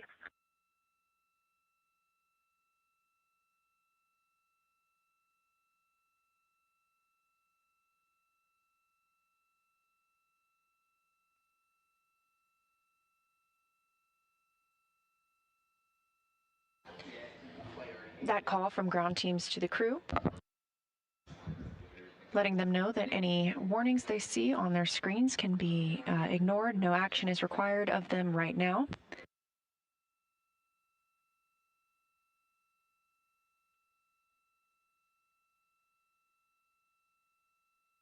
Those are reported by prop about the reaction control system thrusters. We've seen those a couple of times tonight, and teams on the ground are working a forward path.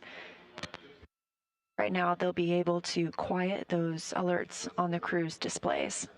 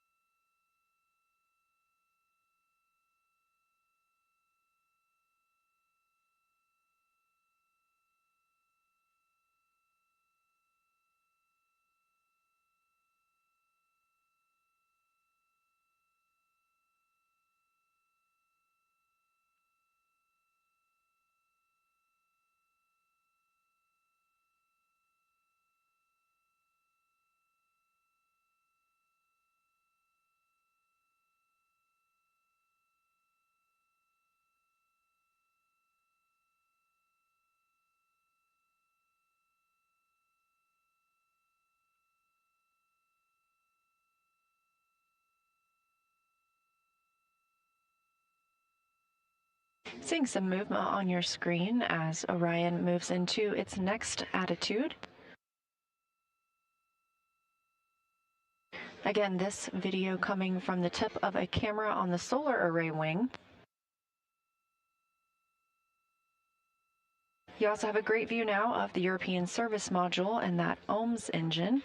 That's the Orbital Maneuvering System engine. This is a NASA-provided and refurbished engine. So far, not including today, it had been to space 19 times on 3 different space shuttles. The OMS engine provides about 6,000 pounds of thrust, and if you strapped it to a car on Earth, it would go from 0 to 60 miles per hour in about 2.7 seconds.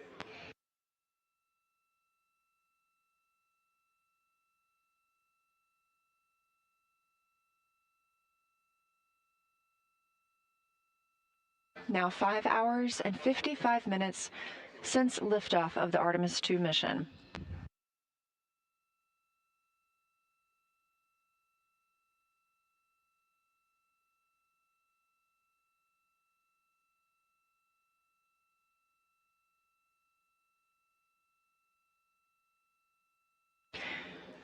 The Artemis 2 crew continuing to configure the cabin aboard the spacecraft.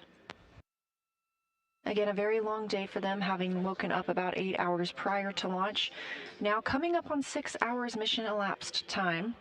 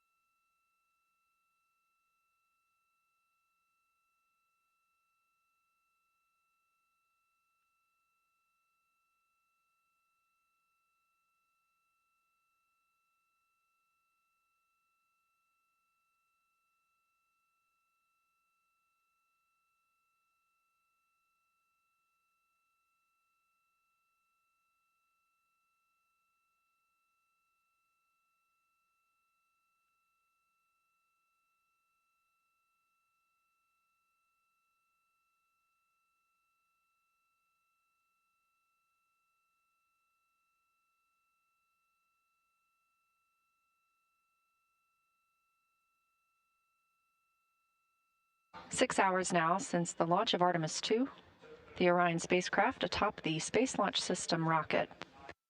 This is a test flight and the first flight of humans aboard the spacecraft.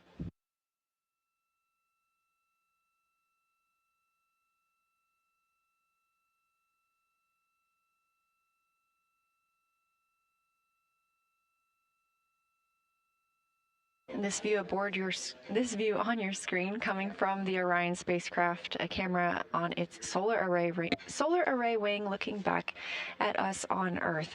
Now we do have 4 astronauts working aboard the spacecraft.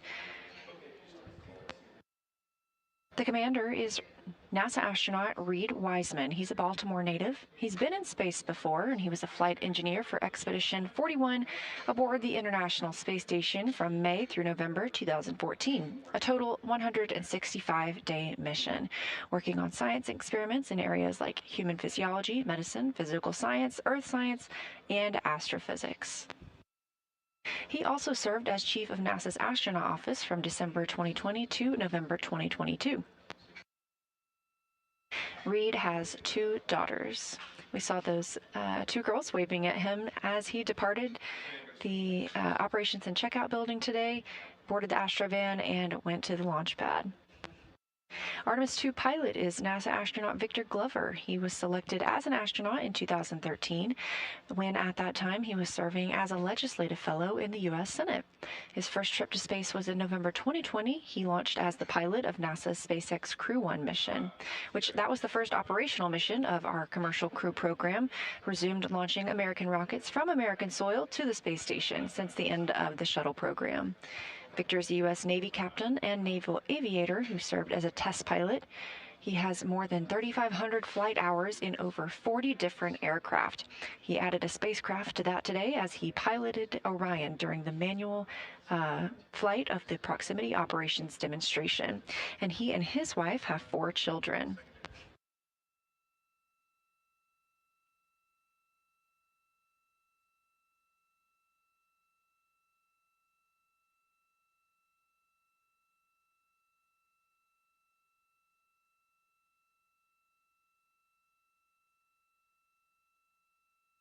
Next up is NASA astronaut Christina Koch. She is a mission specialist aboard Artemis-2 and a native of Grand Rapids, Michigan. She was selected to the astronaut corps in 2013, being in the same class as Victor. She's previously served as a flight engineer on the space station from March 2019 to February 2020, making her the holder of the record for the longest single space flight by a woman. That's 328 consecutive days in space. She also participated in the first ever all-female spacewalk with NASA astronaut Jessica Meir, who's now living and working aboard the space station. And before becoming an astronaut, Christina helped build space science instruments and led scientific fieldwork in some of the most remote environments on the planet. She loves surfing, rock climbing, community service, yoga, travel, and photography. Rounding out our crew is Canadian Space Agency astronaut Jeremy Hansen. He is a first-time flyer and will be the first Canadian to fly around the moon. He is a London, Ontario native and was selected as an astronaut in 2009. Since then, he's worked as a Capcom here in Mission Control in Houston. Capcom stands for Capsule Communicator, and that's the single person in Mission Control communicating with the astronauts in space. Корабле Орион. Короче, починили парашу наконец-то. Я просто похлопаю по этому поводу. Экипаж миссии Artemis-2 работает в тесном сотрудничестве с Центром управления полетами в Хьюстоне, смог восстановить нормальную работу турета космического корабля Орион после демонстрации операции в непосредственной близости от источника излучения. В преддверии запуска двигателя тоже... Так, понятно. Ну, короче, починили. Что там по кубсатам, которые должны были делиться еще час назад от второй ступени ракеты Space Launch System, непонятно. Так что ждем до сих пор.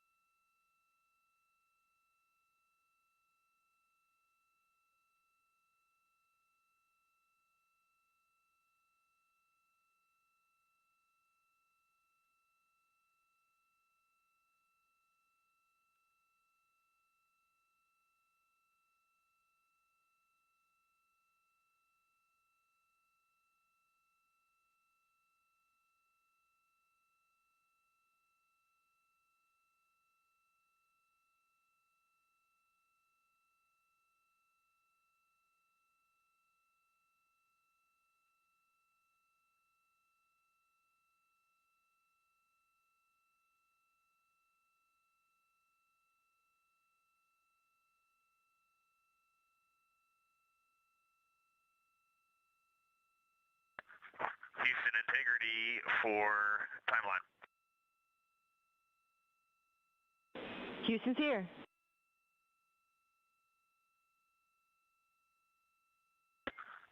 Okay, Amy, we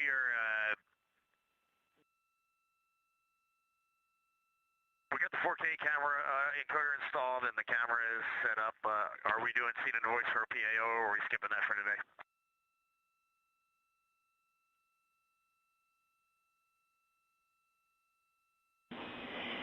We do want to do a checkout of the 4K encoder, but we don't need to do scene and voice checks.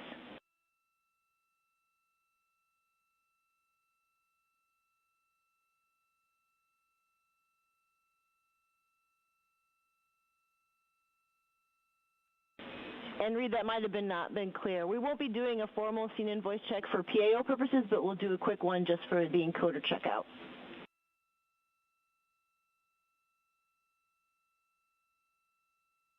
Okay, so there is no PAO event, but we are going to do a 4K encoder checkout. Copy, we're setting it up now. Good copy.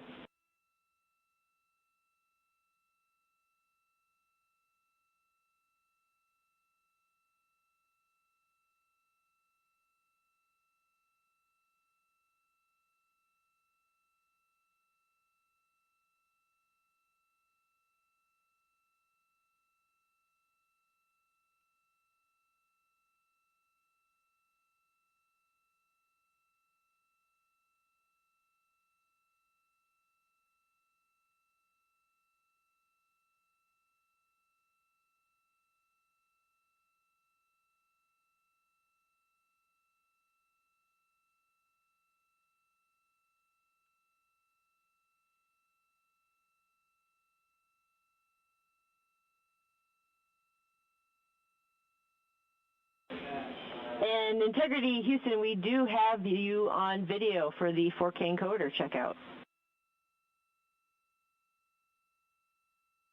That is great news. Stand by for audio checks with the wireless mic. Copy.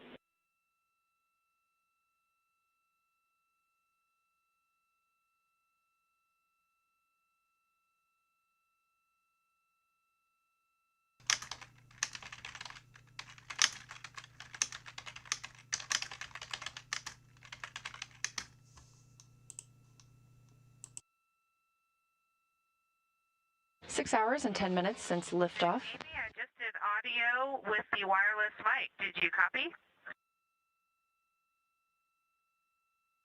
We have good audio.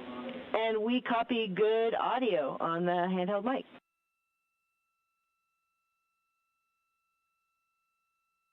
That is great news. We're ready to call 4K encoder checkout complete if you are. We concur. 4K checkout complete, and whenever you're ready, I have some words about S-band string swap that we're interested in having y'all perform. And it is great to see you all wave, 4 smiling voices, and we are really enjoying seeing you up there.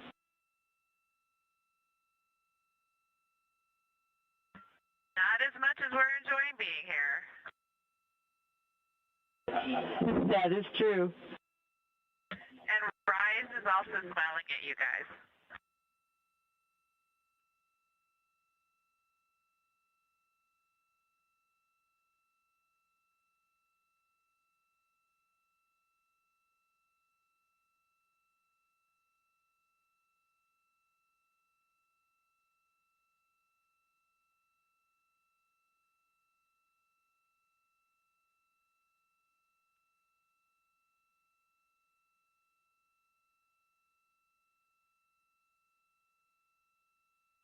And we're preparing to be ready for your words about, I think you said S-band. Stand by. Standing by.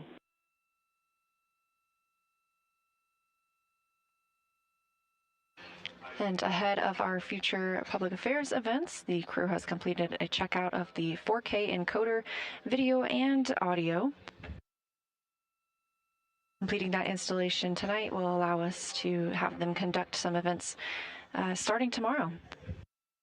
This view on your screen coming from Orion, looking back at all of us on Earth. This is coming from a camera mounted on one of the spacecraft's solar array wings. Just a little crescent Earth. Now 6 hours and 12 minutes since launch. The first flight of humans aboard Orion.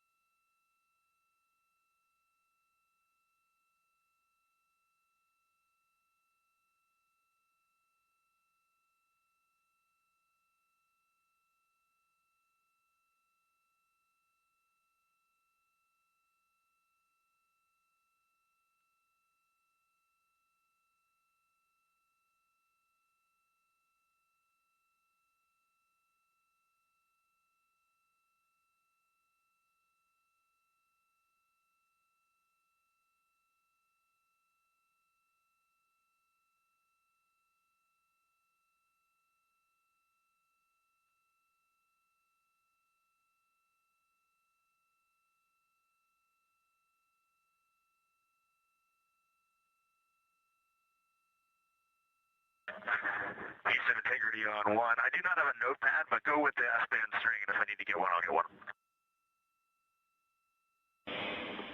Okay, copy.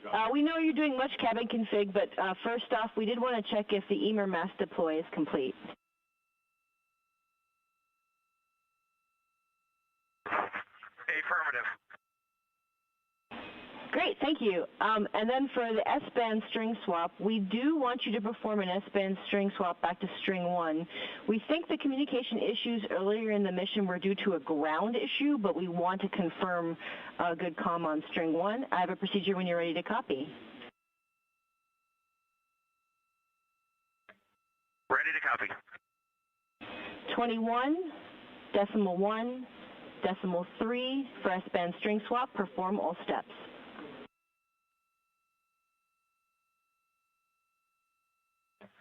And do we have a get well plan if we don't pick you up on the other string?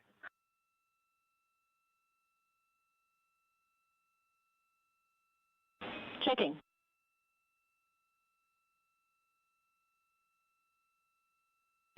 And Reid, if you swap to string 1 and you don't have comm with us for 2 minutes, you can swap back to string 2.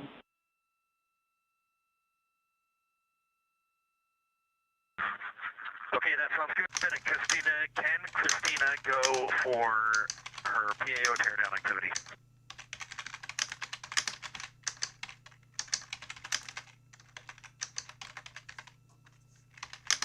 You are go for the PAO deactive activity. Okay, we copy that, and 21.1.3 is going into work, and we have at least one use on fluids in the toilet, and it worked great.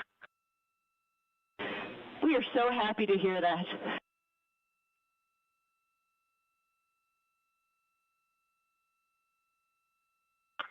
And Christina is wondering how long until the CCU dump.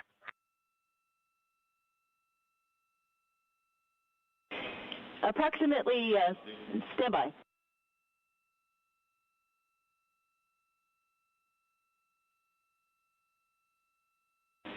Approximately 15 minutes to the CCU dump, and we'll give you a call as a reminder.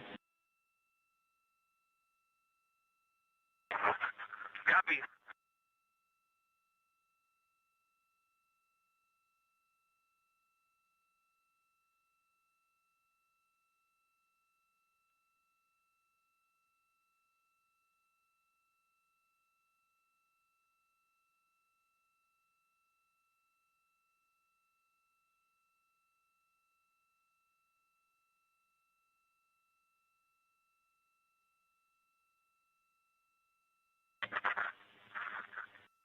Houston integrity, check on string 1. Loud and clear, how me? We have you the same. We are on S-band, string 1, primary. Looks good. Okay. We concur, and we will be staying on string 1.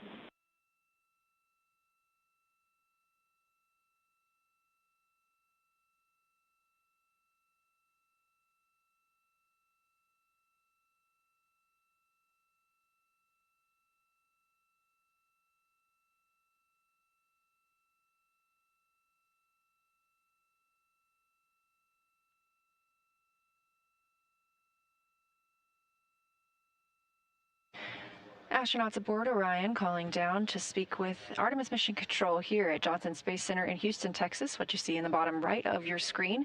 Capcom, or Capsule Communicator, right now is Amy Dill. She has been speaking with the crew since the Orbit 1 shift took over. The Capsule Communicator is the only person in Mission Control that speaks directly with the crew. You can see her there down closer to the bottom left of your screen, and right next to her is NASA astronaut Raja Chari.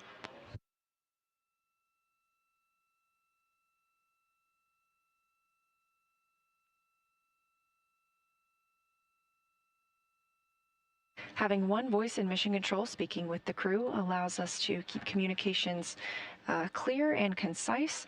They gather information from all of the flight controllers here in the room alongside the flight director and make decisions on what they need to share with the crew aboard Orion.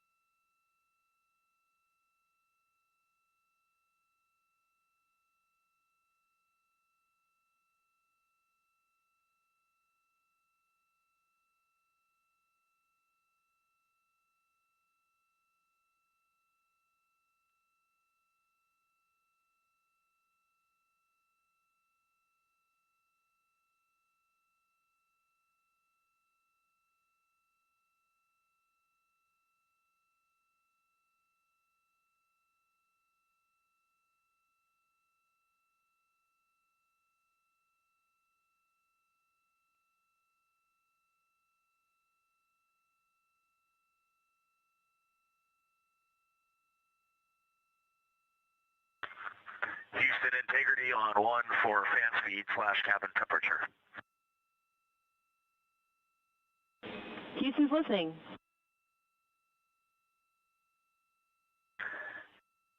Amy, is it possible to lower the cabin fan speed a bit? There's a lot of airflow in here, and if that is not possible, can we increase the temperature?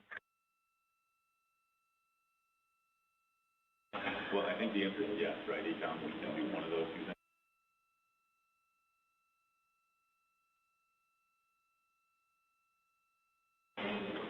Copy, Reid. We understand the request, and we are discussing how to implement. We'll follow up.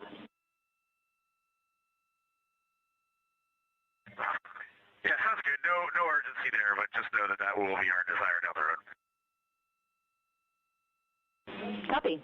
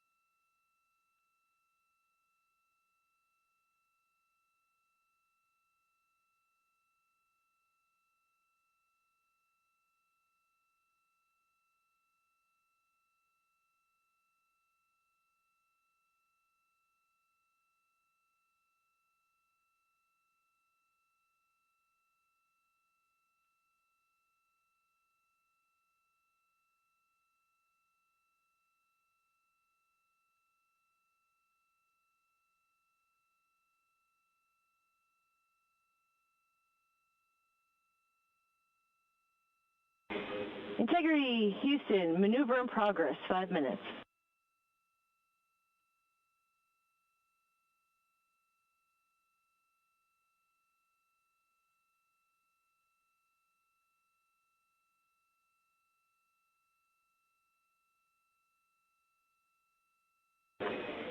And Integrity Houston for the enabled SM, RCS prop cautions. Those are, again, understood with the maneuver, and we are working to suppress the ones that are enabled.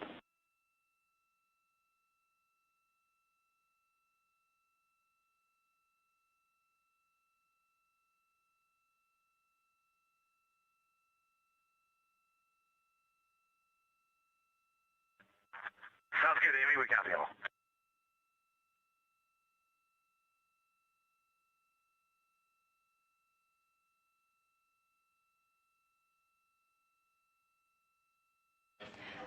Now over 6.5 hours mission elapsed time, or time since the Artemis 2 mission began with liftoff of Orion atop the Space Launch System rocket at Kennedy Space Center in Florida.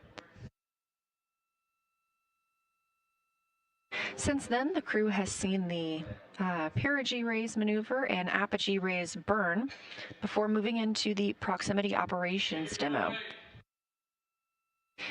They detached from the interim cryogenic propulsion stage and then used that stage as a docking target. Of course, we did not dock today, but this was great practice for us to understand how it feels to manually fly Orion. So pilot Victor Glover was manually controlling the spacecraft in relation to the interim cryogenic propulsion stage. We also saw CubeSat deployment. Eventually, we had the USS-2 burn, the upper stage separation burn that took us away from the interim cryogenic propulsion stage, and the ICPS itself had its own disposal burn.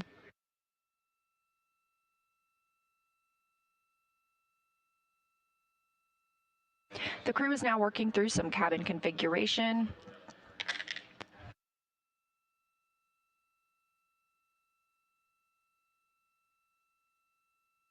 Once their cabin configuration is complete, they will have their private medical conferences to report how they're feeling down to teams here on the ground. They'll get into their chance to sleep a little bit before the perigee raise burn in the middle of their sleep shift. Once that burn is complete, we will then get another sleep shift for Orion. That perigee raise burn is to raise the lowest point of Orion's orbit around the Earth right now. It is in a high Earth orbit.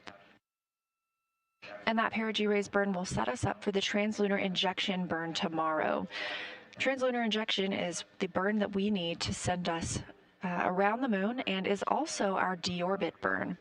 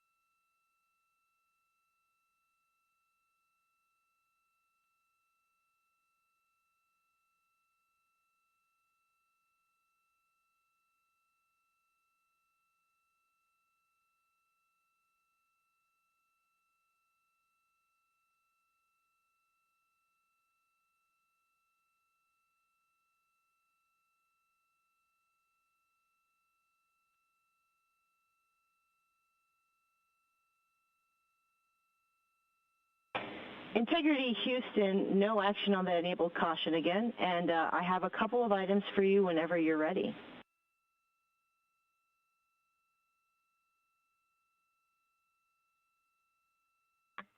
Okay, Houston, we're ready. Go ahead. Okay, first off, to address the cabin environment, we're going to command cabin fan speed lower from the ground.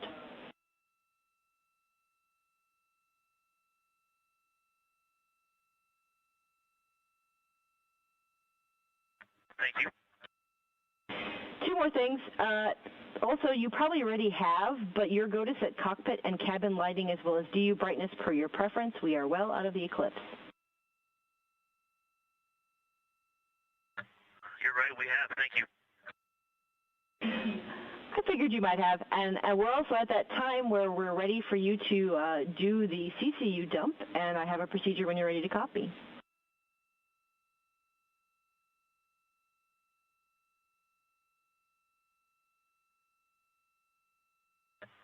Stand by on that one. Standing by.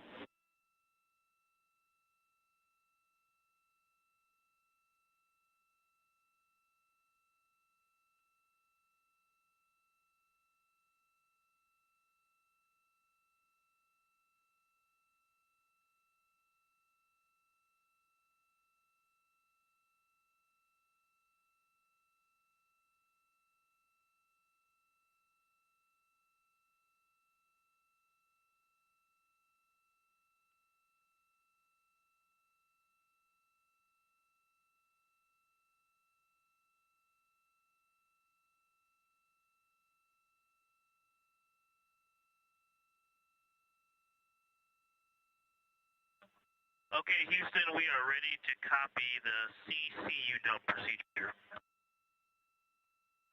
Okay, it is 26.2.201 CCU dump, and step 1.1 is complete for configuring heaters. We've done that from the ground.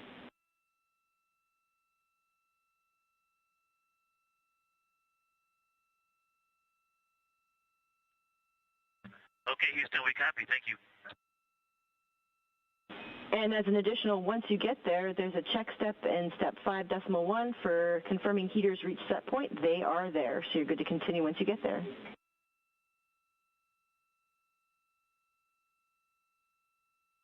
Okay, we copy your 1.1 and 5.1. Thanks.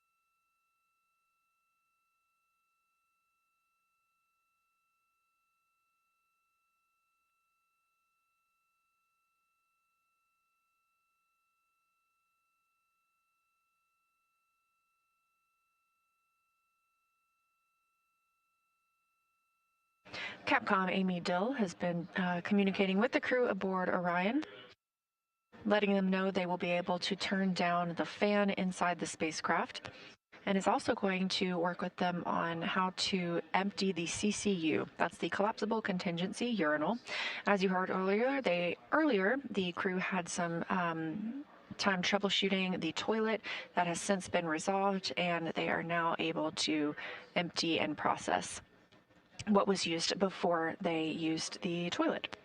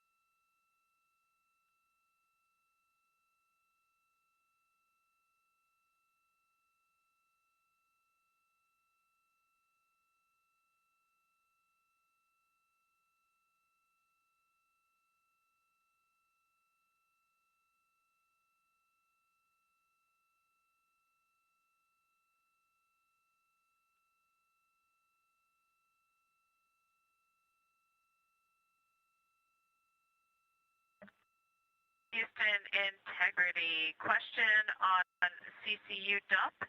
Also a status. The O2 N2 men checkout activity is complete. Copy status, ready for question. Yes, the CUD-1 ECFA was not installed yet. I have located it. Am I go to remove all of the packaging around the connectors and go ahead and connect it to CUD-1, or is there a procedure I should be referred to for that?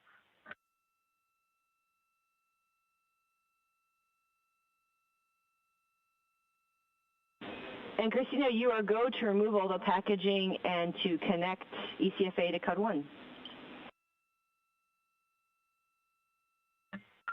Copy all.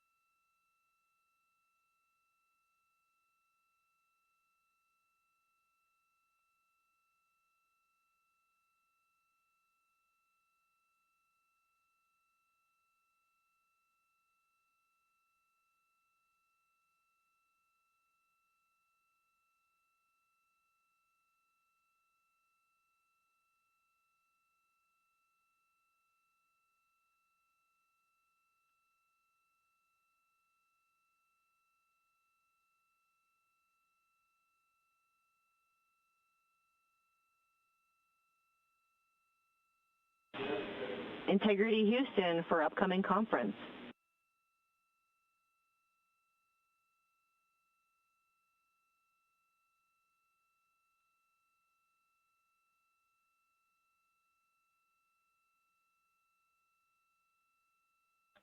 Go ahead for upcoming conference. Whenever you're ready, we can privatize Orion to Earth 2.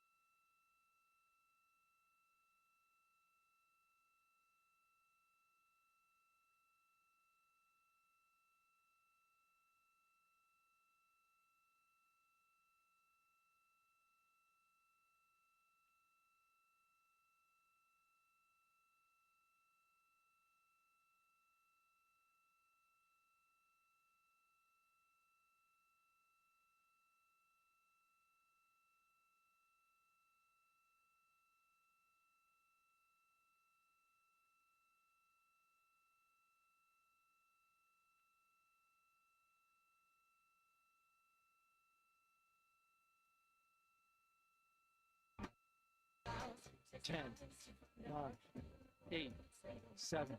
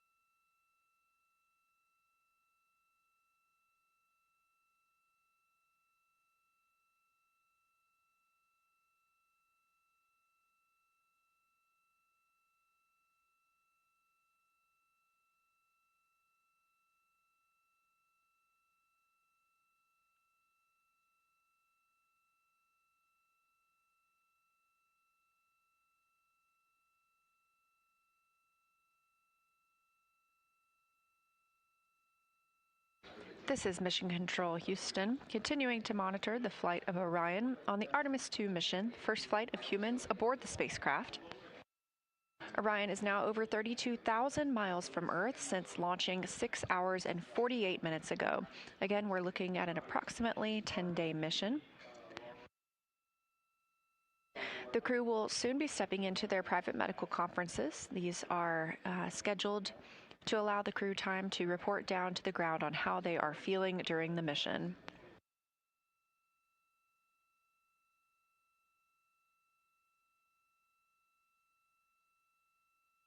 Once the crew completes their private medical conferences, they will be able to start winding down and getting into their pre-sleep period. They will have a chance to take a nap, essentially, before waking up for their perigee raise burn monitoring operations. Once perigee raise burn is complete, and again, perigee raise burn is to lift the lowest point of Orion's orbit around the Earth, and we are in a high Earth orbit. Once perigee raise burn is complete, we will have the crew go back to sleep for another several hours before they wake up tomorrow at about 2100 MET, actually about 2000 MET, which is around 1:15 p.m. Houston time, Central Time. It'll be a busy day for the crew tomorrow. They will have their first full day inside the spacecraft. They'll have the opportunity to talk about the vehicle status with the crew in Mission Control Houston. They will also begin exercising.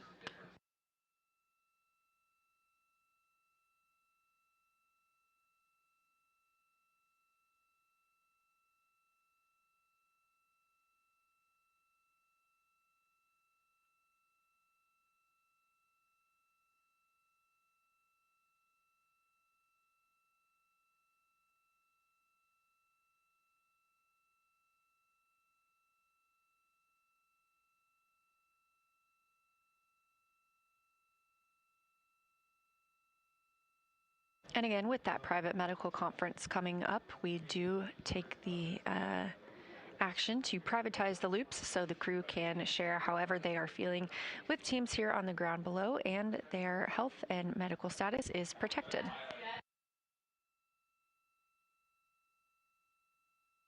The main thing on their timeline tomorrow will be the translunar injection burn. This is the burn that will commit us to flying around the moon, leaving high Earth orbit, and eventually returning back home to Earth after swinging around the moon. Integrity Houston, Orion to Earth 2 is privatized for your conference.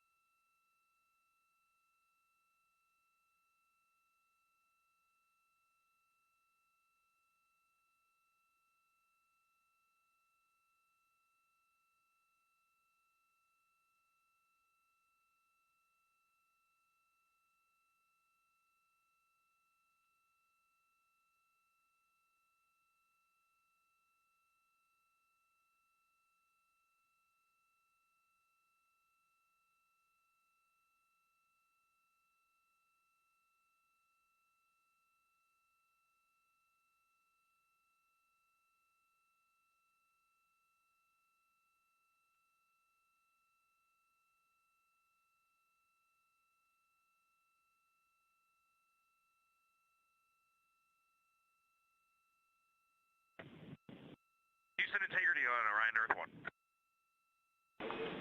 Houston's here. You can go ahead and normalize Orion Earth 2, and then Reid is going to have a PCD question. I'm having a little bit of network issues. I need some troubleshooting assistance. PC flight, you're going to normalize. Copy, we will normalize.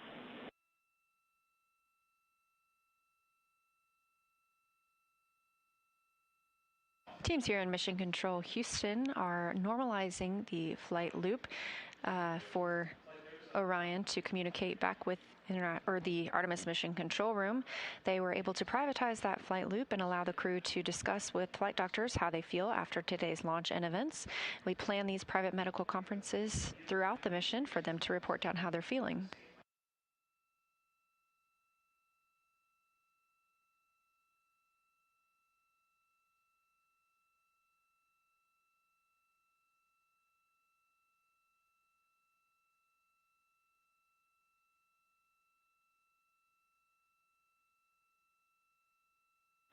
Integrity Houston, we are ready for your PCD questions whenever you are.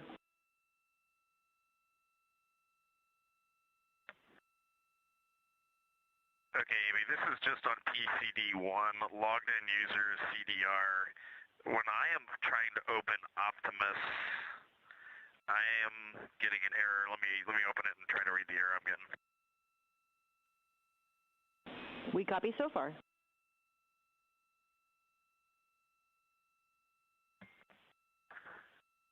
So I get a screen that says, "Welcome to Optimus tablet" with an exclamation point, and it says, "We need to gather some basic information to get you started," and it's got 3 questions.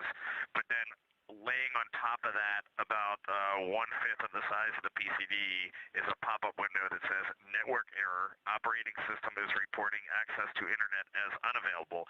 Check to see if device has network capabilities enabled." We copy, and we are chatting.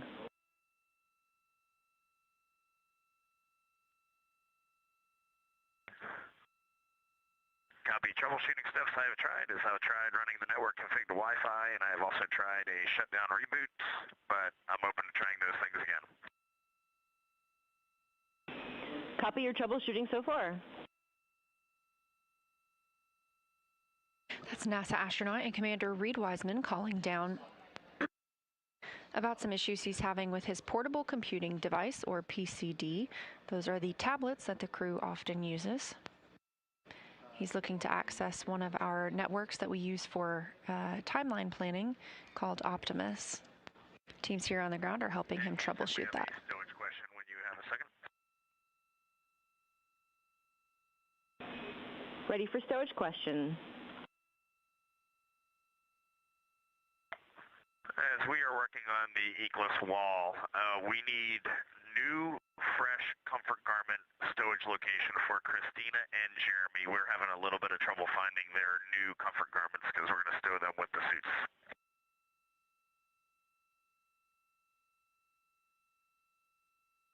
Copy. We will look that up and get back to you when we have it.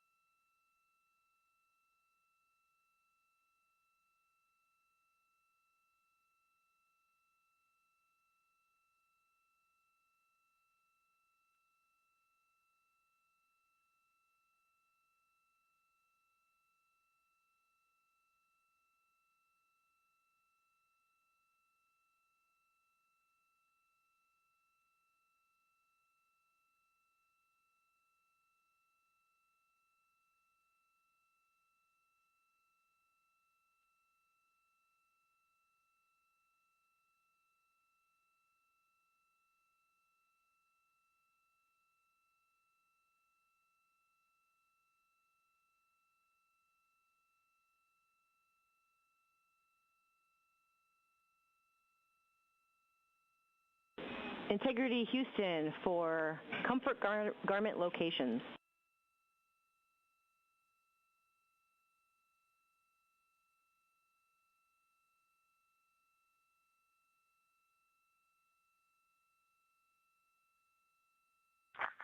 Go. Thermal comfort garments for Christina and Jeremy are in Foxtrot 3 CTB large, labeled med kits with a purple label.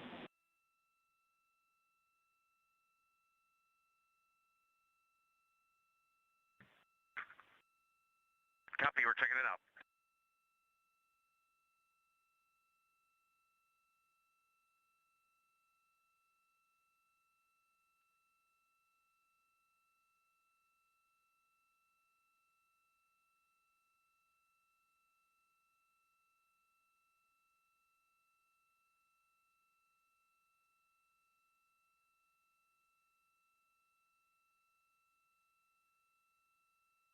Houston integrity for CCU dump, step 6.1, requesting that you deactivate the secondary wastewater dump line heaters.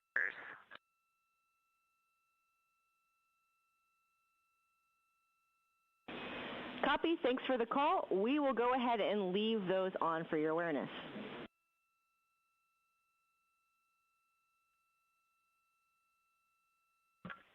Copy.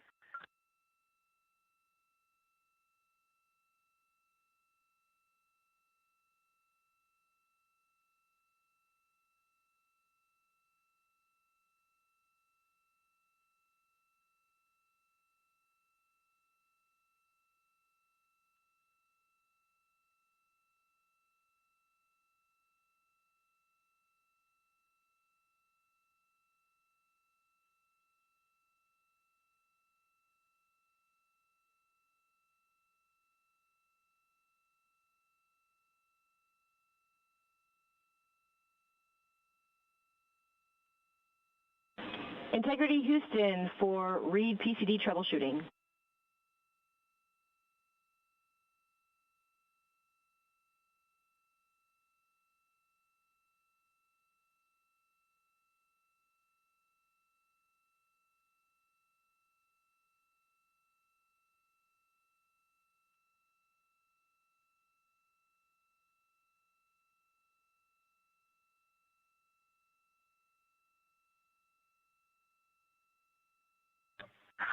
Go ahead, Amy. Okay, Reid, we suspect the issue with your PCD may be Optimus software. We were able to connect to PCD1 on, we can see it on the network, so with your go, we can remote in and take a look directly. Yeah, go for it. And then I also see that I have two Microsoft Outlooks, and neither one of those are working. If you want to remote in and check Optimus on those two Outlooks, that would be awesome. All right, we will join in on your PCD and we'll let you know when we're done.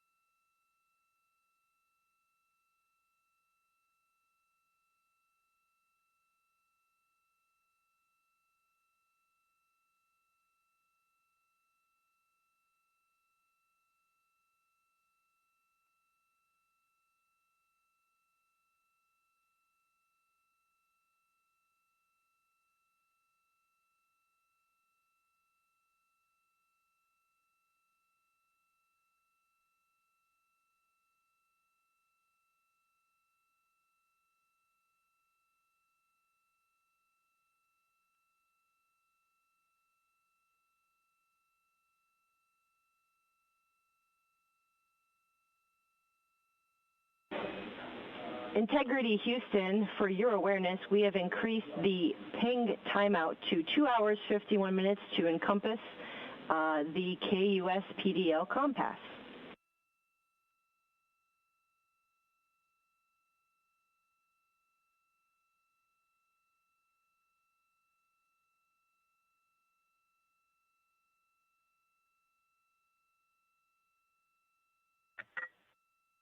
Okay, Amy, we are pretty knee-deep in cabin config. Just confirm we are not expecting a forward or return link LOS for the next little bit. Correct.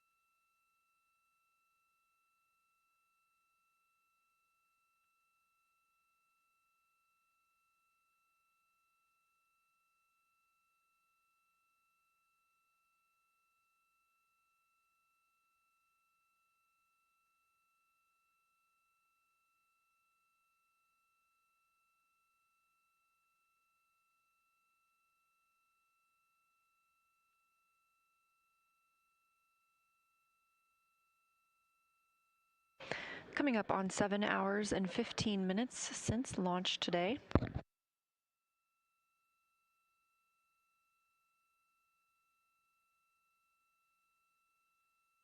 Orion now over 33,000 miles from Earth. Our 4 crew members aboard getting settled in to the spacecraft.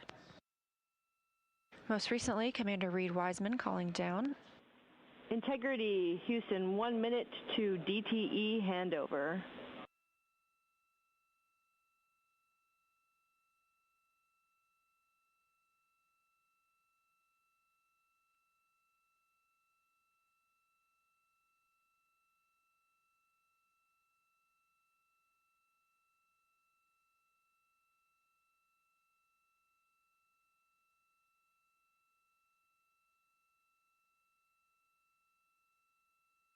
Most recently, Commander Reid Wiseman calling down to discuss his portable computing device and making sure they can get it connected to the network. The crew is getting into the end of their day, a very long day for our astronauts. They are officially in their pre-sleep period, working through that checklist, and will soon be moving into the sleep portion of their day.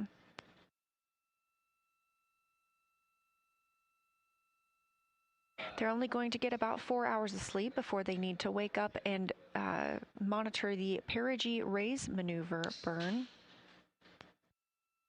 That perigee raise burn will lift the lowest point of Orion's orbit around the Earth. And again, we are in a high Earth orbit, a little bit different than what we're used to aboard the International Space Station in a low Earth orbit. At any time, the International Space Station flies about 250 statute miles over the planet, and obviously we are now over 33,000 miles away from our home planet. That perigee raise burn will set Orion up in its proper positioning ahead of the translunar injection burn tomorrow, one of the major milestones on the crew's timeline tomorrow. And that translunar injection burn will be what sends us to the moon and also commits us to coming home.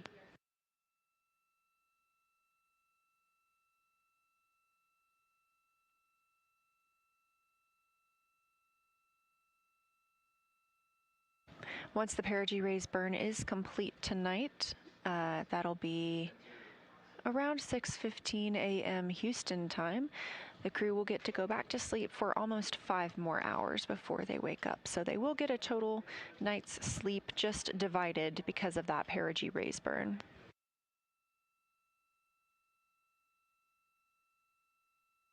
This evening, after completing the proximity operations demonstration, the crew has been working in the cabin to stow everything that they've been using so far and configure it for the rest of the mission. Tomorrow, they'll have time for space adaptation, helping them get used to the microgravity environment. They all have a midday meal scheduled at the same time. Of course, again, they will monitor those burn operations and conduct some exercise.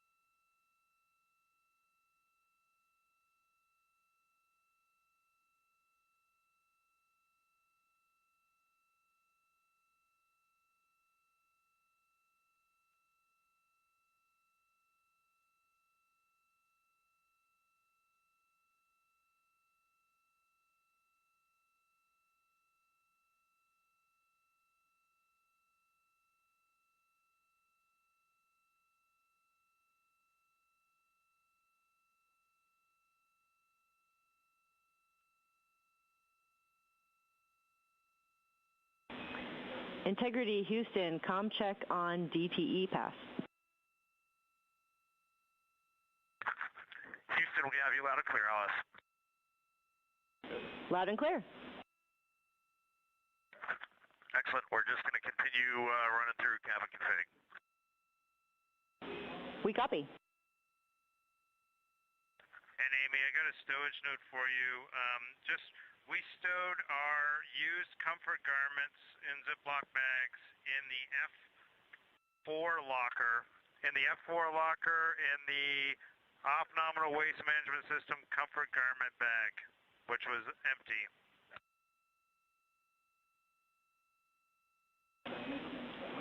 We copy.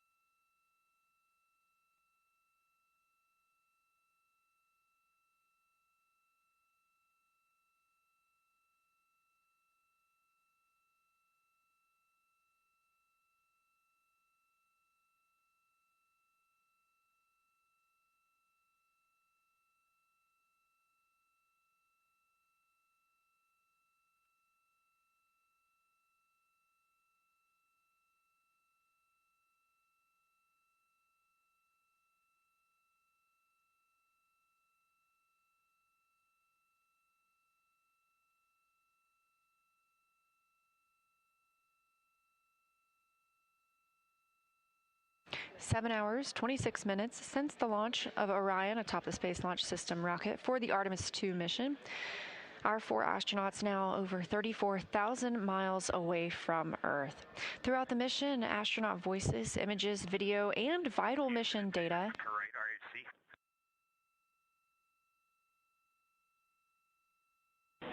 Houston's here. Say again.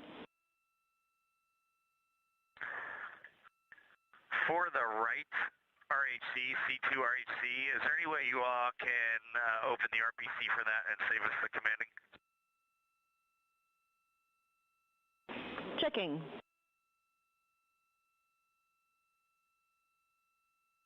Commander Reid Wiseman calling down about the rotational hand controller that was used earlier during the proximity operations demonstration. And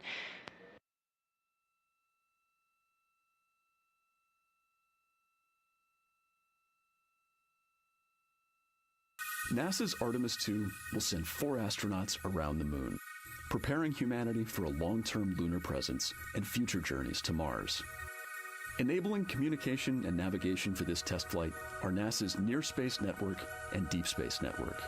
With antennas around the world and a fleet of relay satellites, the networks will deliver vital data to and from Earth through all phases of the mission. The networks are seamlessly integrated at NASA's Johnson Space Center in Houston, Texas, where Mission Control coordinates the network handovers. These transfers represent a delicate dance between the 2 networks, exchanging support as the mission shoots toward the moon. On the launch pad and during their early orbit phases, NASA's Orion spacecraft and Space Launch System rocket will rely on communications and tracking services from the Near Space Network. After its translunar injection burn, the Deep Space Network's global array of antennas will serve as Orion's primary communication support during lunar orbit.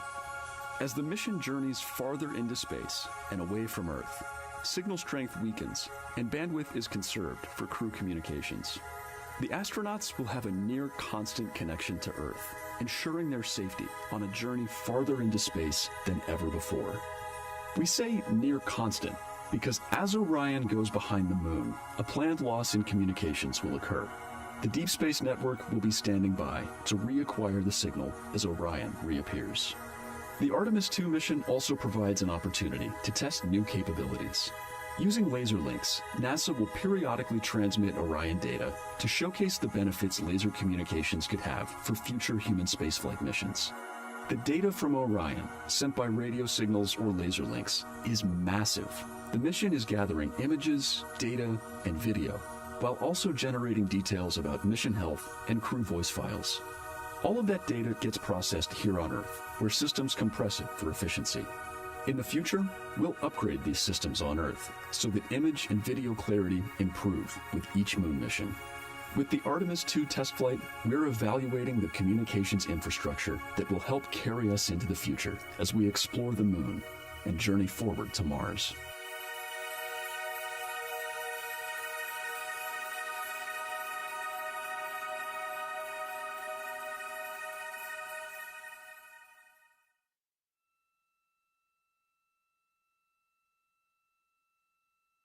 Seven hours, 30 minutes since launch of Orion, and we are on, or just... And Integrity Houston affirm we will perform the right RHC RPC open command from the ground.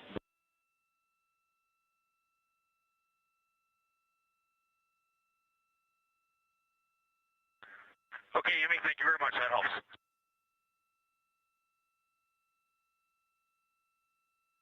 That's Capcom Amy Dill down near the bottom of your screen, and to her right, NASA astronaut Raja Chari communicating with commander of this mission, Reid Wiseman, currently aboard Orion.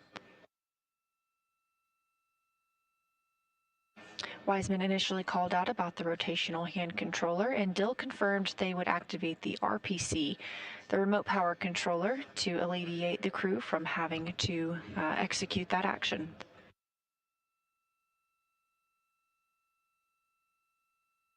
As I was discussing, the crew went on the Deep Space Network just before their proximity operations demonstration earlier tonight. They became the first crew in over 50 years to use the Deep Space Network, as we continuously have people in low Earth orbit aboard the International Space Station, and they use a tracking data relay satellite system.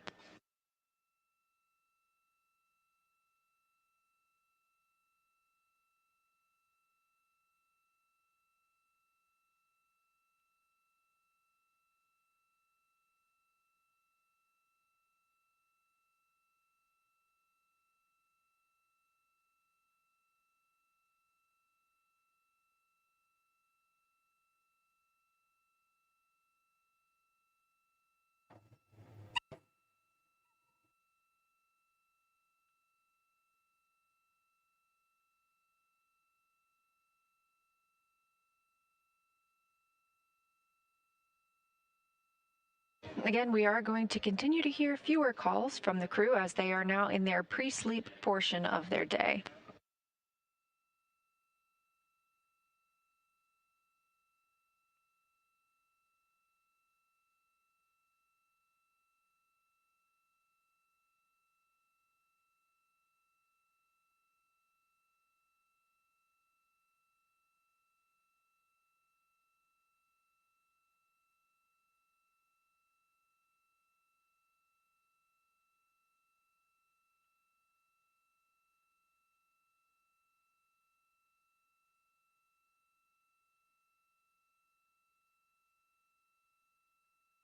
During pre-sleep, the crew gets ready to go to bed for the night.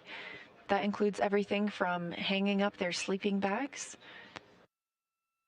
to stowing any equipment and personal items to make sure they're not floating about the spacecraft. They also eventually, once all of the rest of their checklist is complete, will install some window shades over the windows aboard Orion. They have the option to do so if they choose. They also have the opportunity to put on earplugs and sleep masks.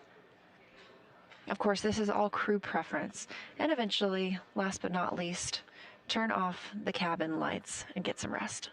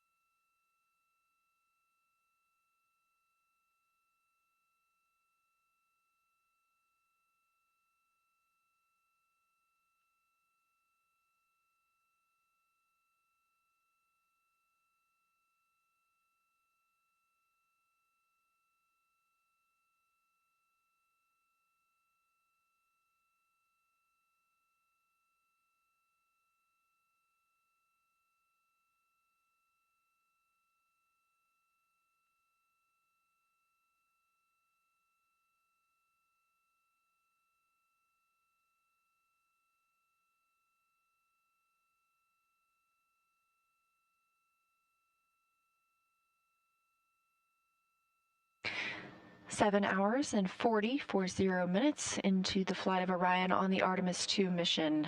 Overall, about a 10-day mission. The crew is winding down their day. It's been a long day for them. They woke up about 8 hours prior to launch, so they're on almost a 16-hour-long day at this point, being that it takes quite a while to get suited up and ready for the mission.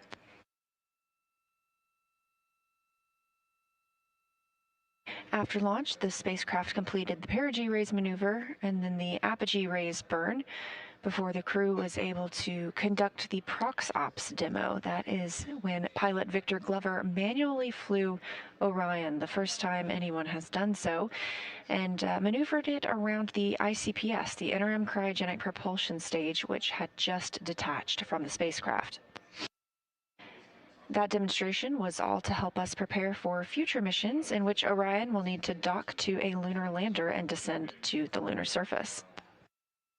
Following the prox-ops demonstration, Orion completed the upper stage separation burn, giving it distance between Orion and the interim cryogenic propulsion stage itself having a disposal burn. Since then, the astronauts have been working about the cabin, stowing their suits that they wore into orbit, configuring the cabin for the rest of the mission, and they also conducted their private medical conferences, speaking with teams here on the ground about how they were feeling after their launch day. They are now in their pre-sleep portion of the day. They're going to get a few hours of sleep before the apogee raise burn, the perigee raise burn. That'll be at 12:55 MET, so about 6:30 a.m. Houston time, just a little bit before that. That perigee raise burn will lift the lowest point of Orion's orbit around the Earth. We are in a high Earth orbit, now over 35,000 miles from Earth.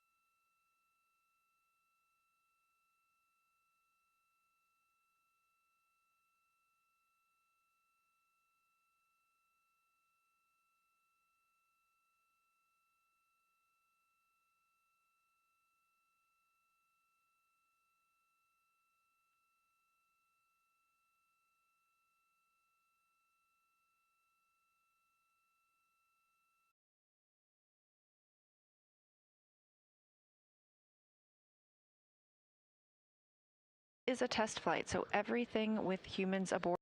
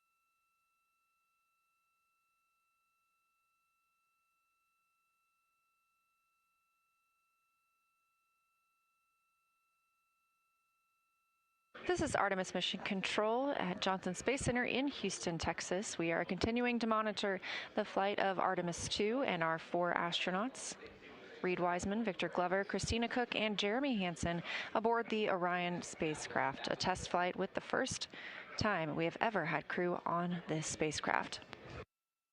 It's been 9 hours and 16 minutes since launch, and the spacecraft is now over 39,000 miles away from Earth in a high Earth orbit.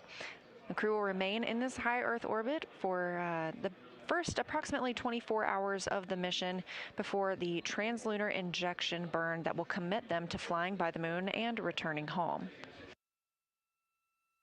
It was a busy day for the crew after liftoff, with the perigee raise maneuver, apogee raise burn, continuing to keep us in that high Earth orbit, moving into the proximity operations demonstration when pilot Victor Glover manually flew Orion in relation to the interim cryogenic propulsion stage, followed by the upper stage separation burn, where Orion departed that interim cryogenic propulsion stage, and the crew stepped into their cabin configuration procedures. The crew has since gone to sleep, and in just a few hours will wake up once again for the perigee raise burn. This lifts the lowest point of Orion's orbit around the Earth, again keeping us in that high Earth orbit and setting us up for the translunar injection burn tomorrow. After the perigee raise burn, the crew will get the chance to go back to sleep for a few hours before waking up for Flight Day 2. The Orbit 1 team is preparing their Orbit 2 shift as they come on console and conducting those handovers, meaning I am also handing over the PAO console to my colleague and friend Anna Schneider. Our live coverage continues on NASA's YouTube 24/7 throughout the mission, all the way through splashdown and spacecraft recovery. And we have got a lot of exciting things to come, so I hope you will continue tuning in. And thanks for joining us so far. И последний раз уже точно. Всем снова здравствуйте, с вами IoSpace. И теперь я уже точно заканчиваю прямую трансляцию запуска ракеты NASA Space Launch Systems миссии Artemis-2 «Пилотируемый облет Луны» на космическом корабле Орион, которая стартовала сегодня уже более 9 часов назад, если быть точнее 9 часов, получается, и 19 минут назад, вчера, 1 апреля в 22:24, то есть 22:35 по EDC со стартовой площадки C-35 в космическом центре имени Кеннеди в Флориде. Было произведено успешных 2 зажигания второй ступени, и корабль был выведен на орбиту около 70 тысяч на 200 километров на высокую околоземную орбиту, и там, собственно, был отделен.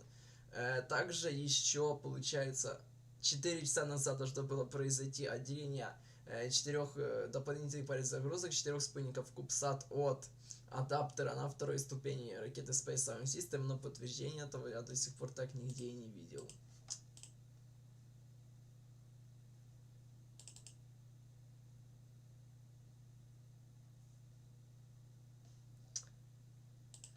Поэтому все, на этом я уже точно прямую трансляцию буду заканчивать. Далее у нас будет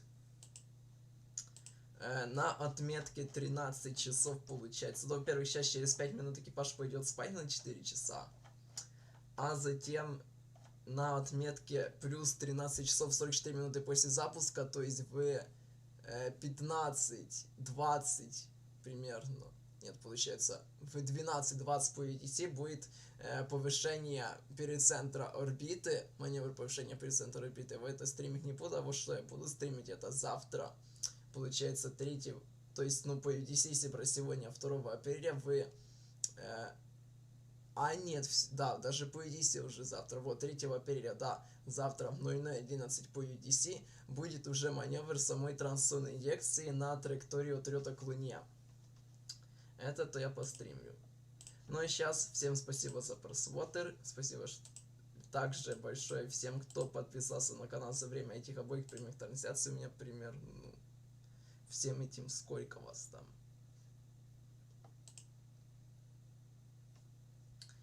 Всем примерно 76 людям спасибо за подписку, и также всем спасибо за просмотр, и всем пока. Ну, наконец можно посмотреть, что там в чате.